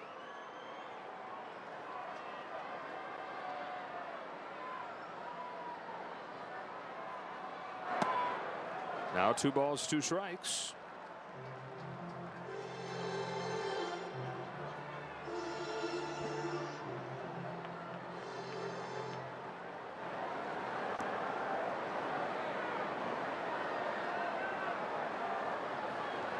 Conforto pokes one left side.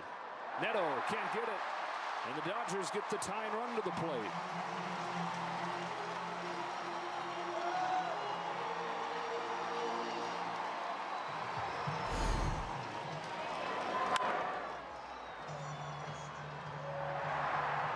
It's not going to take an exceptional play if he gloves that.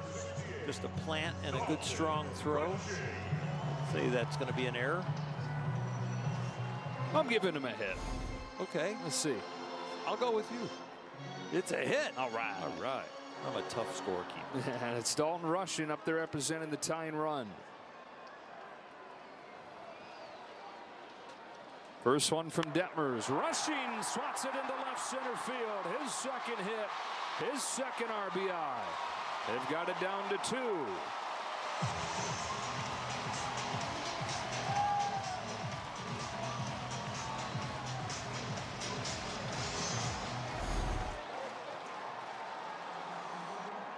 I know Michael Conforto's was called a hit, but this Angel team is one of the 7th worst defense as far as runs saved in the big leagues.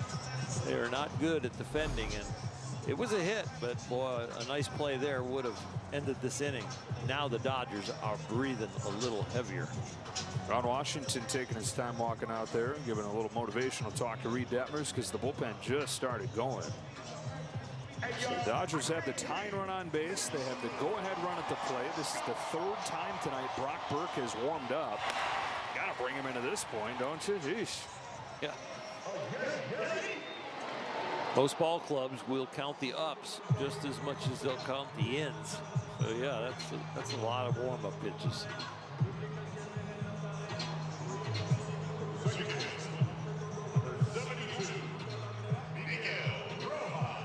Bottom of the order, getting the job done for the Dodgers tonight. 6 through 9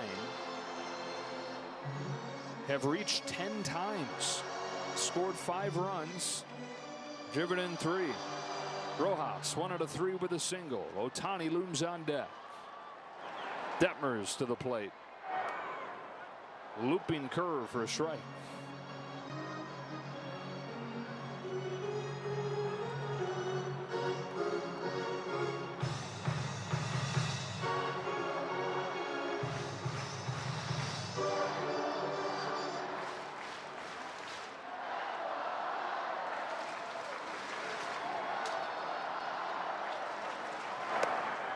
Count evens 1-1.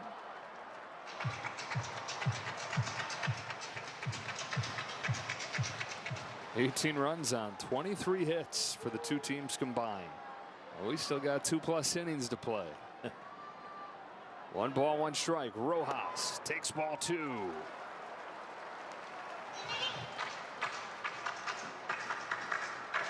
Interesting, in the Dodger pen, Tanner Scott is warming.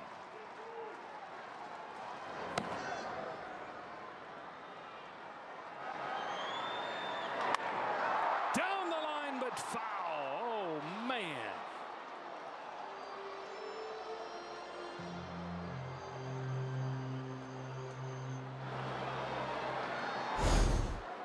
Miggy will spray it all over the field. You think in this situation, maybe against a lefty, going the opposite way, shooting the ball to right field with that off-speed pitch. He had enough swing to get the barrel on it, but just pulled it foul.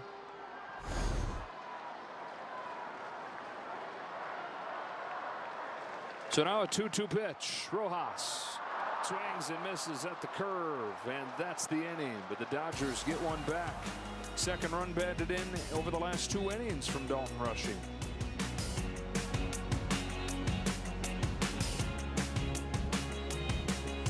SiriusXM's The Leadoff Spot is now on MLB Network. Join Steve Phillips and former MLB players Xavier Scruggs and Eduardo Perez for a recap of the night's action, preview of the day ahead, plus in-depth baseball interviews all season long on MLB Network. This is a guy who has MVP-type potential. Luis Robert is one of the most talented players in the league. Great nickname, La Pantera. He has the potential to be a 30-30 guy that can knock in 95 to 100 runs.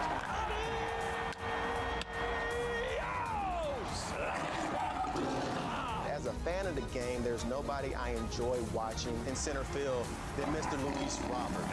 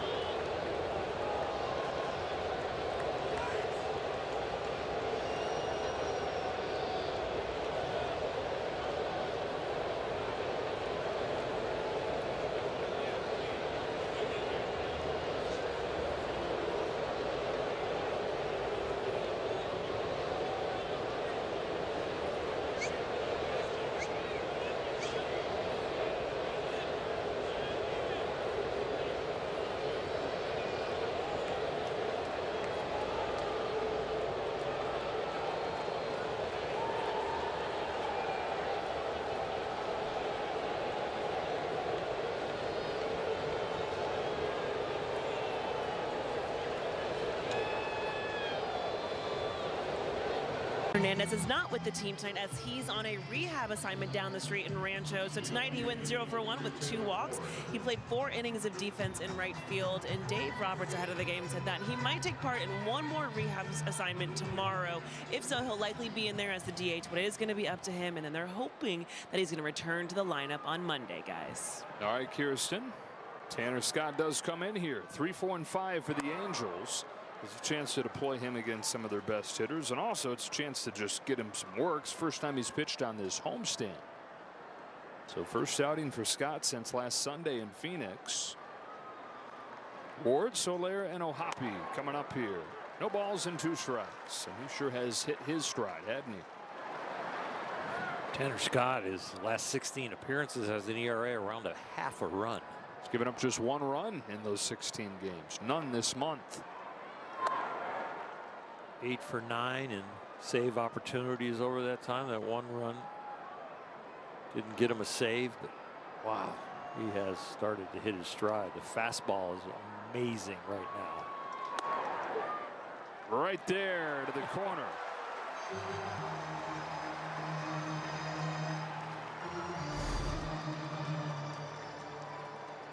He has owned right-handed hitters this year at a clip of 150.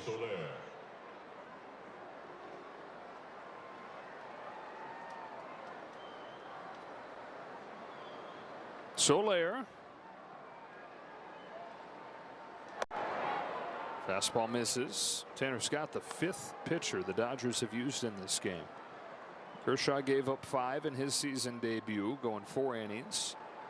Then Kasperius, Yates, Garcia, and now Scott. Chopper foul, 1-1 on Soler.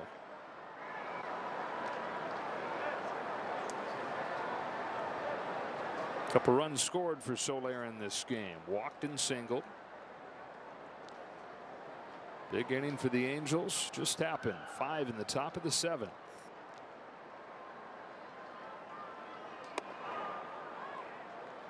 Dodgers do have the top of the order due up in the bottom of the 8th inning.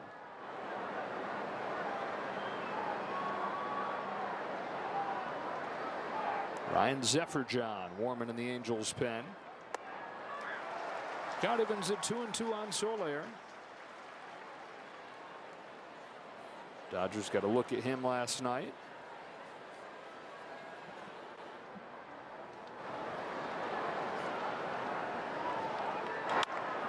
To second, and Rojas. 2 up, 2 down.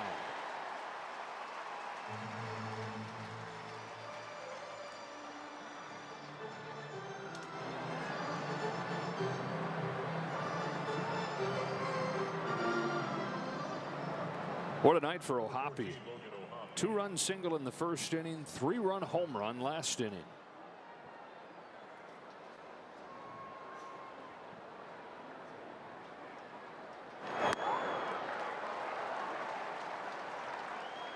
Here's the home run. He wanted fastball in. It ended up into the outer half, and he didn't miss it. Tries to lay off, but he went around, and it's 0-2.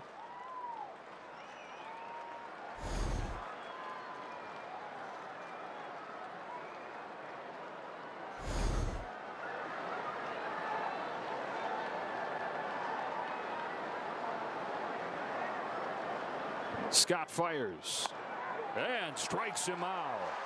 Good morning, good afternoon, and good night for Tanner Scott. And now Ryan Zefferjan coming up with a 2-run lead, but with the top of the order coming up.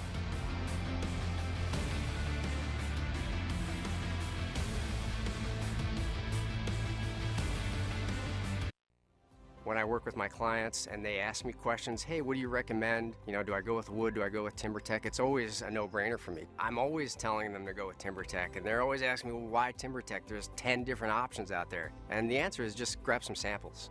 I mean, there's just so many different color options, different textures. It's easy to work with, fire resistant, and the maintenance, you can't argue that. You want low maintenance, go with TimberTech. It really changed the game for me. What can I tell you? It's a great product. Never clean your gutters again with LeafGuard. LeafGuard's seamless design keeps leaves, pests, and sediment out while directing water away from your home, giving you peace of mind that your home and family are protected from water damage with the industry's premier maintenance-free gutter system. Call 844-6LeafGuard right now for a free estimate and save 20% plus $500 off your purchase and installation. LeafGuard. Get it today, protected for life.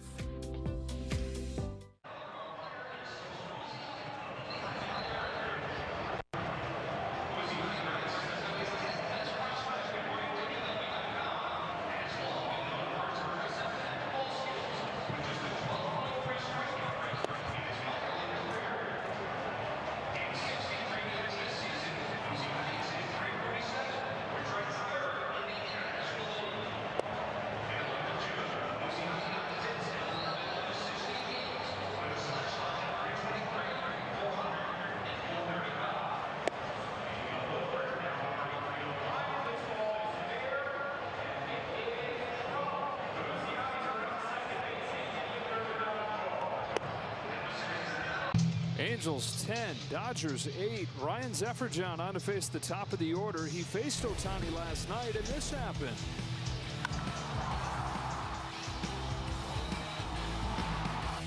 Pretty good breaking ball, trying to go to a spot that the league goes to often with him. A breaking ball down and in, just didn't let it get there. Shows you a little bit where Ron Washington is with his bullpen and what he's working with. The trust tree is a small one. Ohtani, Betts, Freeman. Shohei's 0 for 4 in this game.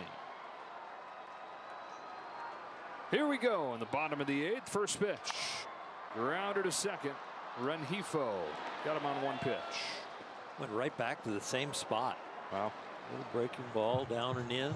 Looked like it was going to get to the back foot, but Shohei just rolled over it before it got there. Shortstop, number 50, Mookie Betts. Mookie's reached twice. A Singleton scored in the first inning and walked in the 6th.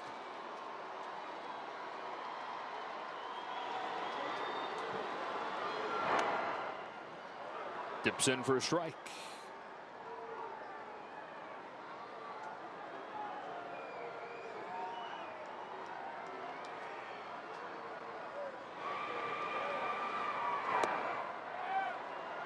Strike 2.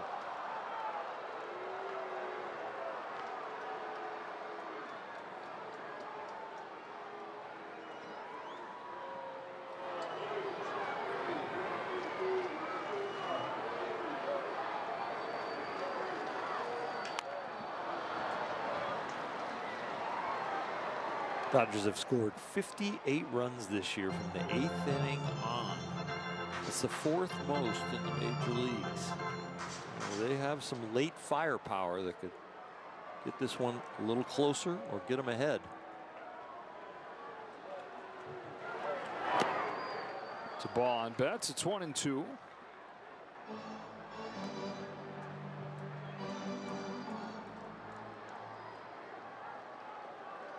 Freddie Freeman waits on deck as Mookie waits on this 1-2 pitch from Ryan Zefferjohn. And now 2-2.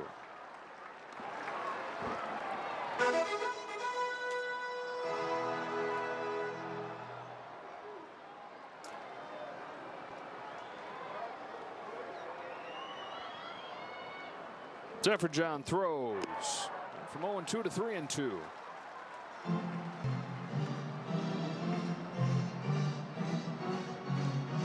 There are other guys in this lineup that don't like the chase other than Dalton Rushing.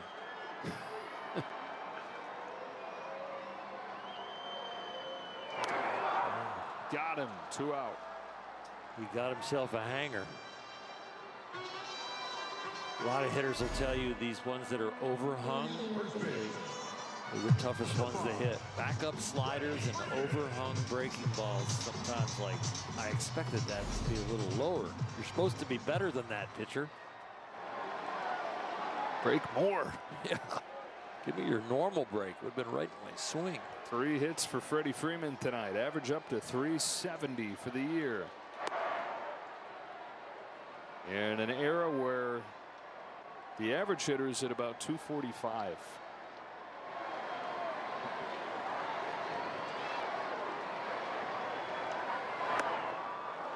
He swings through it as well. So there's ERA plus. There's not batting average plus. Right. He'd be OPS way up plus. there. Yeah, OPS plus.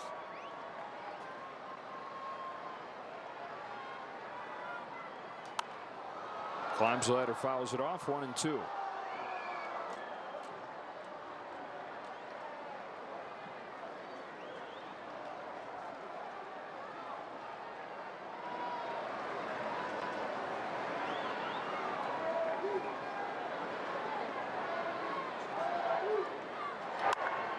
Shot to right field. A 2-out base hit for Freddie Freeman and a 4-hit night.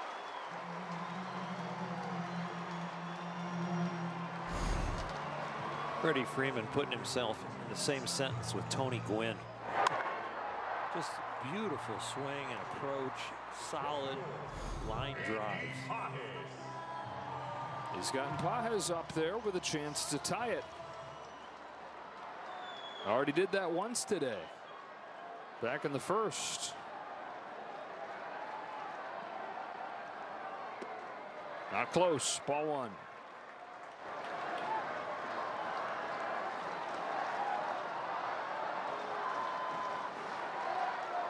What a wild ride this game has been.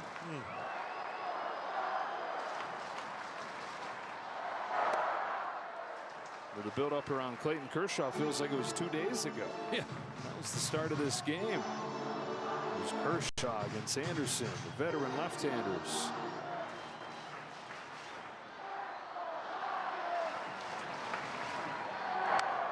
Pages dumps it back 1-2. He got one to hit a long way right there. It's another one. Bring the action. A little bit like what Mookie got. Mookie's was higher. It doesn't break as much. This one is the low one that doesn't break as much as you anticipate. Just kind of spinning there. Now 1-2. Pages fouls it off. 99. That is a good piece of hitting right there to be able to foul that fastball off at 99 after that inside breaking ball. He gets his foot down in time and he's still there. Both speeds able to get the barrel to.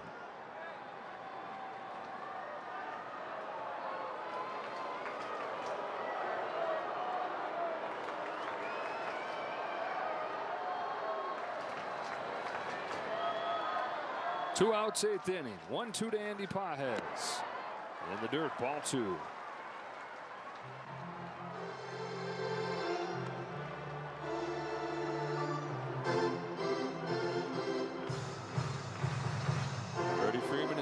this inning going with his 4th hit of the night. Second 4-hit game in the last week. And now a 2-2. Pages strokes it to left center field. That's down. It's cut off by Ward. Freeman goes to third. The throw's heaved into second. Tying run aboard. Go-ahead run coming up.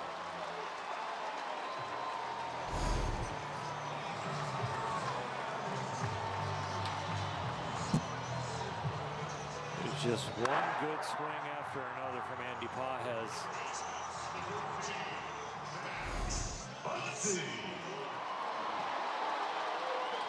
Max Muncy. 2 of those 3 home runs coming over the last 3 games. 2 out, nobody on, and now they're threatening. This offense can do it in a hurry. Freeman and Pages setting the table. Now Max Muncy. Ahead 1-0.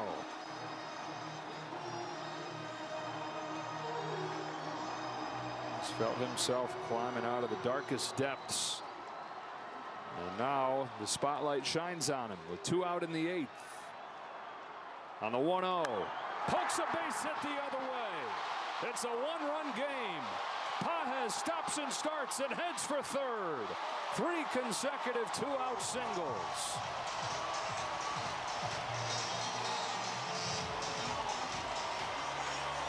Another one of those cement mixer breaking balls, but this time to a lefty, and you see as it hangs out there, Max Muncy just hits it where it's pitched.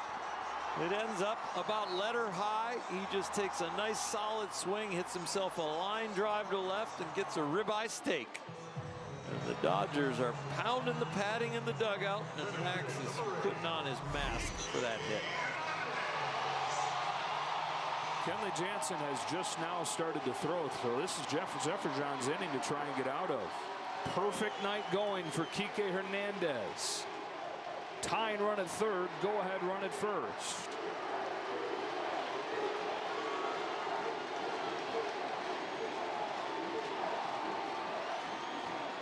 The walls have closed in on Ryan Jefferson.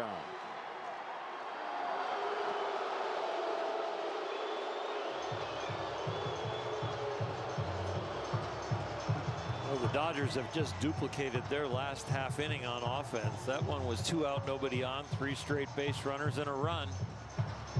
They've got an extra out to work with in this one. They've had 3 straight base runners after 2 out, nobody on, and a run, but they're still hitting.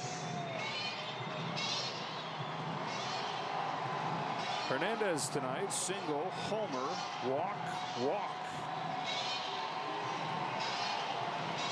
Freeman, Pages, Muncy, 2 out hits. What a game. Kike takes a ball.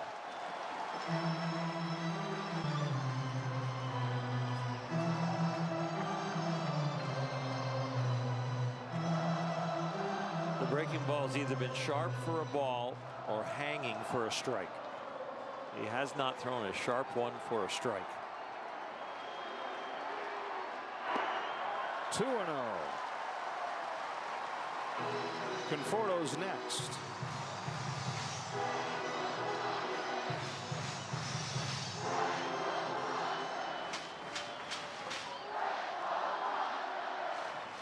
On a 2-0, Hernandez calmly takes ball 3. This is where the pitch clock is totally against the pitcher. Momentum swings, then you got to keep going.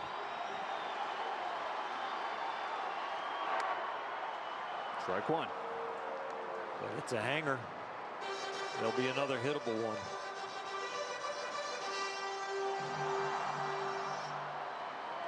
Dodgers have cut it to 1. 3 consecutive 2-out hits. 3-1 to Hernandez on the corner to run it full.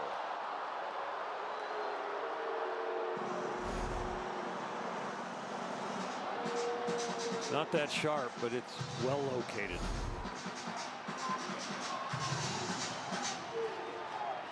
From 3-0 to 3-2. The pitch. Inside, ball 4. Bases loaded.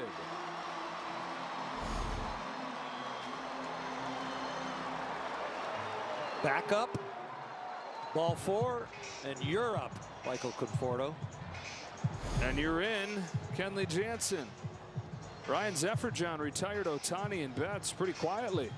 You got Ohtani on 1 pitch. He struck out Betts. Single, single, single, walk.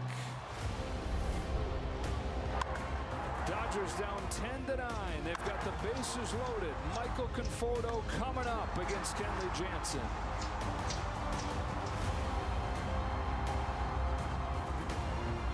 I'll give you this brand new electric vehicle if you can prove to me you know your finances. How many subscriptions are you paying for? Just 3. You sure? Let's download the Rocket Money app right now and see if you're right. It's actually 21 subscriptions, which is costing you around $370 a month. The app is telling you all this? Rocket Money shows you all your expenses in one place and even helps you suggest a budget based on your past spending. Don't worry about the 21 subscriptions. You can cancel them right within the app. It'll even try and get you some of your money back. Arguably one of the best pitchers, if not the best pitcher in the game. At 100 miles an hour, Sandy ties a career high 14 strikeouts. This guy is a difference maker for the Marlins. He's a staff ace. He wants to take the ball, man. He has been great. Sandy Alcantara has thrown a complete game shutout. It's like if I faced you, you got no respect for me. No. Exactly. Morris at the front of the rotations. And the guy that wanted to finish what he starts. Shutout for Sandy Alcantara.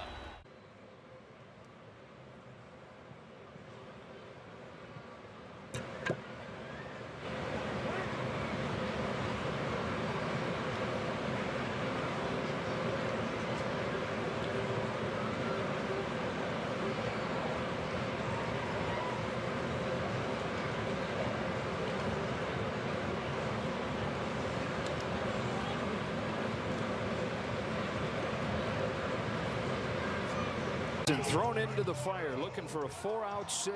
Bases loaded, 2 out in the 8th inning. 4 straight 2-out base runners. Tying run at third, go-ahead run at second. Michael Conforto fouls off the first pitch.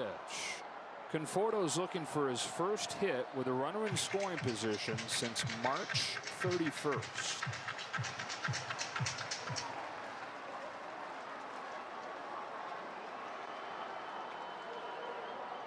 Jansen's 0-1.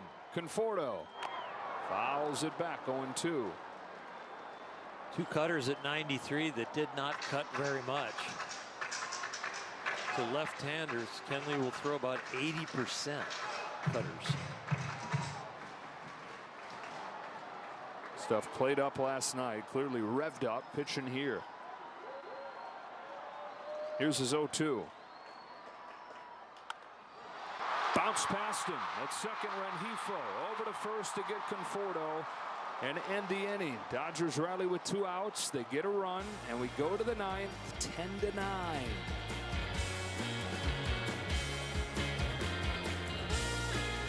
Hey, Chicago, what do you say? Cubs are going to win today. This is their chance to have another run. This is their time. This is the Cubs division to lose this year. They need to be singing the song quite a bit this year. That's hammered. Kyle Tucker, welcome to the Cubs. Dansby Watson. He's one of the most talented ball players. Pete Crow Armstrong, what a stud. Shota Imanaga, it's about falling in love with him. Seiya Suzuki with a grand slam. And this is when you put the pedal to the metal. I think we got a really good team. The power of baseball goes beyond the field. We're able to use our platform and let these kids know that dreams are reachable. It's very important to leave something behind to show our gratitude. Stand up to cancer. We are anti-opposites. Together. Together. Together. Together.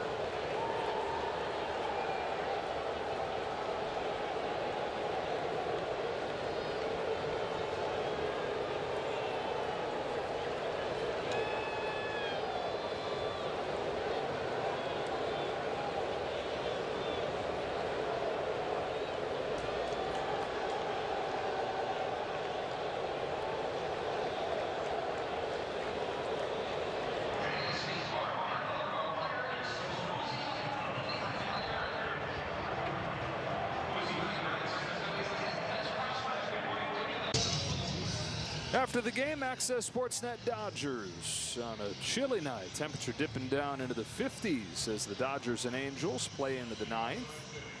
10 runs on 12 hits for the Angels. 9 runs on 14 hits for the Dodgers. Alex Vesia into this mess of a ball game to face off with Luis Rengifo, Matthew Lugo, and Joe Adell. Tied for the National League lead now, 23 games.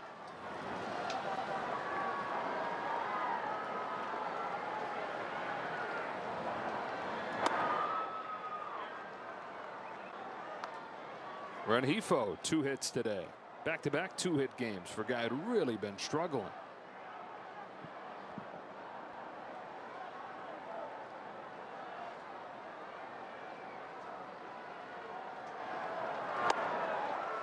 One ball, one strike.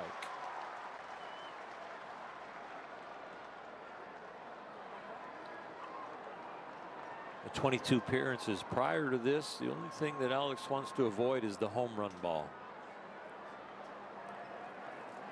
He has had really good stuff to get guys to swing and miss. Third of an inning under 20 innings, 19 2/3, and 30 Ks.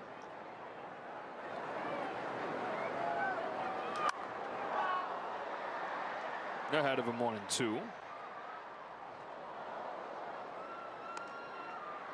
And part of his value, especially last year, is how good he was against right-handed hitters as well. Not just lefty-lefty, but this year, righties have hit him a lot better than lefties have. OPS 220 points higher for righties. Which he faces here to lead off the 9th in the form of Rengifo. Righties and Lugo and Adell to follow.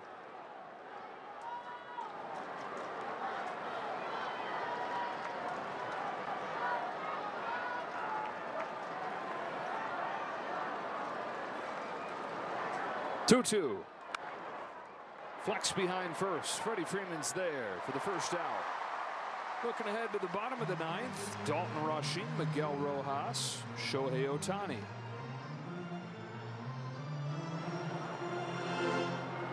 Number 15, Matthew Lugo. Here's Lugo. Knocked in a run with a double in the first inning. 0 for 3 since then.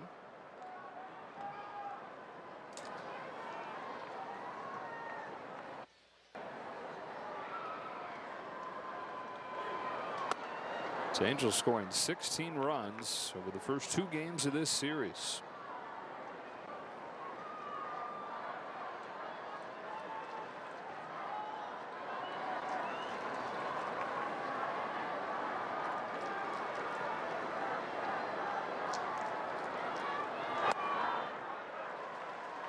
Taking a look at the Dodger bench tonight.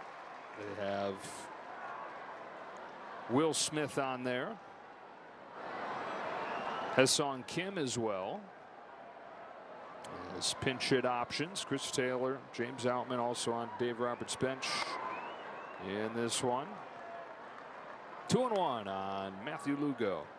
As far as hot and productive bats, you've got Kim and Will Smith for sure. These guys are really in a good place offensively right now.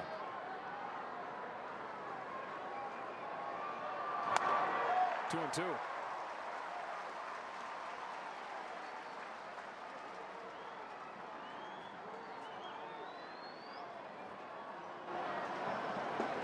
Kim could definitely be used as a pinch runner also if he doesn't pinch hit.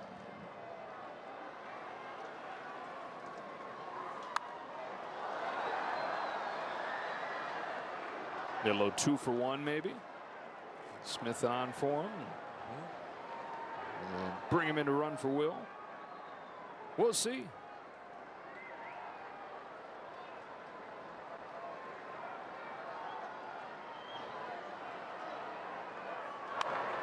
Down the line. Foul. Lugo that close to another extra base hit. By the way, the official update the Dodgers have given on Kirby Yates, right hamstring tightness.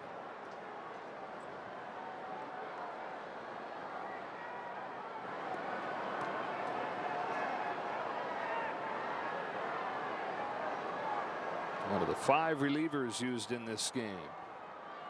Kasperius, Yates, Garcia, Scott, now Vesia. Home of the 2-2 to Lugo. High drive left field. Instead of a double, he'll take a home run.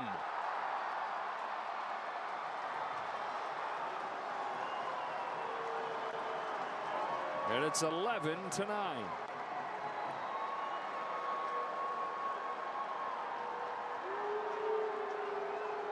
Alex Vesia, that's the 6th home run he's given up in 20 innings.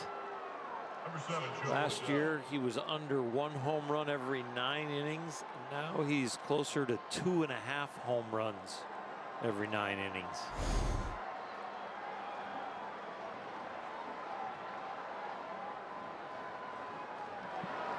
He came here with just a fastball when he put the Dodger uniform on, and then brought the slider along, and now is trying to mix in some changeups to righties.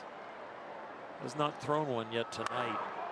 Now Adele sends one sky scraping out there, but he got under it. It'll eventually come down for out number 2.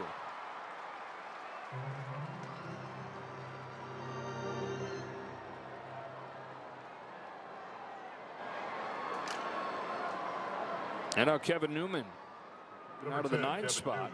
Guy who was 5 for 34 on the year coming in is 2 for 4 tonight.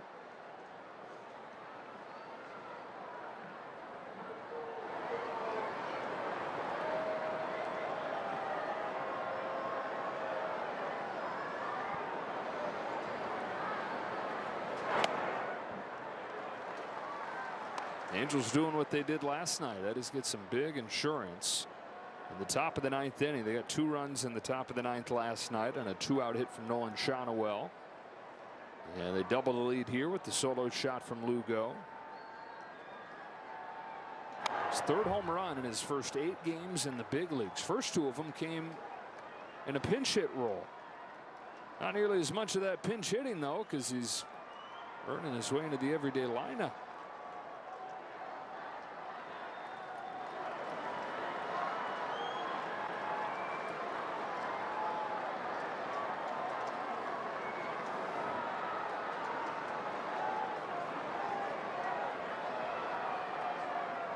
Vesia's 0-2 pitch to Kevin Newman.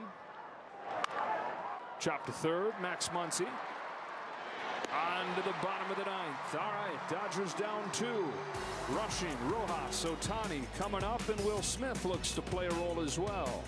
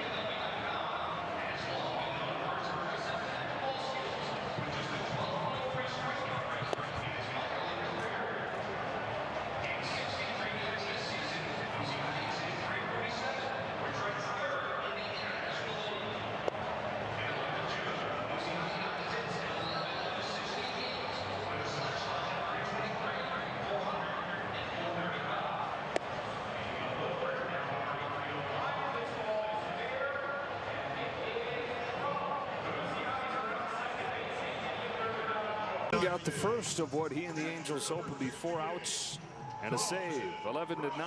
Dalton Rushing the lead off the bottom of the 9th for LA. Last 2 times up, RBI hits. And instead of Rojas, it'll be Will Smith to bat 2nd, then Ohtani.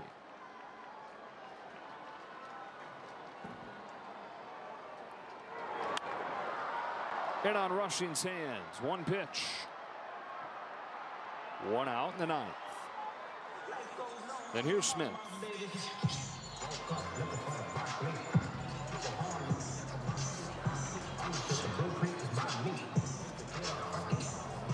Hitting for the Dodgers, number 16, Will Smith. Leading the National League in on-base percentage. 4 pitches, 4 cutters for Kenley. It's not cutting it very big, but he's locating it well at the top of the strike zone. If he's going to keep it there, you're going to have to get on top of it.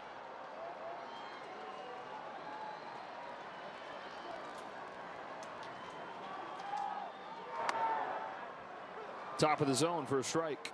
There it is again up there.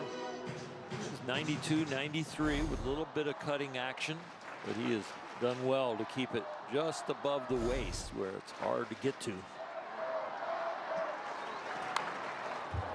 The half-hearted swing and a foul there, 0-2. The first slider.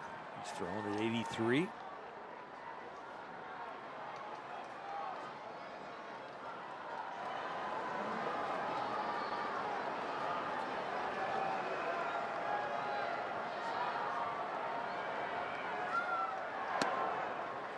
Turned it back up with the cutter and missed low. He was trying to throw that one as hard as he could. He got it to 94, but all that effort lost the location.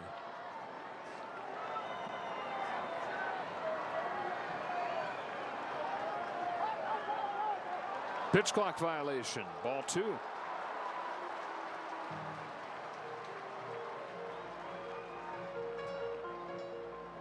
Prior to the violation, they were going cutter up. Let's see if they stick with that plan.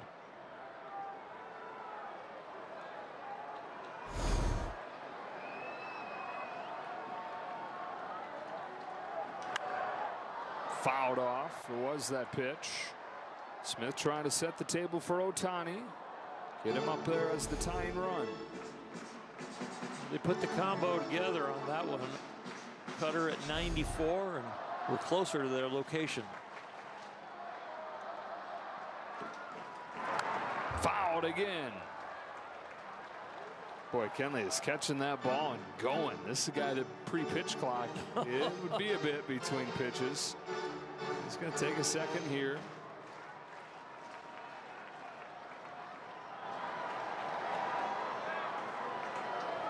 Another 2-2 to Will Smith. Stays alive.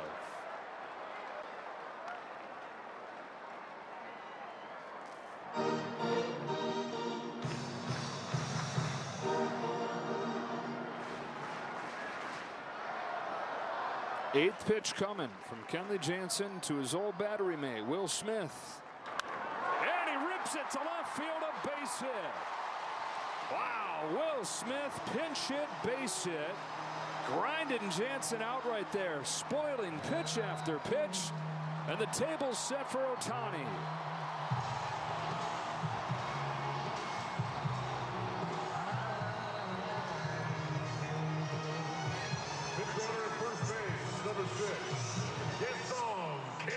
And there is that 2 for 1 there. Kim's going to pitch run for Smith. Shohei Ohtani.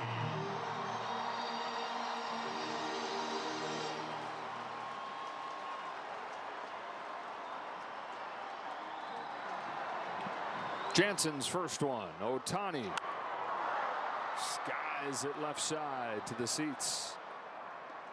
After hitting his 9th home run in 13 games last night, he's 0 for 5 tonight.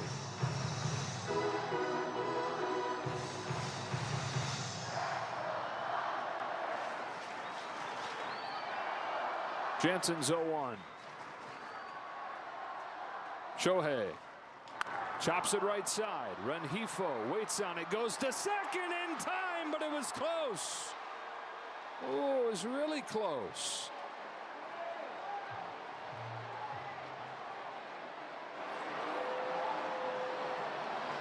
Nope. He's close to the base, but that ball arrives in the glove about a half a foot. Yep, about 6 inches. The length of your hand.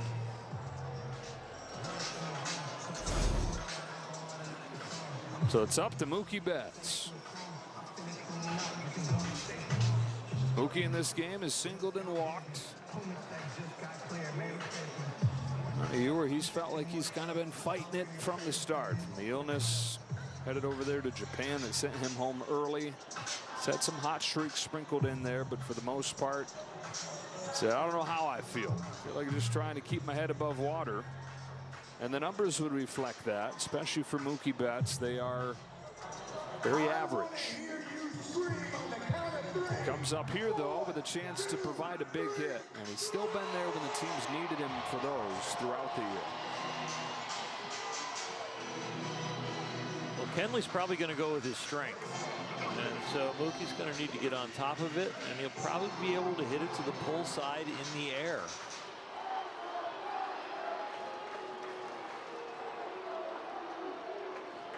Dodgers down to their last out. Kenley Jansen to Mookie Betts. Ohtani will take second on ball one.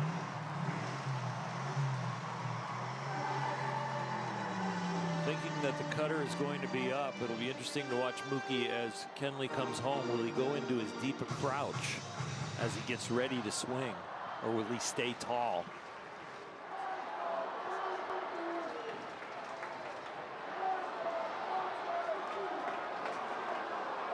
Kenley wants Ohtani to go to third. Yeah, Ohtani says I don't want to. He's trying to balk him intentionally to third, and he just did. Kenley balked, yeah.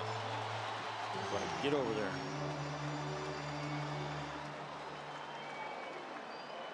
He said, what do we got going on? Ron said. He said, I'm balking. And he did.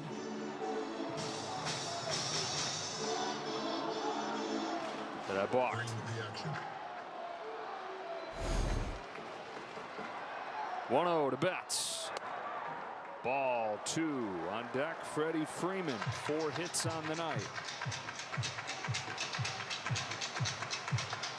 You think about getting that guy to the plate now with a 2-0 count. You're looking for a home run pitch or a ball. Here it comes. Betts rips the ball to left center field. Lugo is there, and the Angels hang on 11-9. They set the table tonight. They scored 9, but it wasn't enough. These Angels found double figures and beat the Dodgers. They've taken the first 2. Only the second time the last month and a half that they've won back-to-back ball games. And they've won a series at Dodger Stadium for the first time in 6 years. For Hershiser, Kirsten Watson, and the rest of our crew, Joe Davis saying so long and talk to you tomorrow. Final game of this series at 1 o'clock. For now, stay tuned. It's Access Sportsnet Dodgers. The roar is back in Motown. Right now, Major League Baseball, we have the new Tiger King. Tarek Skubal owns this mound. So long and talk to you tomorrow. Final game of this series at 1 o'clock. For now, stay tuned. It's Access Sportsnet Dodgers.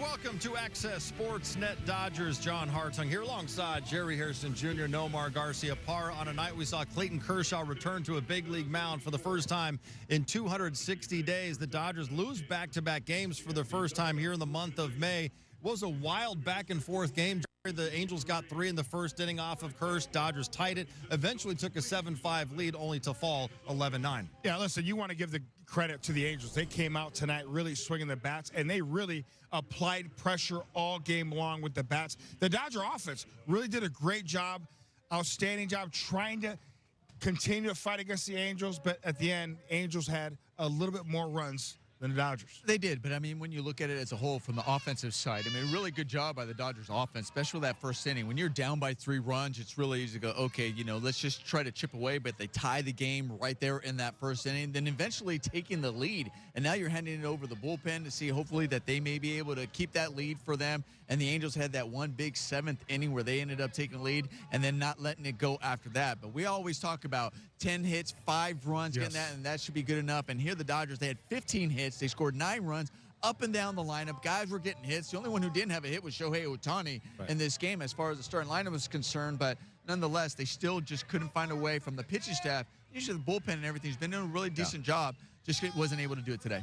All right, and going back to the start of the game, Nomar, we talked a lot about Clayton Kershaw on the pregame show. There was so much buildup, so much anticipation, so much excitement about him being back on a big league mound.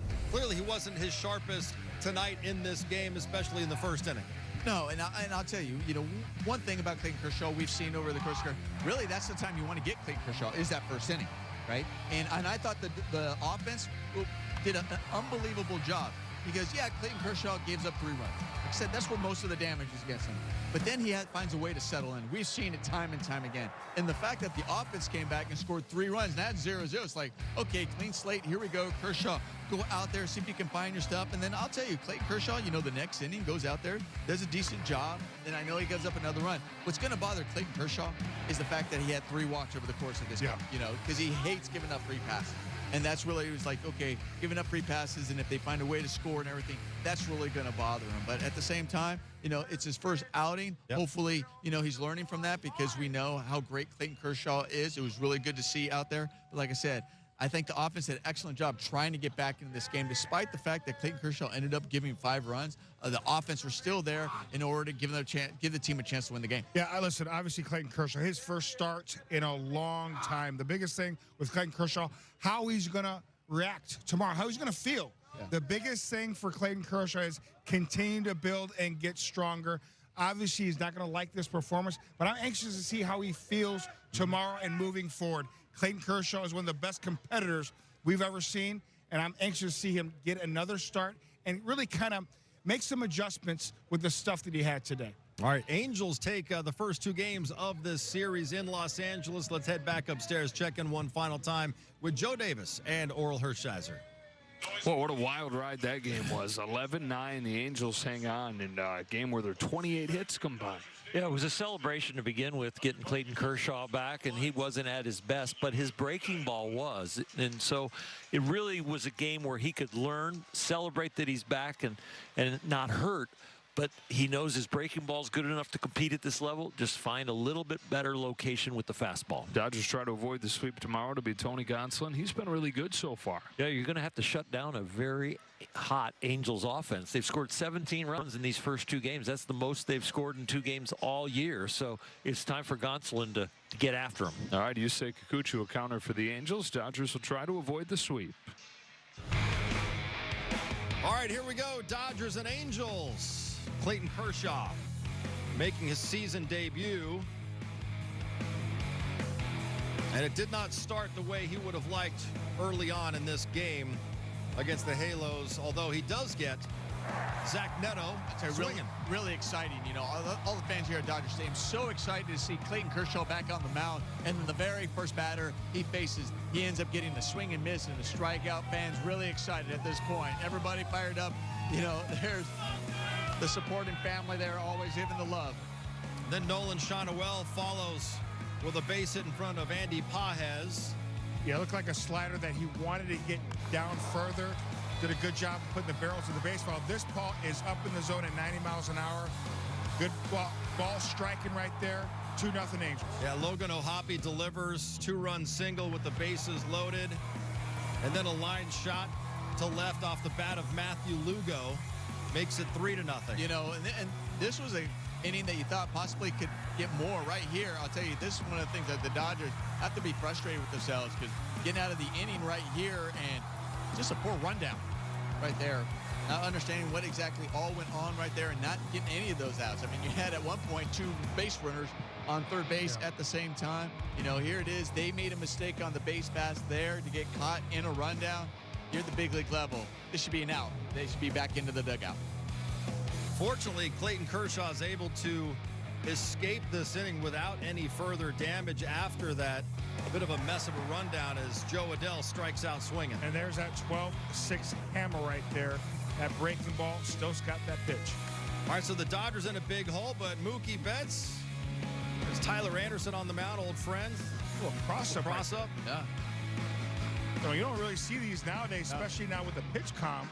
Good thing for Logan O'Hoppe. Got the glove on that ball to kind of move it out of the way right there. But Man, even Mookie was like, look at him like, you all right? Then Mookie follows, hits a 1-2 pitch for a base hit. Good piece of hitting there. Fastball, they try to time up 1-2 inner half. Gets the barrel too. Freddie Freeman follows. That's a base hit as well.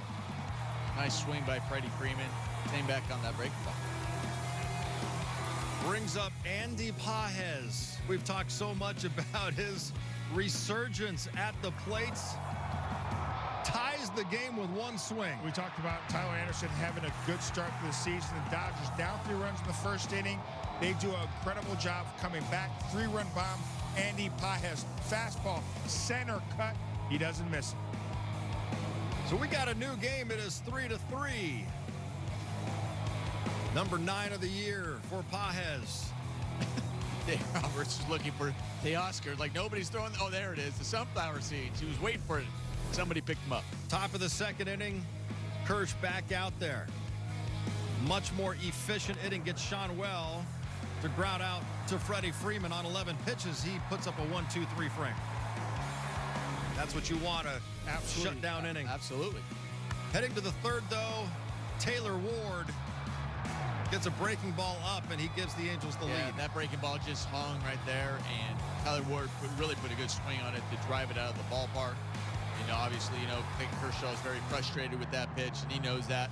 But at the same time, going, okay, it's a solo shot. After that, got to minimize the damage, and he did, and went 1-2-3 right after that. Top of the fourth, Kersh. That's Neto. Look at the catch by Andy Pages. Second and third, 1 out. Makes the catch, but a run scores. Long way to go, and he's going full speed in that small wall there. Great concentration. Andy Pages, that is one of the tougher corners in all of baseball.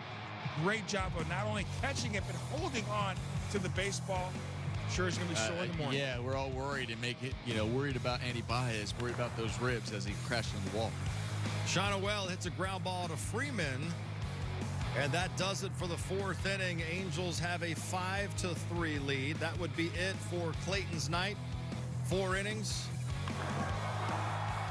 Kike Hernandez in the bottom of the fourth. I really love Kike Hernandez at bats tonight. Great job of getting a ball he can handle. 1-0, a cambio, center cut. Kike does not miss it. So the Dodgers get a run right back. It's 5-4. Top 5, Ben Kasparius to Taylor Ward. And Miggy Rowe testing out the hops. Had it the whole time. The first out, a couple of batters later, it's Ohtani. Kasparius works a 1-2-3 fifth inning. Exactly what you want. You turn it over to the bullpen. You want those quick, efficient innings. That's what Kasparius gives them. Get that offense back in there to try to get the lead. Top 6, Kasparius to Matthew Lugo. Swing and a miss, and Dalton Rushing showing off the cannon. Nails Luis Rengifo. Great throwing arm right there. Outstanding job. A to B throw to second base. Miguel Rojas line the tag. Bottom of the 6th, Dalton Rushing, his second career Major League game. That ball is scorched 112 miles off the bat. And after you throw out a runner the way he did, showing off the cannon of an arm, and then crushing the ball down the right field line. He's got a great top hand right here. He does. Great finish to that swing. I mean, rope off his bat. Watch out over there. So it's 5-5. Miggy Rowe at the plate. Hector Neris throws a wild one. Dodgers take the lead. Shohei Ohtani up the middle. That's a double play. Run scores to make it 7-5. Tough night for the Big Show at the plate. Top 7, Kasparius facing Sean Well. And just like that, the Angels get one back at 7-6. They wanted a breaking ball down and really stayed up inner half. The Angels, give them credit tonight. They capitalized on mistakes up in the zone. Kasparius out. Kirby Yates comes in. And Logan Ohtani with one swing of the bat, Nomar, gives the Angels the lead, a 3-run shot. They wanted that fastball up and in. That ball was up and away. Logan Ohtani put on a good swing. He didn't pull off that ball, stayed on it, and took it the other way. 5 RBI nights for Ohtani after that 3-run shot, 9-7. Yeah, it's amazing. You know, you have scouting reports. You got to execute certain pitches in locations. You make a mistake, big league hitters will capitalize. Kirby Yates, he threw this pitch and reached for his right hamstring, and he would have to leave the game with right hamstring tightness. So another potential injury to the Dodgers pitching staff. Kirby Yates would have to exit the game, and Luis Garcia would come in. And the Angels not done hitting as they tack on as Kevin Newman grounds an RBI single to make it 10-7. You know, what you're talking about this is that the Angels team as a whole, they did not give up. They were like, okay, they were just saying, hey, listen, we got to just keep hitting, taking it back up the middle. They were hitting the ball to all fields. 2 out and 1 on. Michael Conforto, infield base hit. Take that knock when you can. Dodgers at this point trying to chip away, find a way, get back in this ballgame. Dalton Rushing follows, little left on left, bangs it into left center. Here comes a run. It's 10-8. How about that approach there? Little lefty on left, little inside out swing. That is so good to see young hitters doing that, using the whole field. This kid can hit. Rushing has his first 2 RBIs as a big leaguer in this game. Top of the 8th, Tanner Scott facing Ward and getting him looking. Really right on the edge. There. At the belt right there, outer half, perfect pitch. Also gets Ohtani looking. It's a 1-2-3 inning for Tanner Scott. Bottom of the 8th, Freddie Freeman. The hit machine. Freddie Freeman, he does such an excellent job keeping his weight back. You know, that was a breaking ball. Okay, he takes a step, but everything doesn't shift forward. Stays back nicely to get that knock. Speaking of staying back, Andy Pye has been doing just that. Using his hands, staying back, letting the ball travel when he needs to. Here he jumps on a fastball, rope to left center. Back-to-back 2-out singles make it 3 consecutive 2-out singles. It's 10-9. That's what I love about this Dodger team. They do not give up. They continue to come after you. Just continue to give themselves a chance to be in a ball game and find ways to win. Kike would walk, loading the bases. They bring Kenley Jansen in to face Michael Conforto. In a 10-9 game, bases loaded, 2 outs. But Kenley's able to get him to ground outs to win the inning. Still a 1-run game going to the 9th inning. Alex Vesia comes in. And Lugo with a little insurance for the Angels, a solo shot. I can see why they like him. This kid plays from center field, got some speed and some pop in his bat. 11-9. Angels have the lead at this point.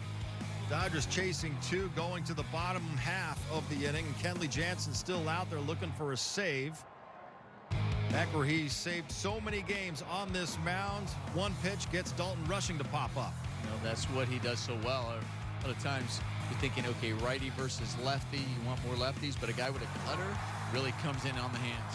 Will Smith fouled off a bunch of pitches in a pinch hit roll, so he gets on base, but then Shohei Ohtani grounds one to second. They go to second. Haesung Kim came in to pinch run. They just barely get him. So that's the second out. That was dangerously close. It was. For a second, thought maybe they made a mistake there. He was going to be safe, but you can see by the replay that he definitely was out. Mookie Betts hits it well, a 2-0 pitch, but it is caught. And the Dodgers lose again to the Angels on back-to-back nights. 11-9 the final.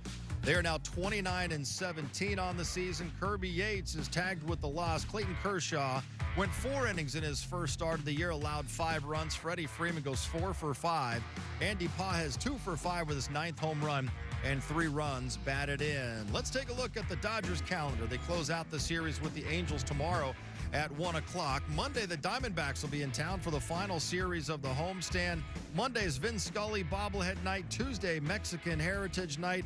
Wednesday is Will Smith World Series final out bobblehead. And then next weekend, the Dodgers go to New York to play the Mets. Next 4 games will be on Sportsnet LA.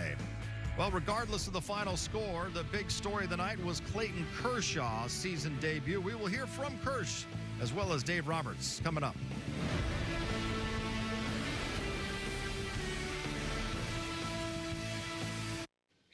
There's certain players in every lineup that make the lineup go. Speed, power, he is a difference maker. Ketel Marte, he's done it one more time. The best second baseman in the game, that's Ketel Marte. There goes Corbin. Just incredible speed. He wants to bury people. He just doesn't want to beat you. He wants to drive you into the ground. Snakes alive. They're tearing the cover off the ball. We play to win. We've played that way all year. I guess this is just another example of that. We know what's in that locker room. We know the heart we have. The alpha dog among big league closers right here. Top of the food chain, Manuel Clase. Jose Ramirez, one of the most unsung great players in the game of baseball. Goodbye. That's why he needs his gamer. Swing! Cutter at 100 miles per hour coming at you. Home run, Jose Ramirez. Best power, speed, and run production is Jose Ramirez, and Jose Ramirez. He's a complete player. Bogey! Swing and a miss. Book it. You get into the ninth inning, done deal. This guy is the entire package. Struck him out. My goodness. He has a weapon for every hitter. Good luck. 99. And what I like most about him, he pitches with an attitude. They're still on their feet for Paul Skeens. Everyone wants to watch this guy. Must-see TV for me. 6'7", top 5 exit velo, #1 arm in the sport. There's a cruise missile. More fireworks. He can go out there to center field, relax, and I think this is a 30-30 guy this season.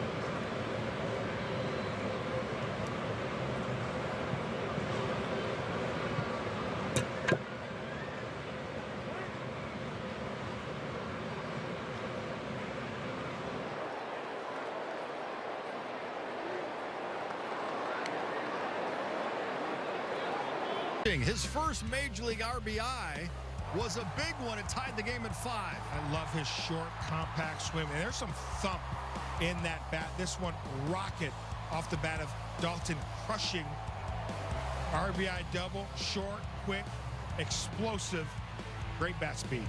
112 miles an hour off the bat for his first Major League RBI. In the top of the first inning, Clayton Kershaw gave up 3 runs against the Angels. But Nomar, just like you like to see, you like to pick up your teammates sometimes. Andy Pages immediately did that in the bottom half of the first inning. Yeah, he really did. He came up big with a home run, 3-run home run, get the game tied. But I'll tell you what, Andy Pages, he's been swinging the bat.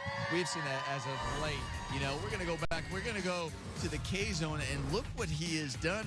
He's had 3 home runs in the last 4 games. So we're going to check out what he's hitting. It's like everything. All right, here's a sinker coming in on the hands. Does an excellent job pulling the hands in nicely, getting the barrel to it, and hit that a long way. That didn't just barely go out. He hit that way back down there in left field. And then here is a breaking ball. The timing that he has, the balance that he has right now, he's staying back great. And be able to take that breaking ball to center field. Excellent job as far as timing and staying behind the ball. Now here's a fastball. You got a lefty doing the same thing, not pulling off the ball in a 3-2 count. 3-2 count, and we know he's done an excellent job with 2 strikes. Find a way to just put the ball in play. But here we are seeing all 3 of those. You know, he's doing an excellent job right now, really covering the bottom part of the zone. Doing an excellent job. We know at times he has trouble with the upper half, but he's also just taking those, laying off of those, say, listen, I'm going to get you back down to the zone where I know I can do some damage, and he's doing that. We're going to go Access 360 and break down the defensive side. Pages has a long way to go. Great concentration at full speed, catches the ball, and runs into that small wall. I said it earlier, this is one of the toughest right field corners in all of baseball. Very similar to Fenway Park here. Outstanding job, Pages. Understanding where he's at, makes the play, holds on to the baseball, and gets it back in. One more look at it. Understanding the concentration needed to corral this catch. And yes, he's going to probably feel it in the morning. But I'll tell you what, one of the better athletes on this ball club, doing it offensively, defensively as well. All right, Angels get the win, though, 11-9. Let's head back inside the clubhouse and hear from Clayton Kershaw talking with Kirsten Watson and the media. Clayton, when you look at this outing today, first, can you describe to us the emotions of getting back out there and just being back on the big league mound? Yeah, I mean, I love being back out there. It felt, it's a special thing to get to go back and pitch at Dodger Stadium. Obviously, I wanted to pitch better, need to pitch better going forward, but, you know, I think for me, just to see that, I think there's some glimpses of my stuff being there, which is good. The problem tonight was just command. I had really bad command tonight, so I think I can fix that, which is good, which is an encouraging thing, but obviously not good enough tonight to get it done. But, you know, first one back, and just to be back out here at Dodger Stadium was special for me, regardless of the outcome tonight. Command-wise, why do you think that was? And was it something maybe you felt in your bullpen going into it? I don't know. You know, there were some good throws mixed in, but just not enough consistency. So, you know, just look at it tomorrow, try to figure it out and work on it in the bullpen and get ready for the next one. And just overall physically, the toe, the knee, the arm, how you feel? Yeah, physically feel great. You know, that first inning was long. Hadn't had, you know, a really long inning like that in rehab before, so I think my, you know, stamina was kind of put to the test early, which was good. And so, you know, obviously took my lumps on this one, but physically feel good and ready for the next one.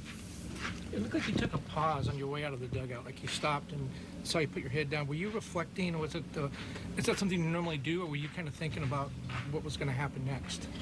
No, I don't remember pausing. I always wait till, you know, 08 with the game to go back on the field. So maybe I was just a little early today. Okay. But, yeah, I think, you know, before the game and, you know, leading up to this, you know, it's definitely, I don't like the word emotional, but there's definitely some, like, some thoughts, you know, it's just special, you know. So I think as you have done it more and you get a little bit older, you just learn to appreciate that more. So it was different. I wouldn't say that, but just it was special. Yeah. What was it like being with Dalton? Yeah, Rush did great. You know, obviously I didn't give him a lot to work with today, so you know, he's going to be good. He cares a lot, wants to be good. You know, prepared a lot, did a lot of homework, and you know, he's learning on the fly, and so. You know, I didn't give him a lot of help today, obviously. I didn't hit a lot of spots, but he'll be fine. But the slider wasn't out yesterday. How would you describe your feel for that pitch? Yeah, I left a few middle today. I think more than anything with the slider, there's a lot of foul balls instead of swing and misses. So, you know, that needs to be my out pitch. That needs to be the one that get swing and miss on. So I think it's in there. I just, you know, the location wasn't great today. I left a lot of it middle. What carried over from your rehab starts that went well tonight? I don't know. I mean, rehab, you just try and make it here, you know. So this is where the performance starts. So now we start analyzing performance and try to figure out how to get people out consistently. And so it's hard to compare. It's just a completely different animal. Looking at the way the season ended for you last year, what ultimately kept you motivated to come back for your 18th season? Just wanted to pitch. Yeah, as simple as that. Dalton Rushing picked up his first career extra base hit, first career RBI tonight. Plus, he got to catch a future Hall of Famer. More reaction coming up from Dodger Stadium.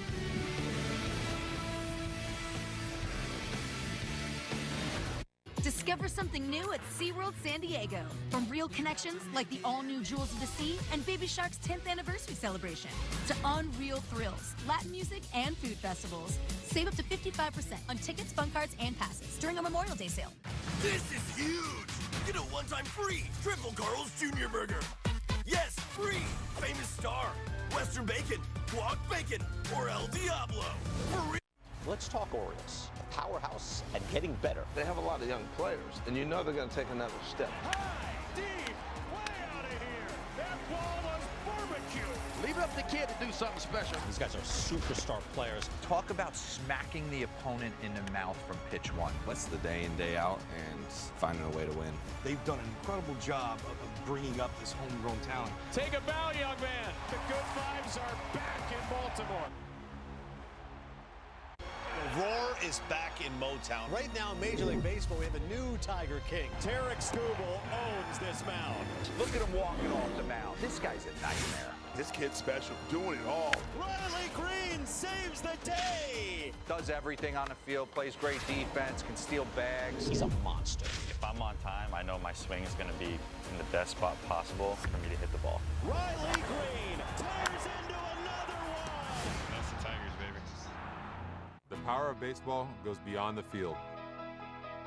We're able to use our platform and let these kids know that dreams are reachable. It's very important to leave something behind to show our gratitude. Stand up to cancer. We are attacking your opposite. Together. Together. Together. Together.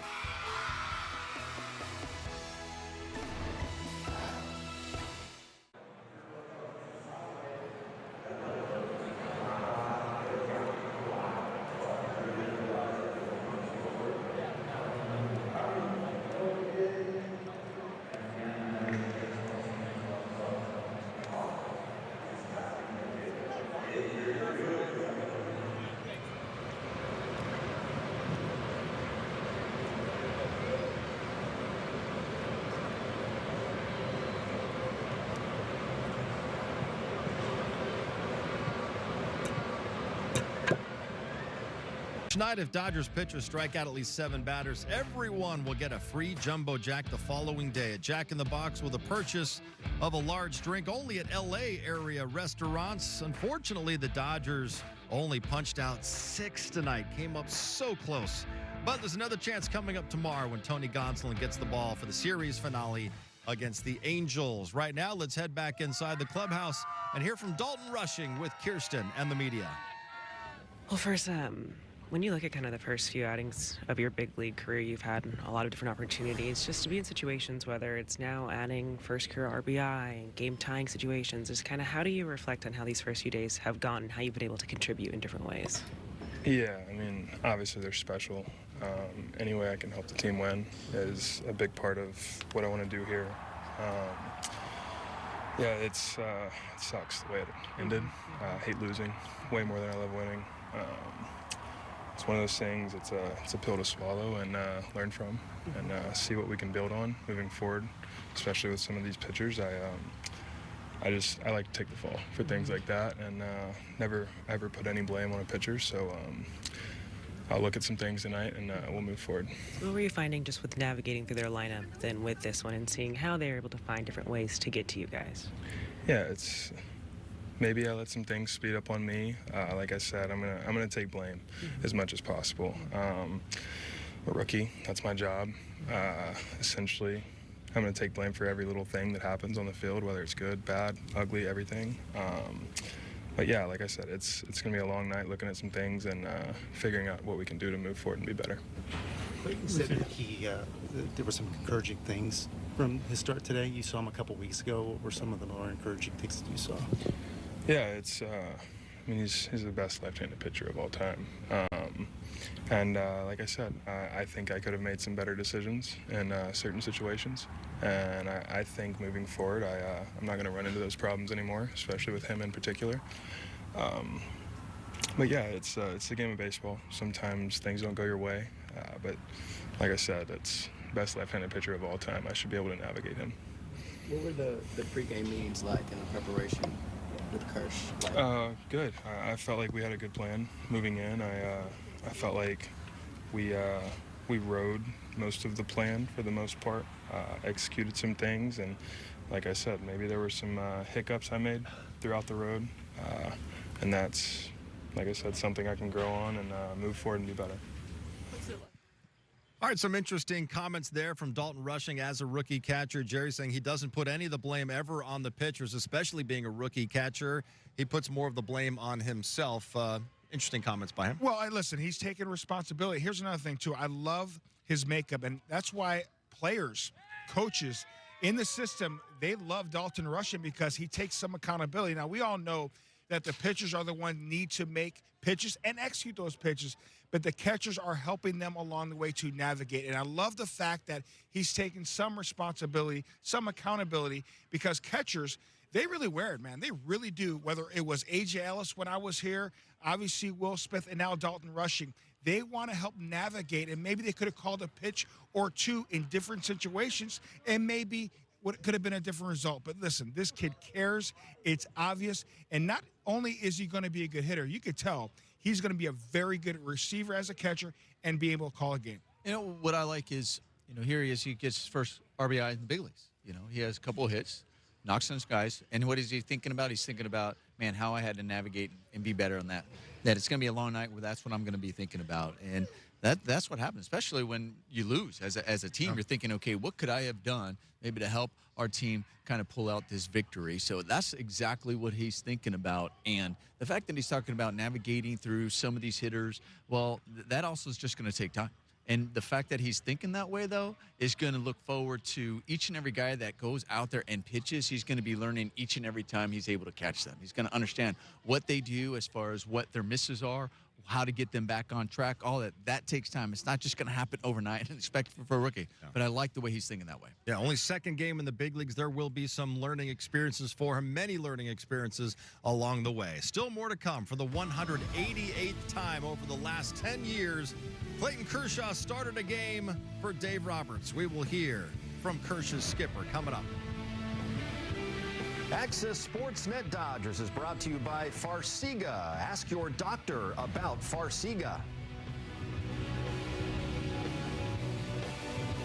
For more talent-wise, with the Correas and the Royce Lewises and the Buxtons firing at the height of their power, they're probably the most talented team. Royce Lewis puts his team on top. Postseason monster, we all know that. Grand slam, Carlos Correa. With Byron Buxton, it's the tools, the speed, the power. He knows one speed, and that's to go get it. I think that we're a great team. I think we know we're a great team. The Twins have the most talent in that division. Let's talk Orioles, a powerhouse and getting better. They have a lot of young players, and you know they're going to take another step. High, deep, way out of here. That ball was barbecue. Leave it up to the kid to do something special. These guys are superstar players. Talk about smacking the opponent in the mouth from pitch one. That's the day in, day out, and finding a way to win. They've done an incredible job of bringing up this homegrown talent. Take a bow, young man. The good vibes are back in Baltimore.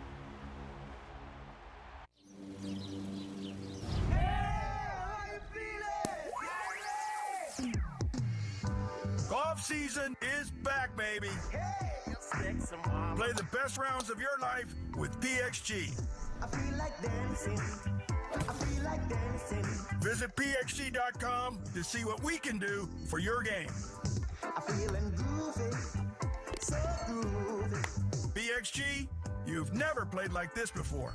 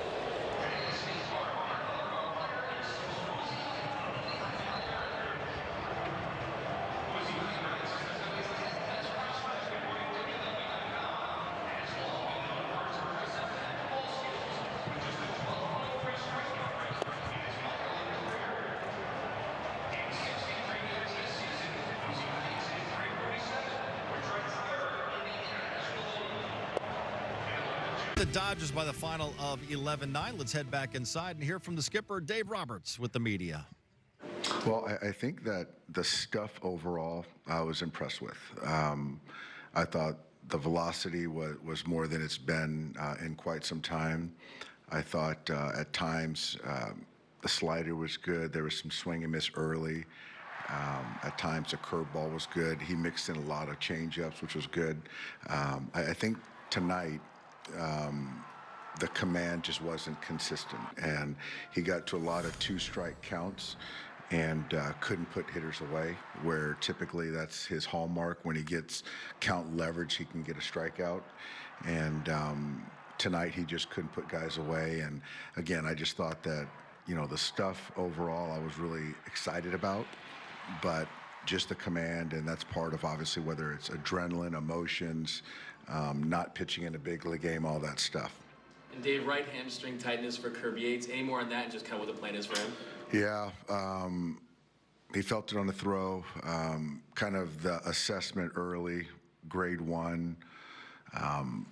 I don't see it how it's not an IL, just given a hamstring, but yeah, we'll see how he comes in tomorrow, but I could kind of see it's an IL. I'm sorry. Yeah. With Clayton, did you see something before the game that he seemed more, he talked about being very emotional. Did he seem more amped up? You know what? I think that he did a really good job of controlling his emotions. I think that there was emotion there. I don't think he was amped up. I think that he was kind of trying to control those emotions of finally getting back, pitching in a big league game at Dodger Stadium. Tony Gonsolin takes the mound Sunday against the Angels for the 4th time this season. We will have a game preview of that series finale coming up next. Access Sportsnet Dodgers is brought to you by Lexus. Experience amazing.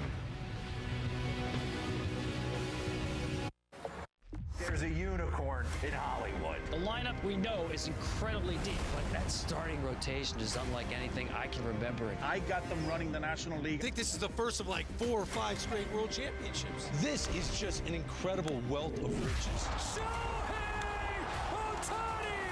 He's in a world of his own! Strike 3 swinging. It's a dozen strikeouts for Tyler Glasnow. Walk-off win! We do not talk about this superstar enough, and that's Rafael Devers. 6th straight game with a home run. Jarren Duran is an extra base machine. I've just always been like that guy that keeps his head down and works hard. Swing and a miss. Crochet's got that kind of electric stuff. This green monster is tailor-made for Alex Bregman's swing. Great fit for Bregman, great fit for the Red Sox. This was the piece that they really needed. The guy's a winner. He's got all the talent. The Red Sox are a much better team this year than they were last year.